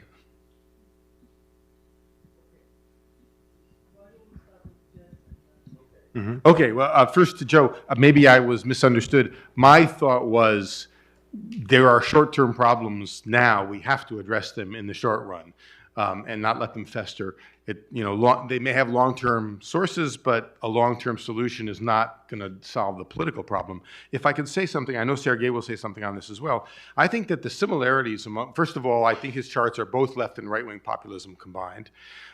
That there are major similarities that show up both in the voting behavior and in the public opinion behavior of left and right-wing supporters of left and right-wing populism. There are differences. I sometimes show, when I talk about this, stump speeches by Bernie Sanders and Donald Trump in 2016, which are virtually identical. They both ran against international trade, international finance, international investment. They differed on immigration, but they were anti-globalization. Within the Eurozone, most of the difference is geographic. Northern European countries, the creditor countries have right-wing populism and debtor countries have left-wing populism. What I would say ties them together is, I hate to use the word, it's a buzzword, but is concern about sovereignty. That populists of both the left and the right say, we don't like the idea that some external force is making decisions, whether it's about regulation, immigration, austerity, that we think should be done at the national level. So that, I think, is what ties them together. On immigration specifically, there's very strong evidence that concern about immigration is only found in areas, very, very similar areas, that are in economic distress. So areas of both Europe and the United States that have similar socioeconomic characteristics and similar immigrant characteristics. Where you have economic distress, you have a lot of anti-immigrant sentiment. Where you don't, you don't. Thank you. So indeed, these graphs combine both left-wing and right-wing populists. In the 21st century, there was a rise in both, more in right-wing, but also substantial rise in left-wing as well. And we had left-wing populists in power in South Europe in particular. Immigration is an important factor. In this survey, we actually go through the papers studying this issue, and the answer is complex. The answer is it depends. Sometimes you have a small increase in immigrants in your local area, which is well managed, and the contact hypothesis kicks in. You live next to immigrants, there are not too many of them, you have empathy to them, and you vote less for right-wing populists in this area. If you have a great increase in number of populists, and the change in the effect is somewhere at 3-4 immigrants, refugees per 100 natives. That's where the effect switches, more or less. If you have many more, if it's not well managed, if it's transit rather than settlement, you vote more for right-wing populists. So much depends on composition of immigrants, refugees. Much depends on actually composition of skills of the host population, right? Low-skilled natives like high-skilled immigrants and vice versa. So it really depends, and this is actually well-identified literature because there are a couple of good identification strategies. One is based on the previous waves of immigrants from the same country. So Polish plumbers come to parts of Britain where Polish pilots settled 70 years ago, right? And the other identification strategy is quasi-random allocation of refugees or immigrants into different parts of Denmark or Austria. And so there are papers on this. And so this is a very rich, but very, very, very multifaceted literature. I would mention one thing which is very important. Yes, immigration interacts with economic suffering and economic insecurity. But on top of that, it's of course the rise of social media. And there, that is really important. The rise of mobile broadband, internet, and social media contributes to populism, right and left. And in Europe, we have a paper on this. In Europe, the spread of mobile broadband, internet can explain half of that rise that I was showing. So it's a major effect. On Angus's clarification, I fully agree. I didn't talk about this. This was the time of enormous human suffering. And let me advertise our survey, which just came out in Journal of Economic Literature with Ekaterina Zhuravskaya and Andrei Markevich, where we actually looked at all sources on Stalin's repression. Now we have more data. And basically what we arrive at in table 1 is in Stalin's years, about 12, we take a midpoint estimate on famine.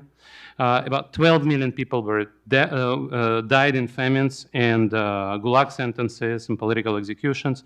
About 19 million were imprisoned, about 6 million were deported, and about 13 million were sent to correctional labor sentences and fines. So it's, yeah, this is a time of huge human suffering. What I was just talking about, the suffering was directed at different parts of the population depending on the nature, political nature of the regime. Thank you for the question also on conservation by lending. Let me start with multiple lenders. So that's fine. That's perfectly fine to have multiple lenders. So I think that what is necessary for conservation to lending to be mutually beneficial is either that the borrower would like to commit. So if the borrower would like to influence what later governments will do, then it will itself have an incentive to kind of to design a loan contract so that the repayment is larger if unless the next government is behaving. If alternatively, if the current government doesn't really care, but if the donor or the lender cares, then it also will have an incentive to give especially attractive terms on the loan, outcompeting the alternative lender if the borrower is conserving forest or implementing other reform policies. And yeah, Joe, about commitment, yeah, of course, there can be alternative ways of commitment, which I didn't really get into. For the conservation by lending to work as a commitment, of course, it might be that the borrower is tempted to default. So you must respect a default constraint. And if there is a very low cost of default, then there's a limit to how much you can lend, whether you are this particular donor who cares about conservation or whether you are a private donor who only cares about diversifying. That's one limit if there is if it's inexpensive to default. About trade agreement, I think you are right that I think that one reason why trade sanctions, for example, is very rarely enforced and trade agreements are enforced is because maybe we haven't thought enough about the fact that these sanctions must be renegotiation proof. They cannot be empty threats. For example, in environmental economics, it's very often the case that one designs or suggests a policy that we should not trade with, say, Brazil if Brazil is deforesting. But of course, that's an empty threat because after deforestation, there will be even more beef to buy. So it's very important to think about designs where you can't change the terms of trade if, for example, it's deforestation, but it cannot be an empty threat. You must continue to be on what I say on a Pareto frontier.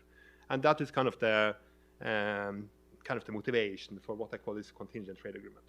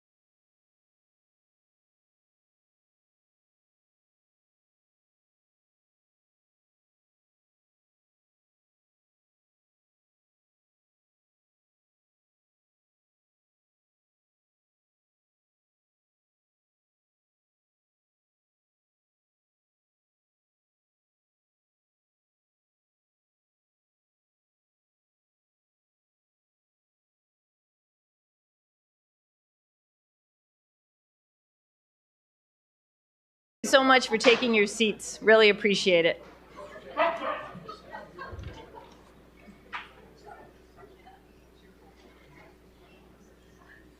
Thank you. It's such a nice group. Well, hello.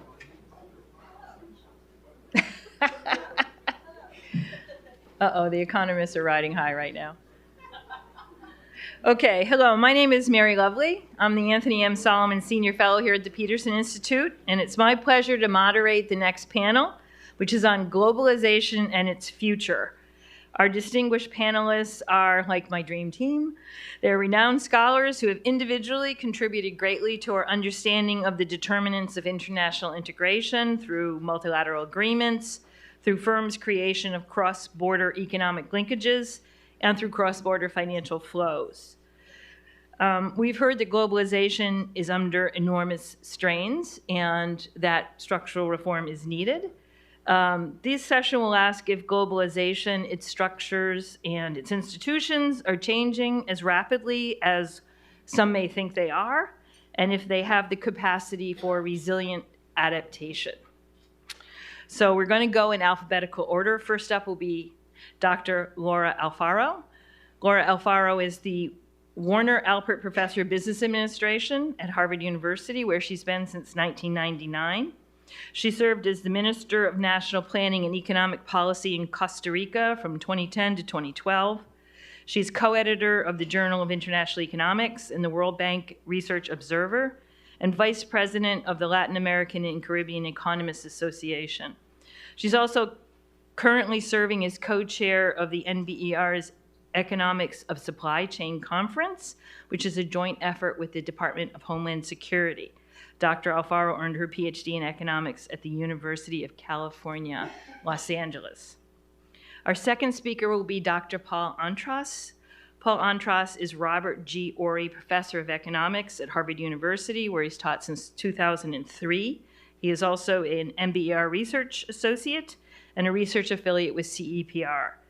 Dr. Antras served as editor of the Quarterly Journal of Economics from 2015 to 2020, having previously served on the editorial boards of the American Economic Review, the Review of Economic Studies, Journal of International Economics, and the Annual Review of Economics, among other journals. His book, Global Production, Firms, Contracts, and Trade Structure, is widely considered a classic contribution to our understanding of how firms structure global value chains. Dr. Antras earned his PhD in economics at MIT. Our third panelist will be Dr. Robert Steger. Bob Steger is the Roth Family Distinguished Professor in Arts and Sciences and Professor of Economics at Dartmouth College. He's also a research associate of the MBER.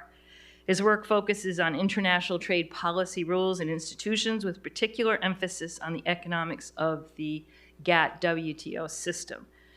He is the author of The Economics of the World Trading System, written with Kyle Bagwell, and a second book, A World Trading System for the 21st Century, based on his essays for the Olin Lecture Series in December of 2022. Bob's work has greatly informed economists' views of trade agreements, including the GATT, and how they function. Dr. Steger earned his PhD in economics from the University of Michigan. Go Blue. So I'm going to ask our panelists to come up in alphabetical order, and we will have the pleasure of starting with Dr. Laura Alfaro. Laura, please.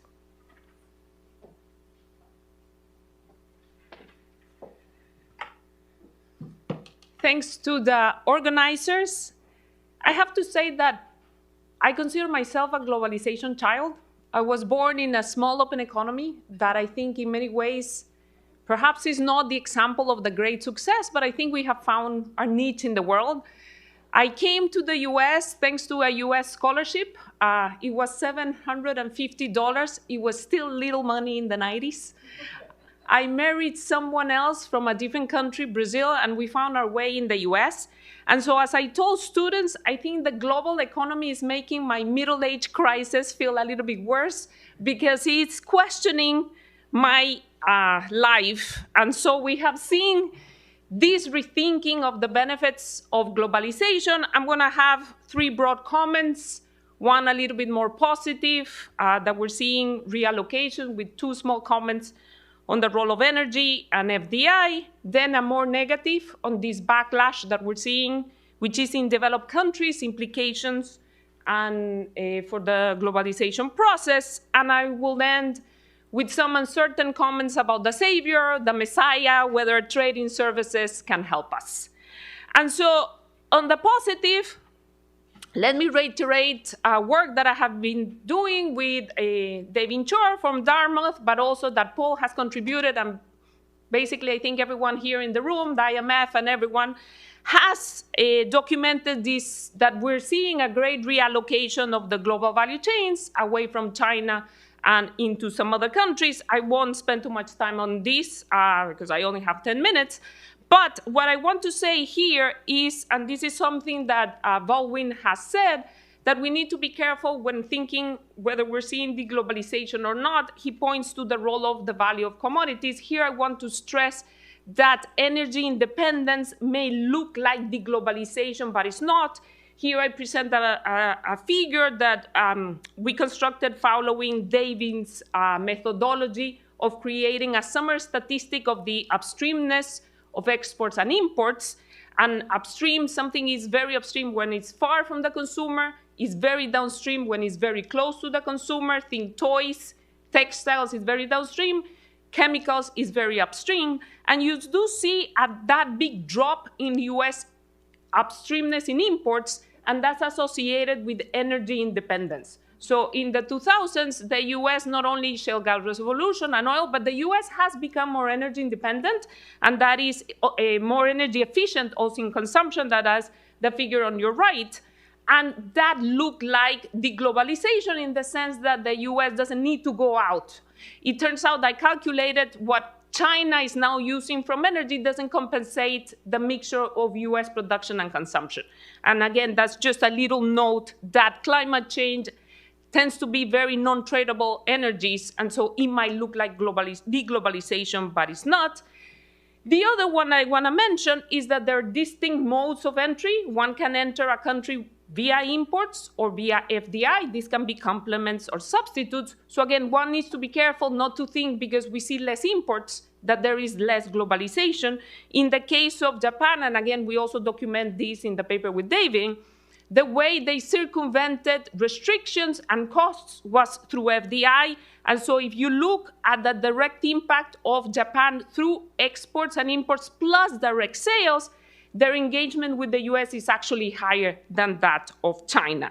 And I will argue that FDI will remain a compatible form of engagement because the narrative is very compatible with some of the trends we're seeing. And so we will continue to see countries offering the moon, the sky, and the sun for foreign firms to arrive to their countries. And this takes me back to some research that I had done in the past about the benefits of FDI. And when you talk to policymakers, they will mention this is a bundle that has this amazing composition of capital, technology, and management skills that can give us capital, productivity gains, employee training, accelerate the fusion of technology. Is many benefits of externalities, spillovers, linkages, agglomeration, low volatility, but at the end of the day, it just brings very fast jobs to the politician in charge, and so they offer a lot of incentives. And I would argue this will continue to be the case. One thing to keep in mind is that this will make us very hard to measure what's going on because of the mixture of economic activity, control across borders. It was always difficult to measure economic activity, the type of value created. As we have moved to services, it is more complicated. We still have a 20th century measurement bias, but a lot of the action is now in IP services, and that's hard to measure. It's hard to measure ownership and control even within a country, whether it's government, private, public, listed, not listed. Then we have mergers and acquisitions. Then we have weird forms of integration. Vanguard is also making life complicated. You have these big units that are owning. Are they in control or no control? All of that, tax structures, regulation, add to that across borders. So where is the value created? Add to that sovereigns, opaqueness. This is the case that Carmen Reinhardt has documented in the case of China that is hard to find. But in general, is it government, is quasi-government? Then there's complex definition of residence, nationality, and more tax and regulation. Many of you have written about this topic. Add to that new technological change, we're hiding things in crypto. So again, it's just going to be hard to measure the phenomenon of FDI. Add to that measurement, where we used to do it directional, inbound, outbound, which was very good for parent affiliate influence. We changed it in BMP6 to asset liabilities that is good for macro. But I would argue that a lot of the discussion we are having was actually the old way of measuring was better. We don't know what are the effects on this, on the trends we're seeing long term. We do know that it does explain the change in the labor share. There's a very nice Econometrica paper, but I haven't seen a paper that actually has gone deep into how much of the changes are associated with these changes in methodology. Keep in mind that all of this is with lag. All of the things we're talking now are announcements. None of those would probably make it to the balance of payments, again, because of methodology. And there are differences in what we trace in trade versus what we trace in FDI. I finally am putting my new US citizenship in good use. I got the BA data, and I want to solve that mystery. And so, although it is unlikely that China will be able to emulate Japan in terms of the speed, the scope, the scale, they are going around. They are going into different countries, Mexico and Vietnam. Again, this is also something David and I documented. And it means the US will probably indirectly be still connected to China. I would argue that this indirect measure does mitigate some of the concerns because it does have to go through domestic jobs. And so the political reason to give you incentives was to create jobs. If you're not going to create jobs, they're going to be fighting with the host country. The negative, again, this is work that I have been doing with David Chor and also Maggie Chen. We have documented this negative reaction in developed countries, and others have documented in developed countries against trade. 60% of the population in the US are against trade. We, in a very naive and obnoxious economist way, thought that if we gave them the facts about trade, we would convince them. And we have found that when we say bad things about trade, they're against trade. When we say good things about trade, they are against trade. Anything we mention about trade is pushing people to think it is bad for the US. And directly, when asking, we found out that is associated with the fact that they're thinking about jobs and they're thinking about China, and they cannot disentangle these two things. For them, the loss of jobs is the loss of jobs because of China. And so what are the implications? These government actions, backed by the sentiment, because of fears of jobs, gave us an increase in tariffs. I was actually trying to find some Newton law. It turns out this is a chemistry reaction. As you know, acid plus base gives you salt and water. Jobs plus China give you tariffs and industrial policy. This is actually the neutralization chemical reaction. This is how you deal with it. The problem is that we now have a lot of water, and I fear we lost our anchor. The fact that there were problems about globalization exists for a long time. I grew up singing Bon Jovi, Living on a Prayer. That's all about that. I saw Full Monty, that it was all about that. They have been around. The problem is now the US is also getting into the bandwagon, and I do feel that this is losing the anchor, because at the end of the day, the process of globalization was always about sovereigns. It was always done at that level. So the future, is globalization going to be safe? Can services save the US and in the process globalization? After all, manufacturing is less than 10% of jobs in the US. It has been that for more than 30 years, for more than 40 years. Services is the one that is creating trade surpluses. And you can see also there how energy independence also improved. So can they save us? MNCs, multinationals, do drive trade in services, and that's a way to navigate policy restrictions, so it's possible. And again, there's also this very nice thing that Glaser has documented, the paradox of globalization was that actually it made cities be more important, no less, because of proximity to ideas, and that's another reason to bring FDI, come here, create agglomeration economies. So these two are consistent. However, we have seen new technological changes. Post-COVID, working from home and AI. And working from home has the potential to destroy cities.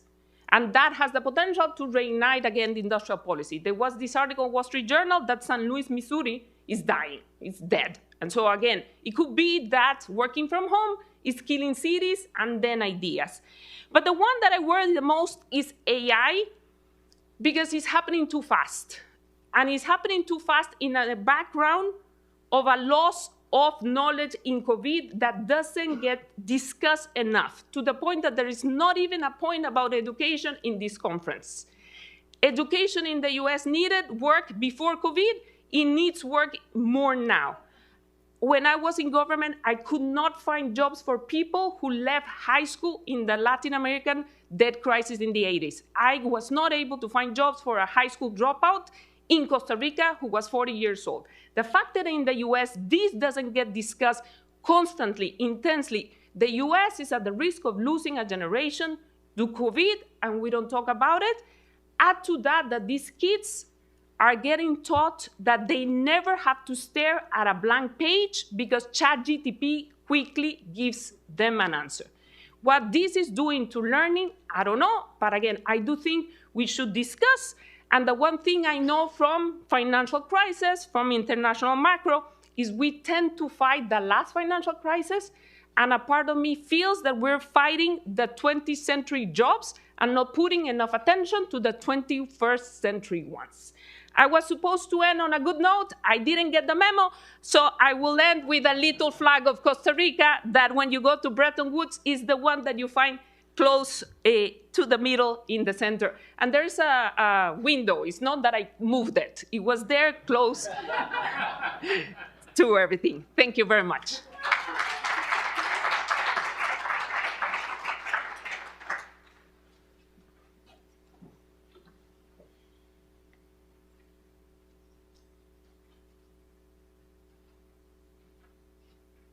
I wait for the slides? Ah, there you are. Thanks for the organizers. It's a pleasure to be here. It's always great to come to Peterson. As you'll soon notice, I speak significantly slower than Laura does. So knowing this, I brought in fewer slides. What I didn't anticipate is that she was going to anticipate many of the things that I'm going to say. So, but I think I have slightly different views, or I can sort of zoom in on a couple of things. The way that I've organized the presentation is I'm going to try to kind of convey five main points. Okay. Some of them are well known. Maybe I'm going to illustrate them in ways that are somewhat different from what you might have seen. Some of the points might be a little bit more surprising. So the first thing that I'll illustrate is that the world economy does not yet appear to be deglobalizing, and that's going to be fairly easy to show. Then I'm going to also, on a positive note, I'm going to say that global trade was remarkably resilient in the face of a very large shock, not that long ago, which was the COVID shock. I will acknowledge, and this is where I'm going to connect the most with Laura's presentation, that if you look at more recent data, it does look like the US-China trade war is finally impacting the geography of world trade, and that's something that we've seen from Laura's work, and we've seen from work coming out of the IMF. The last 2 points are going to be a bit more policy related, and I'm going to touch upon policy issues that are particularly relevant or have been relevant and discussed in the US, which is the need for friendshoring, or the desire for friendshoring and for diversification. Here, my views may be a little bit different than some of those folks here. I think friendshoring, there may be reasons to have it, and when we start thinking about military and dual-use goods and things like that, obviously, there are things to be considered, but I am worried about this policy. I think it can actually dramatically backfire, and I'll try to argue why. And then in terms of diversification or increased resilience, again, that sounds, in principle, sounds like a great idea, but I think one needs to think about why the government needs to step in to incentivize firms to do that. And I'm going to argue that there may be reasons for why this policy could actually also be quite costly. So let's start with the easy parts, which are just descriptive facts that I think are fairly uncontroversial, and just about everybody that's written on these topics, I think, agrees, which is that there is talk about deglobalization. We don't see a lot of evidence of it. There is globalization, to use a term that I think the economists coined, in the sense that, there were the period of the late 80s, 90s, and early 2000s was a period of very fast growth in globalization. Various measures of that will show you that, but if you just look at world trade over world GDP, it's pretty apparent. But something happened around the great financial crisis, and trade stopped growing. Some folks have looked at the last few years there and sort of seen a bit of a downward trend. We kind of know that's the reason for that. That's largely driven by China. But this is by China pre-US-China trade war. This is really China moving up the chain, stop buying so many inputs to use in their exports. So I don't think about that as necessarily deglobalization. It's just growth and increased sophistication of the Chinese economy. The second point is about resilience in the face of a COVID shock. We were seeing that in real time. One of the nice things about COVID is how people were trying to find data to see how the economy was reacting in real time. So on the right panel there, we see data that was coming out of the IMF using satellite data to track ships so that we could have some estimates of world trade basically in real time. And we saw, there was a big collapse at the first few weeks, months of the COVID shock, but things rebounded pretty quickly. So something that looked like a very large shock, and there was a lot of commentators saying, we've been like on the brink of deglobalization. This is actually going to tilt us towards there. Things rebounded very quickly. And I think to a large extent it's because soon enough, and especially with the vaccines, but even before, it was observed that at least from an economic perspective, it looked like this was going to be a transitory shock. Okay. So this is sort of the good parts about trade being resilient. Maybe we shouldn't be worried too much about the future of world trade, but obviously there's many other things on the geopolitical front that have complicated the picture. One that has been particularly important in this country is the US-China trade war, and the lack of deglobalization, the fact that even in the last couple of years we haven't seen a notable decrease in world trade. You shouldn't just look at things like this, which are just world aggregates. You want to tease out a little bit composition effects. And one that is quite clear is that there are emerging fault lines that are driven by geopolitical tensions. In the case of the US, we've seen a shift away from imports from or FDI into China, and that has moved to other countries. Okay, so let me illustrate that with a couple of figures. Laura, you had a figure of that, but you kind of jumped very quickly out of it. So let me pause here for a second, this is coming out of work here at the IMF that illustrates that the trade growth post US-China trade war it has been negative, but there's a disproportionate negative impact on the left panel of the middle bar, which is between blocks. So a lot of the reduction in trade flows is coming from the fact that non-aligned countries are trading less with each other, and very much a similar qualitative or relative pattern emerges for FDI. If you look at US imports or US outward FDI, you see a very significant drop in the Chinese share, matched by an increase in the shares of other Asian countries and Mexico. You see something like this, and you start thinking about this idea of rerouting, that maybe we're not trading less with each other, but the Chinese economy has found ways to get their goods or their value added into US markets in ways distinct from direct trade. To see that even more starkly, you can basically correlate the change in the US import share of various countries vis-a-vis the change in Chinese export shares to those same countries. So you basically see the US is importing way more from Vietnam, importing way more from Mexico than it used to. These are precisely the countries where you see China exporting more to, okay? So this is not like a smoking gun of we're seeing the rerouting, but it's very suggestive that something along these lines, coupled with a lot of anecdotal data of specific firms, that it's highly suggestive of this happening.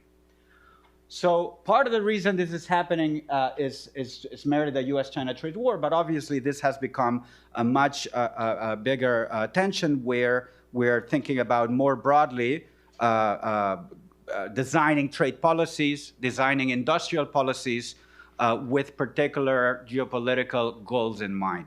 So here's the idea of friendshoring, which it can be obviously motivated in well-specified models where you worry about some externalities that might have, there's some types of trade that might have implications for national security. Obviously, we should not be naive about certain things. But when we start taking these ideas and applying them broadly, we may end up with unintended consequences. So what I'm showing you here is a very simple graph that shows for the year 2020, I doubt this has changed much, you see the largest trading partner for a bunch of, basically all countries in the world. And the main thing to see is that China is by far the country in the world that is the largest trading partner for most countries. Okay? 20 years ago, 60 years ago, this looked very different. The US was much more of a leading trading partner. So that basically tells you that a lot of economies depend heavily on China for their, selling their exports or for imports they buy from those goods. Take one example, for instance, the case of Chile. Chile is, I think we think of it in this country as an aligned country, a friendly country. It is also a country that exports mostly copper, and it's well known that China is by far the largest importer of Chilean goods. So I see Pierre-Olivier there. You may remember a few months ago we were in Chile in a conference in the Central Bank of Chile, and the number 2 of the Central Bank of Chile in a panel was talking about the possibilities if there was decoupling and if the Chilean government was asked to pick sides. Everybody in this country, I think, takes for granted that a country like Chile will obviously align with the US. I walked out of that conference with a sense that that was much less likely to be the case. And we could probably go through a series of countries where we would imagine are clearly aligned countries, and you're very likely to find them around here. Okay? The point here is that when we look at counterfactuals, like the IMF has done, building, and I see Andrea there, which is probably did some of these calculations, where you look at scenarios where there's increased tensions and we see persistent increased tariffs between the US and the China-Russian bloc. We think about what would happen if non-aligned countries align with the US or they align with China. The way we put countries into buckets is typically based on voting in the UN or a few things we have at hand. The point that I'm trying to make here is that alliances are endogenous. And I think that they're often driven by economic considerations. And when I see something like that, as a resident of this country, I get a little bit nervous. That when we do counterfactuals and we say, decoupling in which China and Russia go their way and everybody else ends up with us, it looks really bad for us, but we'll be okay. Well, maybe it's going to be the other way around, and we need to start worrying about that. The last point I have, which hopefully I have a couple of minutes, is that these figures that I'm showing you that are based on models that we simulate and we to produce counterfactuals, I have to admit these are models that I take with a grain of salt. These are well-specified general equilibrium models of trade, but the way that trade is modeled is very different from the way that I think trade takes place. That is, these tend to be competitive models, constant returns to scale, very neoclassical looking models, very sophisticated in many ways. But when I look at world trade, what I'm basically seeing are slices of global value chains that are organized by very large companies that incurred very significant investments over the 80s, 90s, and 2000s when globalization was rising, and that are thinking very hard about what they do, where they do what they do. Particularly in situations in which, as I just said, there were very large fixed and sunk costs to create those links. I think to me that's essential to understand why we are seeing a rerouting of trade from China, but we've been seeing that largely in the last couple of years. In the first couple of years, right after the US-China trade war, not much happened. Firms were not moving. They were not too sure about what was going to happen. There was a policy uncertainty, so they remained put. As an economist, that screams out sunk costs all over the place. Okay, the models that we use for counterfactuals are models that would have predicted a much, much faster reallocation of production. The reason I'm bringing that too is because I think that this same phenomena, this same idea of fixed costs, large fixed costs, the granularity in the data, mattering for reallocation, it matters for diversification too. There is a reason, and there's something that back in the mid 2010s when I was working with Teresa Ford and Felix Sintelnot on models of how firms organize their change worldwide, we saw immediately, which is US firms are not diversified. They were not diversified back in 2007. They were probably far from diversified in 2020. If you looked at where US firms imported particular narrowly defined products, it was just one country. They were just going to one country, let alone, maybe they had a couple of suppliers in that country, but there was no diversification. Well, we wrote down a model, and this is something we had to explain, and it was not hard to explain in a world in which there are significant fixed costs of setting up those chains. You're not going to have 10 suppliers for a given input if it's costly to set up that supplying thing. So I'm not saying that the geography of production back in 2020 was optimal, but these were value chains that were laid out to a large extent by very large, very sophisticated companies spending lots of resources on supply chain analysis and trying to optimize. We need to think hard about policies that basically tell those folks, now you need to duplicate this here, or you need to move it there. We might find prices, we might find subsidies that make that happen, but we need to think about what that's going to do to their efficiency. That's going to translate into higher costs. It's going to translate into higher prices. And again, I'm not sure that when we try to quantify this with the type of models we work with in quantitative trade, we can get answers that are going to be particularly helpful in assessing these policies. So I was supposed to end on a good note. That doesn't sound like it, but I'm largely out of time. So let me just summarize what I had to say, which is the 5 points that you see there. We're not deglobalizing. COVID, luckily, was a temporary shock, at least from the point of view of trade. I know that there's long-run implications for education and health and many other aspects. There's interesting changes in the geography of world trade. And be careful with friendshoring and diversification. Thank you.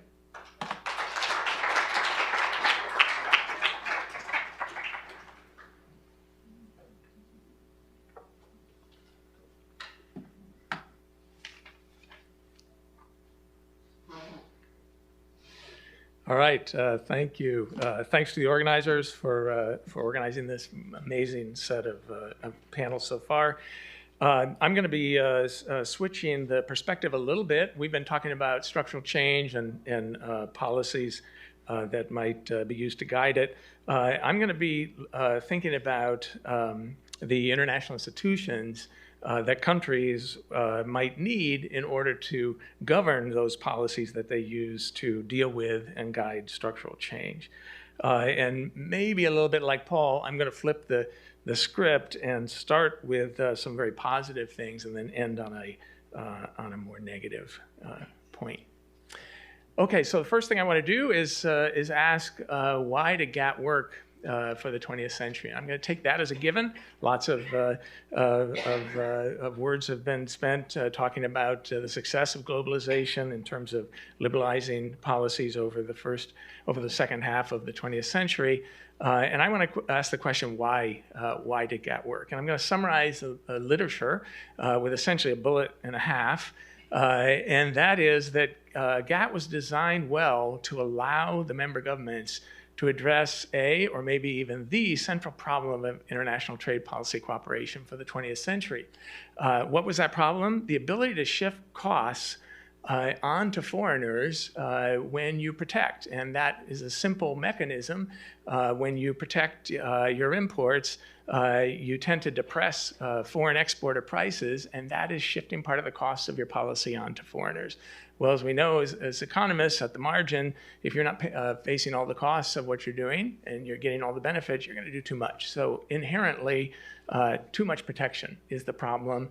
And that is a very simple way of arguing that there is a problem for an international institution to solve. And it is an international institution that is a member-driven institution, meaning it takes the policies, takes the objectives of the governments as given, as sovereign, and says, what problem can we solve for you? How can we make the pie bigger and make everybody better off? Well, that's what this literature basically has come out with, is the central reason for a trade agreement like the GATT to exist. And of course, this literature spent a lot of time doing this, but this was well known long ago. And in particular, I want to quote from James Mead, who, along with Sumayya's great-granduncle, was one of the co-writers of the GATT. And what did he say in 1955, looking back on his experience designing the GATT? He said, "One cannot hope to see the abandonment of protective devices except in the framework of all-around international agreement, since unilateral action is quite likely to cause the free trade country to lose more from a deterioration in its terms of trade than it gains from the expansion of trade." So that is a very precise definition of what trade economists would call a terms of trade-driven prisoner's dilemma, and you need some kind of an international institution to help you out of it. That's the view of what GATT is among much of the trade literature. Well, GATT took a shallow approach to integration, and what that means is it focused on negotiating tariff bindings, tariffs and elimination of quotas, border instruments, which implied legal commitments to market access. And those legal commitments to market access were protected from erosion by various domestic policies, which could easily have trade effects and erode the access you were granting in a tariff cut, by a bunch of GATT articles. And that's essentially the fundamental role of the legal GATT articles that guide the permissible kinds of non-tariff policies that governments can use. And again, James Mead was on that. Okay, so what did he say? This is just a continuation of his quote. Said, "But as soon as any attempt is made to limit protective devices, a whole host of domestic economic arrangements must be brought under examination. Tariffs and quantitative import restrictions are not the only means of protecting domestic industries. Subsidies, domestic taxes, domestic price and quantity controls, nationalization schemes, all can be used for similar purposes. Yet all of these instruments may be perfectly legitimate instruments of policy for the attainment of certain other perfectly legitimate objectives. If a more liberal international economy is to be established by international agreement, one must search for a working compromise between the need effectively to curb protective devices and the need to give national governments freedom to adopt effective domestic economic policies for the attainment of legitimate domestic objectives." So if I were asking, where's a quote in history that would capture our moment of industrial policy gone wild at some level, with a national level, and yet we have to decide which of these things are legitimate and which of these things are protectionist, James Mead was talking about exactly that. That's the compromise that a trade agreement like the WTO or GATT has to find. And shallow integration was the way that the GATT did this. Okay, well, if this is correct, if this view is correct, there better be some evidence. It's not just theory. And I just want to talk about two quick pieces of evidence. First, it better be the case that if governments or countries are not members of the WTO and not members of trade agreements, then they ought to be having higher tariffs where they can shift some of the costs onto other countries, all else equal. And that means if they have monopsony power in world trade, when they restrict their imports, they reduce the supply price of exporters. That's the kind of relationship we want. So here's a quick graph from Rhoda, Lamau, and Weinstein that shows exactly that in an totally uncontrolled, nothing else is controlled for, but just this simple correlation. On the horizontal axis is the median inverse export supply elasticity. That's a classic measure of monopsony power. And on the vertical axis is the median 4-digit tariff of those countries. And as you can see, there's a very strong positive relationship. Interestingly, some of the ones way out with a lot of market power are small countries, Algeria, Paraguay. What is that talking about? Well, that's just reminding us that market power is a regional, local thing. There's transport costs in the world, and you don't have to be big in the world, a big demander in the world, to be a big demander for the suppliers that are supplying you locally. And so that's what this graph is also showing. Well, secondly, if that's correct, then when these countries and others like them join the WTO, they better be asked to cut the tariffs where they have the most market power, because that's the problem. And then they should be left with the tariffs where they didn't have market power. Whatever their underlying objectives are, those are the tariffs that are legitimate and not protectionist, given whatever objectives there are. Well, this is a paper by Kyle Bagwell and me where we looked exactly at that with a list of countries from Brodel, Mao, Weinstein, plus a number of others. And the horizontal axis is bins of market power, essentially. Starting to the left is the products and countries that have the lowest market power. Products on the right bin are the highest market power. And then this vertical axis is the deviation from the mean of the tariff cuts that they offered and agreed to when they came into the WTO.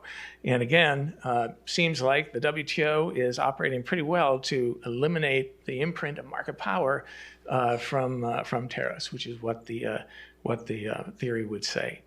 Okay, well, what I've tried to suggest is that this literature, plus a lot of other literature, implies that the success of GATT in the 20th century owes a lot to the fact that GATT was well designed to solve the problem of international cost shifting. And there's lots more detailed evidence that we can get into if we have time, but I won't have time here. In other words, well designed to help countries escape from a terms of trade-driven prisoner's dilemma, as Mead expressed right at the beginning of the birth of GATT. Well, an implication is then that the GATT WTO could meet the challenges of the 21st century if the central problem of the challenges of the 21st century is the same problem. That's what I'm going to ask here, is are the challenges that we're facing, industrial policy and the like, can they be viewed as the same problem that we've faced before?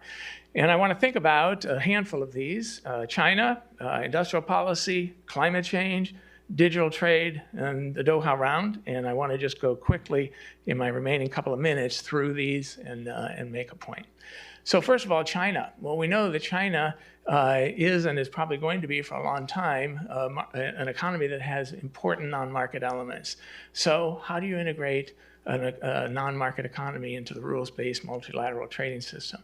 Well, it turns out the cost-shifting problem that China faces and its trading partners face with it is exactly the same as the cost-shifting problem that the US faces or the EU faces.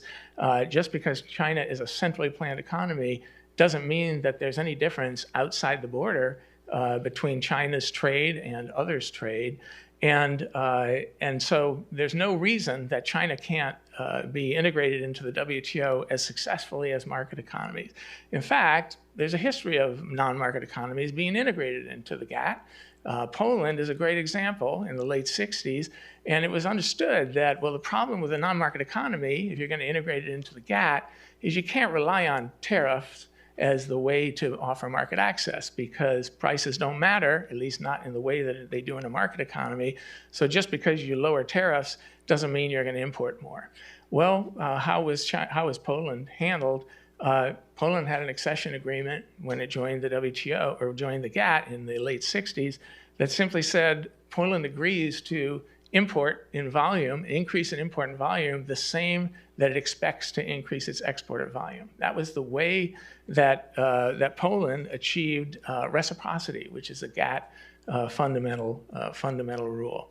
The point being, there are many creative ways that China could be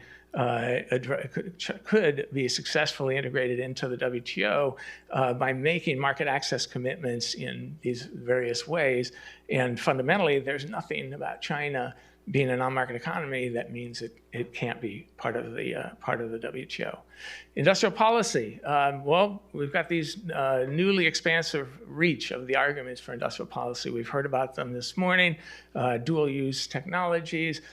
Supply chains, meaning you can't just put protection on a final good because you are sourcing many, many different inputs. You've got to put protection on all these inputs. So there's many reasons that industrial policy is increasing in terms of the arguments that people are making for it.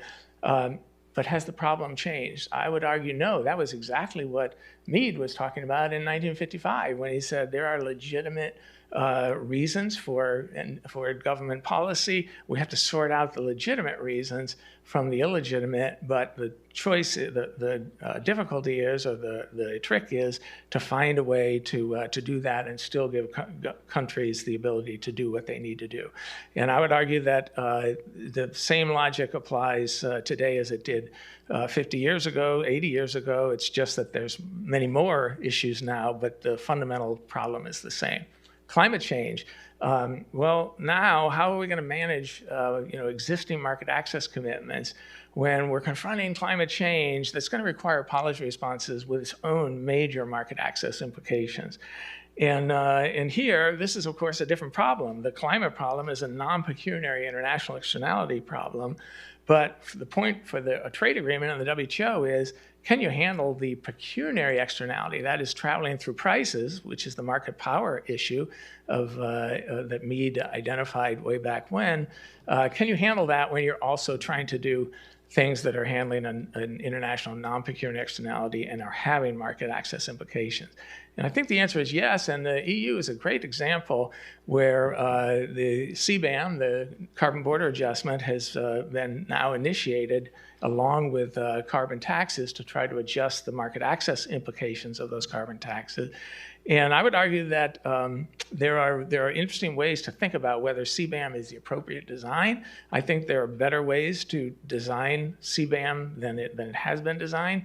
But the bottom line is, once again, there are ways that the WTO and countries within the WTO can handle climate change policies without upsetting the benefits they have of market access cooperation.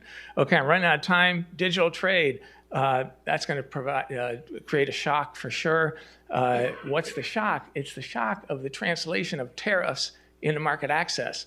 Now, we have de minimis rules that say you can import freely under a certain level. Well, with digital trade, you can get through that de minimis in a way that you never could 30 years ago. So yes, there will be shocks, and we're going to have to learn how to translate our tariff commitments that were made last in the Uruguay round in 1995 into the market access commitments that we want. But nothing has changed, in my view, in terms of what the basic point is to do.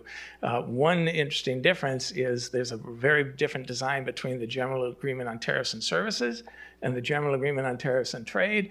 And the interesting thing is that digital trade is blurring the distinction between goods and services, and that is going to make a problem for the WTO. It's going to have to do some things, but fundamentally, no difference, I think. Doha round, I'm not going to talk about because I'm out of time. The bottom line is, for each of these challenges, the central problem of the international trade policy cooperation, according to research that supports this, is still the same. And the WTO can meet these challenges by staying true to its fundamental mission. What is that? Providing a forum for negotiating secure market access commitments and facilitating an escape from a terms of trade-driven prisoner's dilemma, just like James Mead described 80 years ago. Okay, finally, I said I was going to end on a negative note. Well, I've told you there's 6 challenges, and I've listed 5, and here's the 6th. I think we are in a world where the hegemon that probably supported all this, the US, is declining. And are we going to be able to have the support for a rules-based multilateral system in a world without a single hegemon anyway, and maybe not double? And I think that's a really important question. And all that I hope I've done is convince you that this is worth supporting, because there is something timeless about the design of the GATT that we ought to support. Thanks.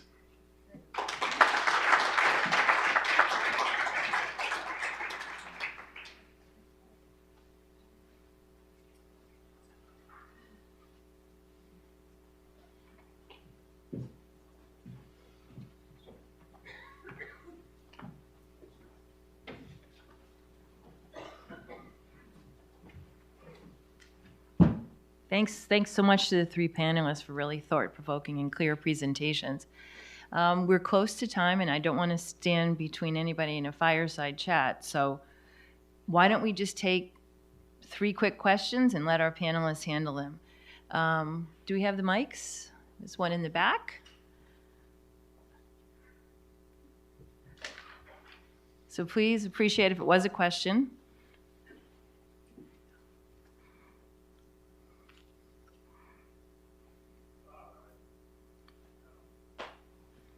Is that on? Yeah, oh yeah. Bob David Orton from Virginia Tech. We haven't crossed paths personally in a long time. I'd like to ask you to fill out on the Doha round and answer more broadly the question, if the WTO is up to all those challenges, why is it in so much trouble? That's great. There's a short question. Over here. And one more. Professor Stiglitz.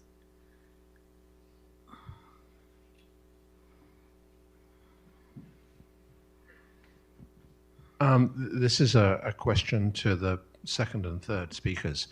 You discussed the world in which we find ourselves as though China is an ordinary competing power, but actually there's some non-negligible probability that will be a war with China in our lifetimes.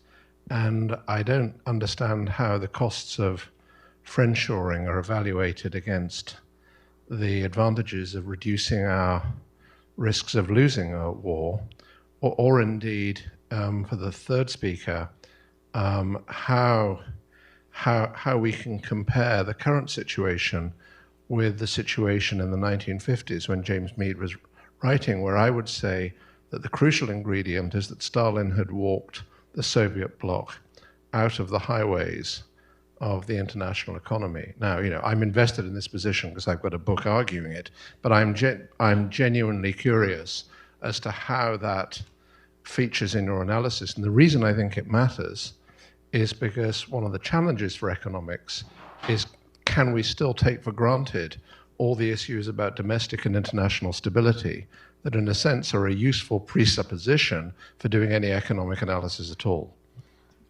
Great. One more right here. Thank you.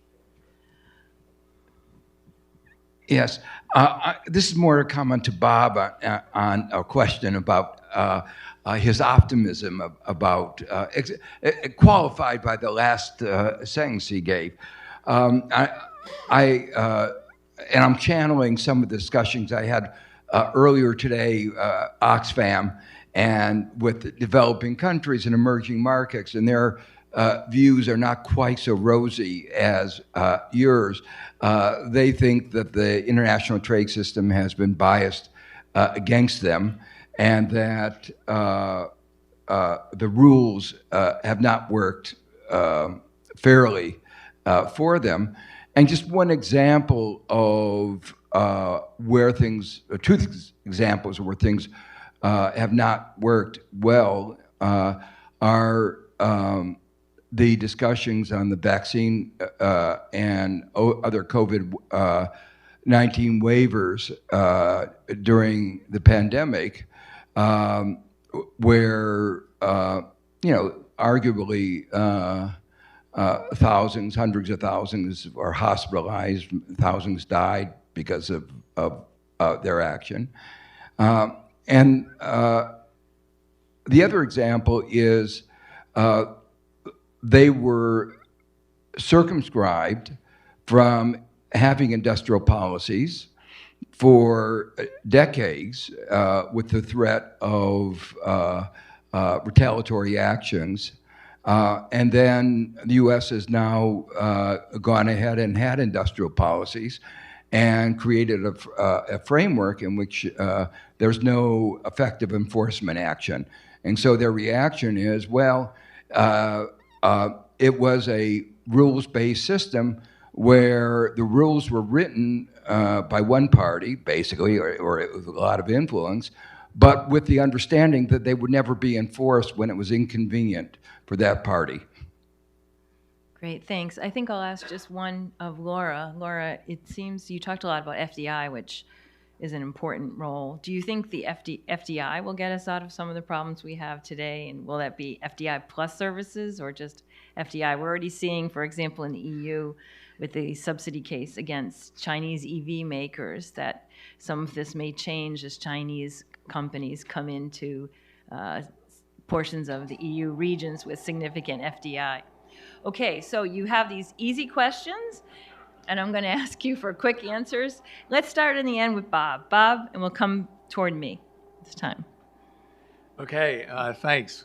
Great questions, and I'm going to wrap a couple of them together. The first one and the last one from Joe, I think are a bit related. So first one, one way to interpret it is, why did Doha fail if everything's so rosy? And then Joe's view is LDCs are not happy, LDCs are not happy. So two things on that. I think I would agree with that, and I think a part of the reason that the Doha round failed is the special and differential treatment clause that was applied to developing countries. And I do believe that that was supposed to allow developing countries to get a free ride on the MFN liberalization from industrialized countries.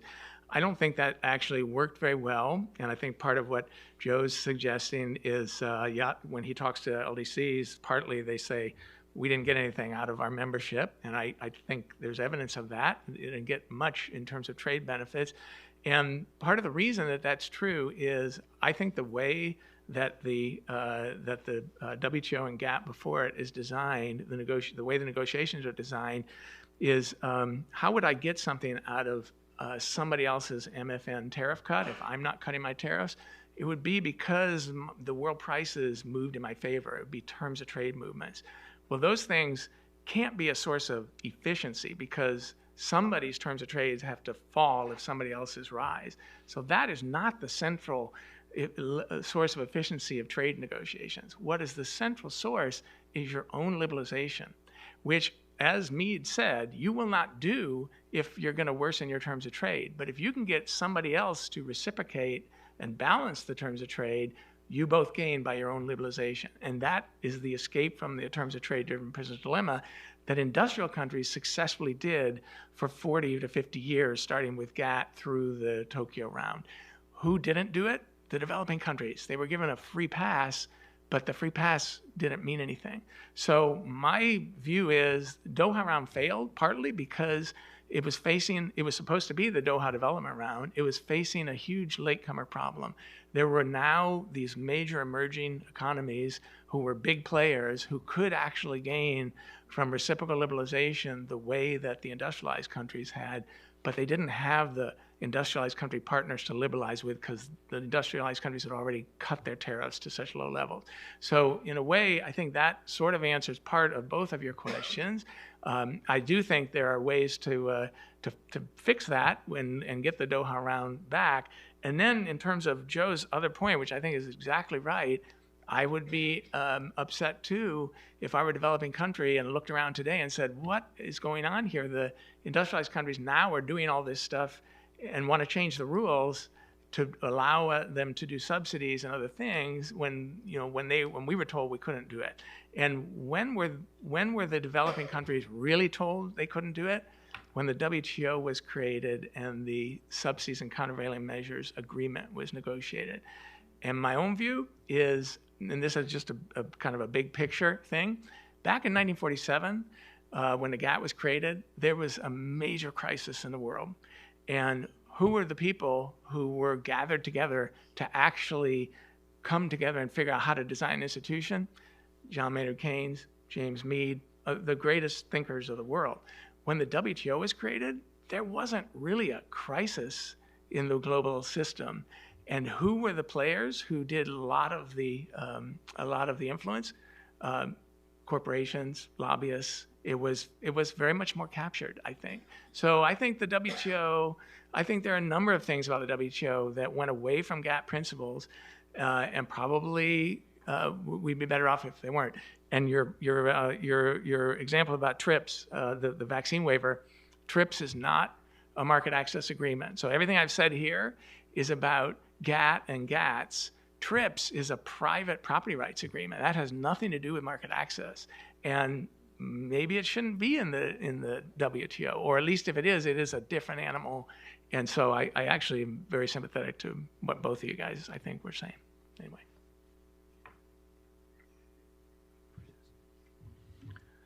Thanks for your question. So I'm gonna tackle the question about war. That's a tough question. I think your question comes from my point that friendshoring was like, could be costly, and you're rightly pointing out that there might be reasons for having some sort of friend-shoring policies for certain types of goods that might contribute to harm in an event of a war.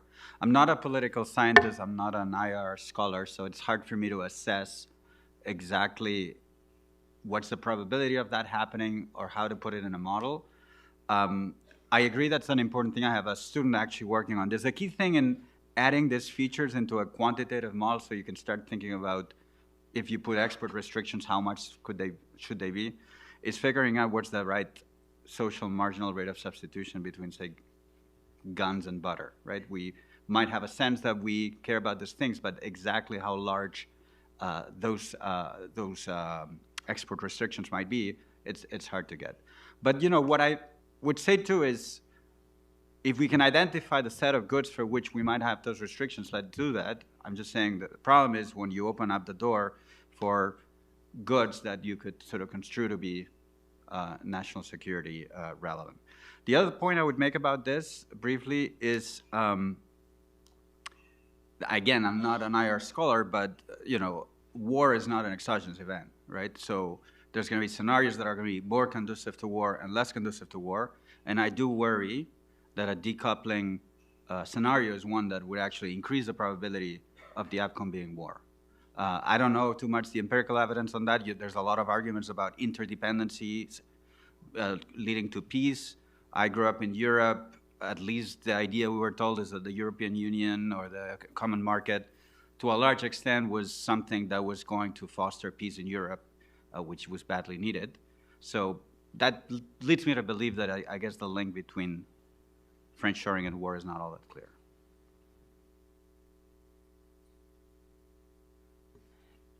So anything China is toxic right now. So if it's imports from China or FDI from China, they become complicated. I think everyone else will be fine, and in fact, most countries now are offering even more incentives to try to bring firms.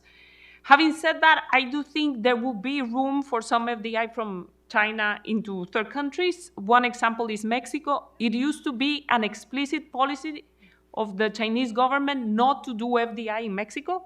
And in fact, there was none. They have changed. And if you go to Mexico now, everyone is talking to Chinese firms that are coming auto parts, but also ceramics and plastics. And this goes to the point that Paul made. Is AMLO a friend? Or is AMLO just the next door country?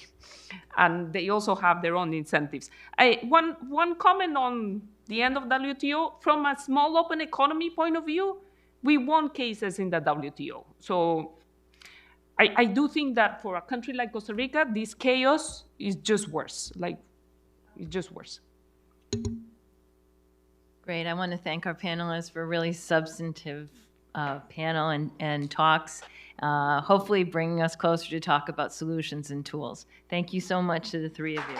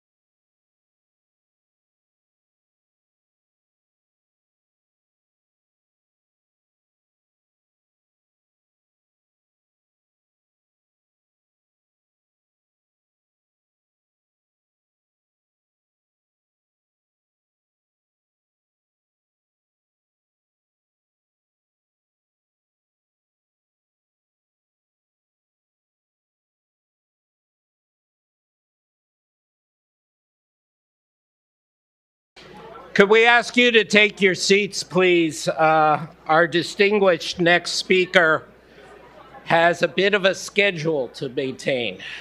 Hello, everyone, and thank you all online around the world and in person here in the Bergston Conference Center of the Peterson Institute for being with us for Rethinking Economic Policy Steering Structural Change, our joint conference with the IMF. And one of the fringe benefits of working with the IMF, not just because they're great, but that means we have the right to call on some distinguished IMF speakers. And so right now, assuming she will appear, we have the first Deputy Managing Director of the International Monetary Fund, Professor Keyu Jin. Okay, I thought Angus Deaton had the best entrance, but no, Gita just beat him. For those of you who've been in the room, it's a joke. One sec, let me, I was just, they were applauding your name, not yet your bio. Joking aside, Gita is a pathbreaker intellectually and in many other ways, as we all know. She comes to the job and to her public service from an incredible grounding and productive background as a leading economist in international finance and macroeconomics. She's, along with a few others of her generation and her cadre, including Pierre-Olivier Garinchas, her close colleague, set the intellectual agenda on international monetary issues for several years. And she's moved from the intellectual agenda to the global agenda. She has been the first Deputy Managing Director, I should have it here, for I believe 3 years now, or in the third year. As the FDMD, she oversees the work of staff, represents the fund at all the multilateral forums, and there's a lot of them, leads the fund's work on surveillance and oversees research and flagship publications. Prior to that, she did serve as chief economist of the fund, as does Pierre-Olivier now, as did Maury and Olivier and other friends. It's a little bit incestuous, but in a good way. But joking aside, she played critical roles creatively working within the institutions in the international framework during the pandemic, on dealing with vaccines, on dealing with climate, and so in her time since leaving Harvard, where she was the John Zwanstra Professor of International Studies and Economics, she has made a phenomenal impact. We're grateful in particular today to have Professor Gopinath with us because she has been a vocal advocate and light on the issue of international fragmentation, along with her colleagues at the fund. And as was stated earlier today in the first panel presentation by Gordon Brown, breakdowns in international cooperation, breakdowns in unipolarity, and obviously others in this room have spoken about this, are changing our ability to respond to structural change and are changing what are the challenges that come from structural change. And so with that in mind, we're very fortunate to have Keyu Jin, please.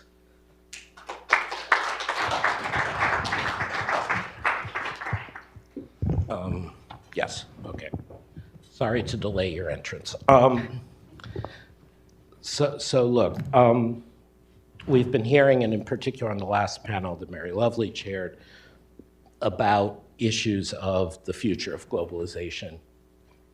I call it corrosion, others call it deglobalization, slowbalization, but you've been out there talking about why this matters. So can you say a bit more about the view of the fund on what fragmentation, international fragmentation means, and how concerned are you about a retreat or a potential retreat from globalization?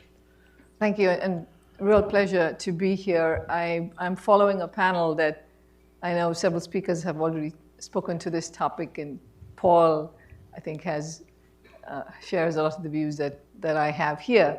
So, if I look at global economic ties and economic relations, those are changing and fraying in ways that I don't think we've seen since the end of the Cold War. So if you look, the idea that we are in a, the sense that we should have a rules-based trading system and the policies we put in place should be WTO compliant, I think there are fewer and fewer countries that seem to have that as a guardrail. And we're in this environment where the kinds of policies that are being used, for instance, are using subsidies, national security concerns, and both of those are areas for which the WTO is ill-equipped to deal with. And these are issues that we've been grappling with, but this is the new form of fragmentation that we're seeing.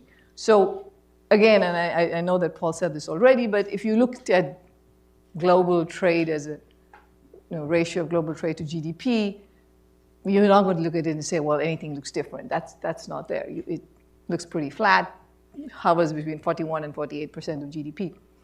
But if you look under the surface, you absolutely see changing connections across countries and who's trading with whom and who's the bigger trading partner. So we've done this analysis where we look at blocks of countries that are more politically aligned versus not. So you can think of a US and a Europe plus bloc, and you can think of a China and a Russia plus bloc, and then you can think of a hypothetical non-aligned bloc. And what we are seeing is that over the last couple of years, and this is really, you can pinpoint it to post-Russia's invasion of Ukraine. It's not there in the data before that, but you see it after that, that compared to what the typical determinants of trade, you would look at a standard gravity model and you would say these are the kinds of trade relations you think it should have. What we're seeing is in terms of global trade between the blocks is about 12% lower than trade within blocks. And if you look at FDI, and this is now FDI announced projects, that number is 20% lower for across as compared to within. Now, what is different this time around as compared to the Cold War is the non-aligned bloc is much stronger. It is the countries have greater heft on the global market. They're a bigger part of global supply chains. And so they've been playing this connector role that Laura also has spoken about in terms of the interconnectedness in where trade is going. So we see these countries playing connector roles, which means that, for instance, a lot of the goods from China go through Vietnam or go through Mexico into the US. You're seeing FDI also basically, wherever it is that the US is kind of pulling back its direct trade links from, you're seeing foreign direct investment by those countries in kind of friendlier countries. And so those links are there.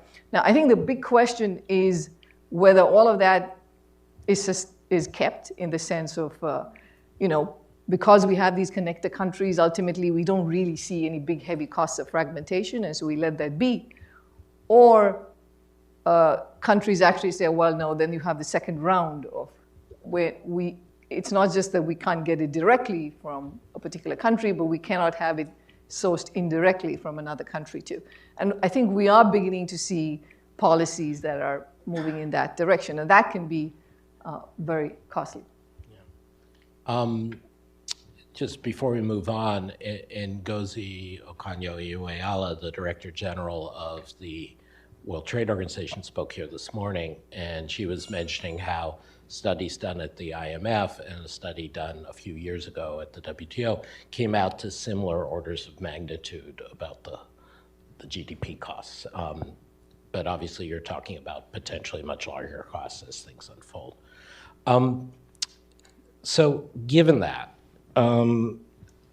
the purpose of our conference is to think about how we should deal with some of the big structural transformations our societies are facing. So how does fragmentation play into this? Does it make it easier, harder, no difference? So there are multiple transformations that are taking place. Let me take one, which is on climate.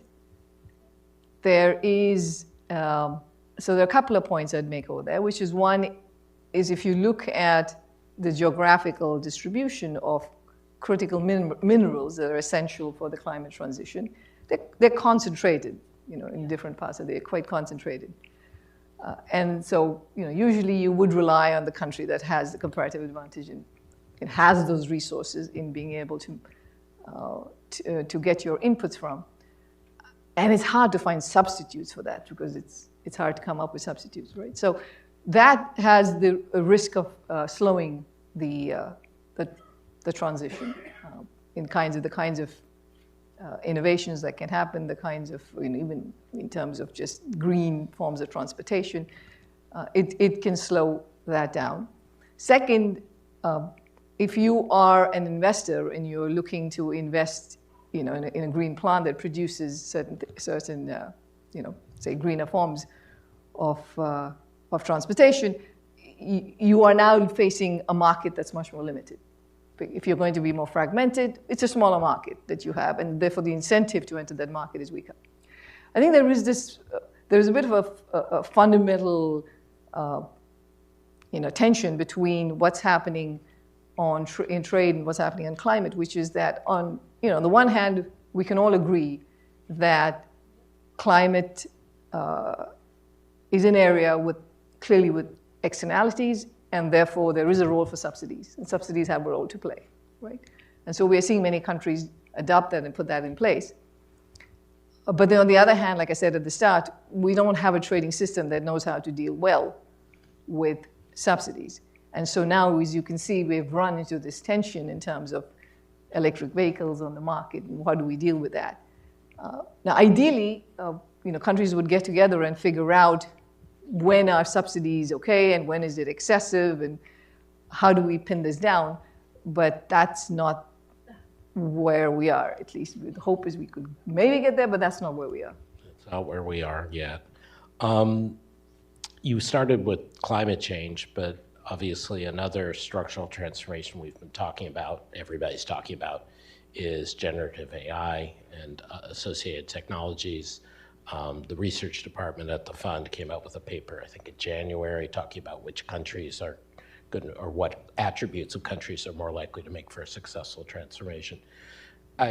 Could you say a few words about how you see that structural transformation going, and just in general terms, any sort of parallels between the climate shift and the AI shift, or are they completely different animals? So in the case of AI, yes, there's a lot of,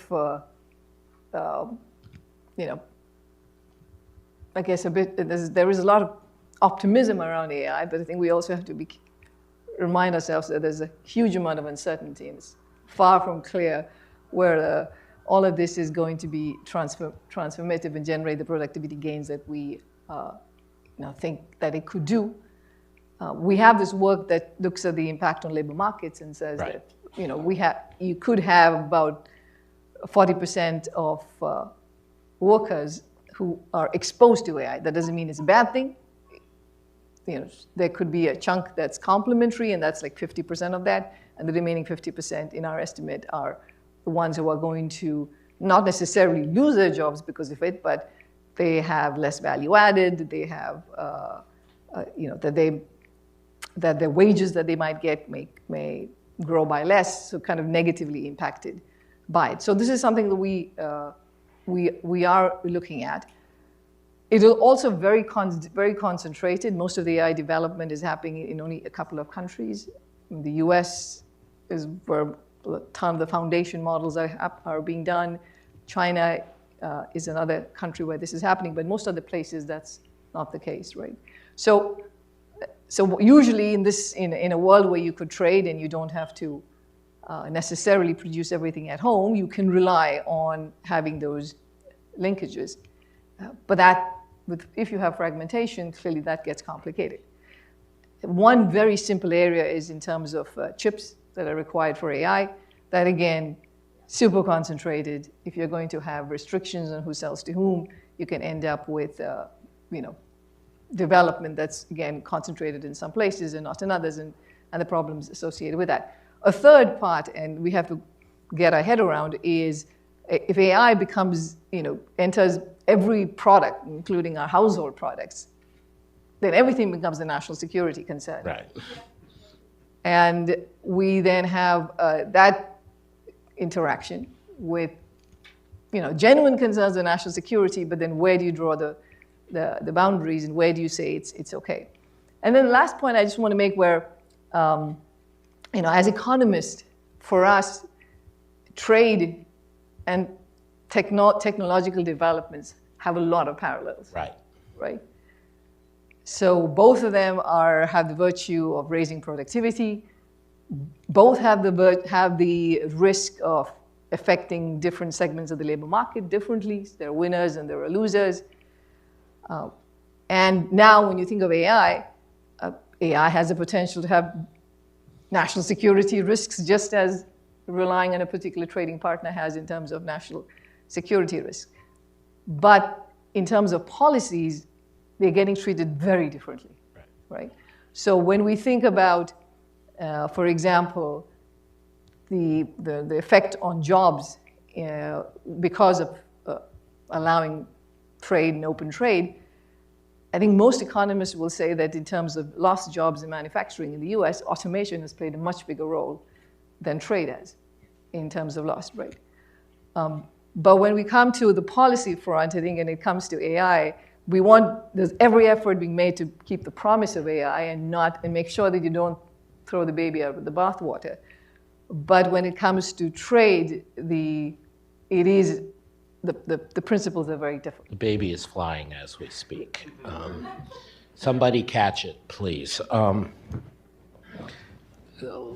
Attempted lightheartedness aside, you're raising very fundamental issues that affect particularly people in the developing world, but people throughout the world. You recently wrote, I think in Foreign Policy magazine, about some of the things that countries, particularly smaller open economies, can do to cope with the kinds of fragmentation we're seeing. Could you maybe recap your argument and a little bit about what's the reaction been to that argument and how you think it goes now? So yeah, I think that we all have now become very good at identifying the problem. The harder part is how to get the solution, right? Now, first, I think we all agree that we need safeguards, countries need safeguards for their resilience. Economic and national security are clearly very important, and being entirely efficiency-driven has come at a price for countries during the pandemic and especially after Russia's invasion. So, without a doubt, there is a need to build resilience, and countries should do that. And the question is, how do you do all of that without ending up with some deep fragmentation and deep decoupling in the world? So ideally, let's start with the ideal. The ideal would be if we all went back and embraced the rules-based trading system. We have countries work to strengthen the WTO, get clearer rules of engagement when it comes to subsidies, when it comes to national security issues, fix the dispute resolution mechanism that's broken at this point. All of that would be very helpful, but we're not there at this point. That's not where the conversation is. I think so. There's the whole pragmatic approach. I think that's where everybody thinks that there's a solution, and the fact that countries are so interlinked at this point is the reason why everybody says, okay, well, we have to be careful because we are so interlinked. So from a pure self-preservation perspective, I think countries do believe in the need to have some guardrails. So practically, what does that mean? I think one is the diplomatic engagement is absolutely critical because this, again, is a trust-building exercise, and this is going to help. So, China and the US working together, the working groups that they have created, I think are all very helpful. That plays a role.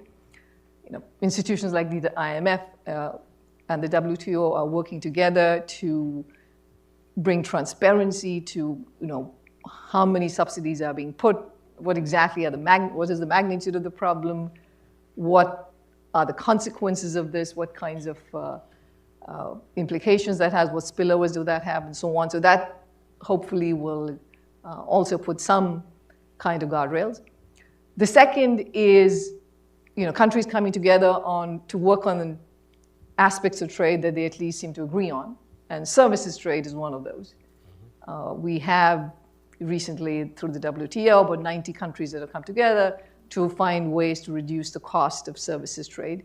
So that's, again, finding common areas that you can still make progress on is very helpful.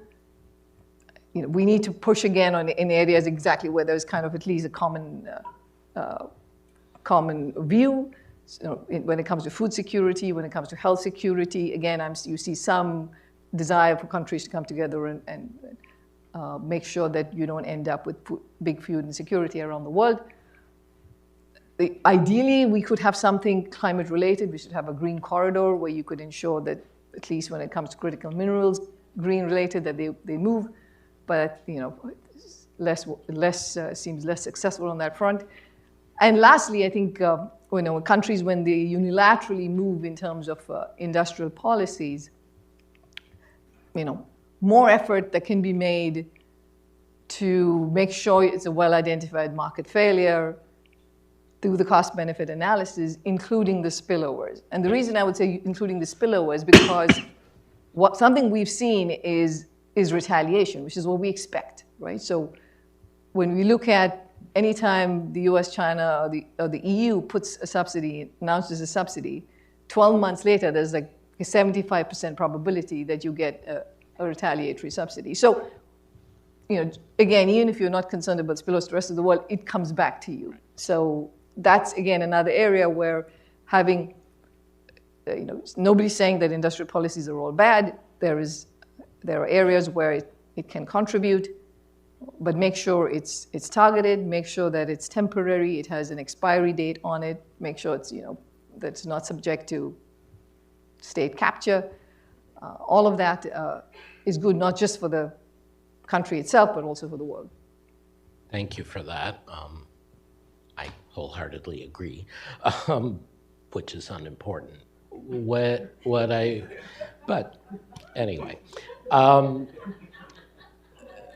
what I think is important, and where we'll close, because I know you have other commitments, Gita, is how does this international fragmentation affect your and your colleagues at the fund's ability to do your job?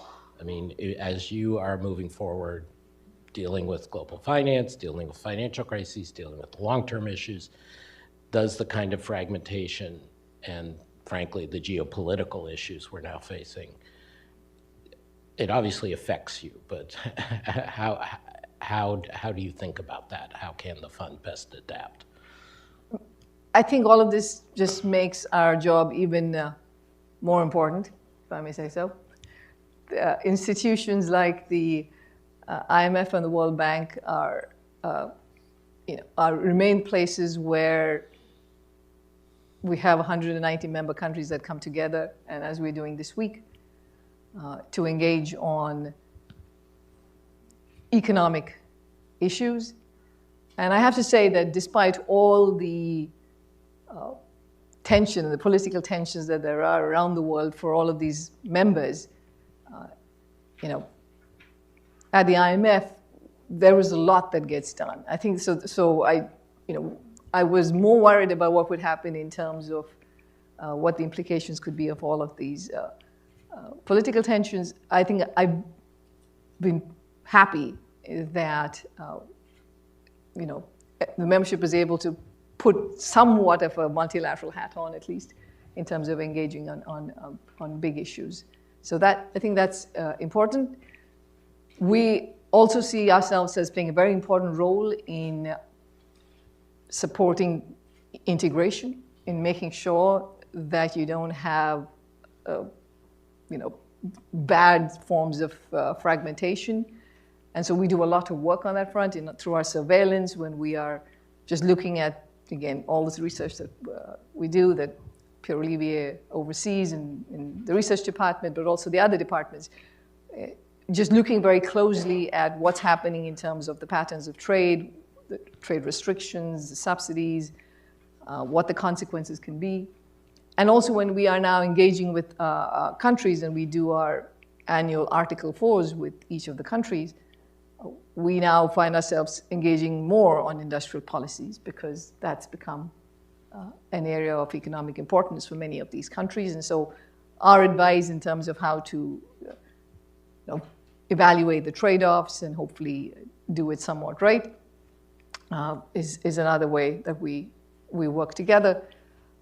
And of course, in terms of our lending,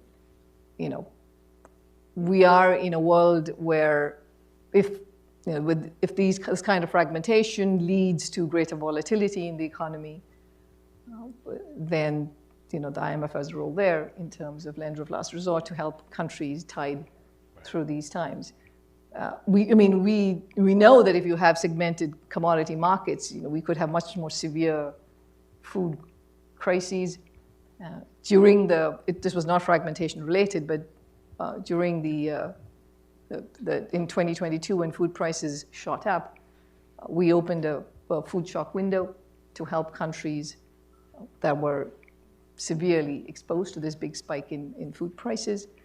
So we tried to move quickly, but I think our number one goal is to reinforce the importance and the value of multilateralism. Thank you. With that, please join me in thanking the first Deputy Managing Director of the IMF, Peter Gopinath. Thank you. That concludes the first day of our program of our conference on Rethinking Economic Policy Steering Structural Change.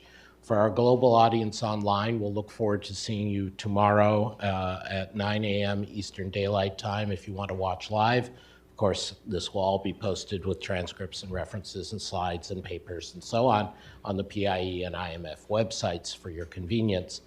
For those of you who are participants here live and in person, it's my pleasure to invite you to partake of the IMF and Peterson Institute hospitality and the good weather, and join us for a reception and light supper. Thank you very much.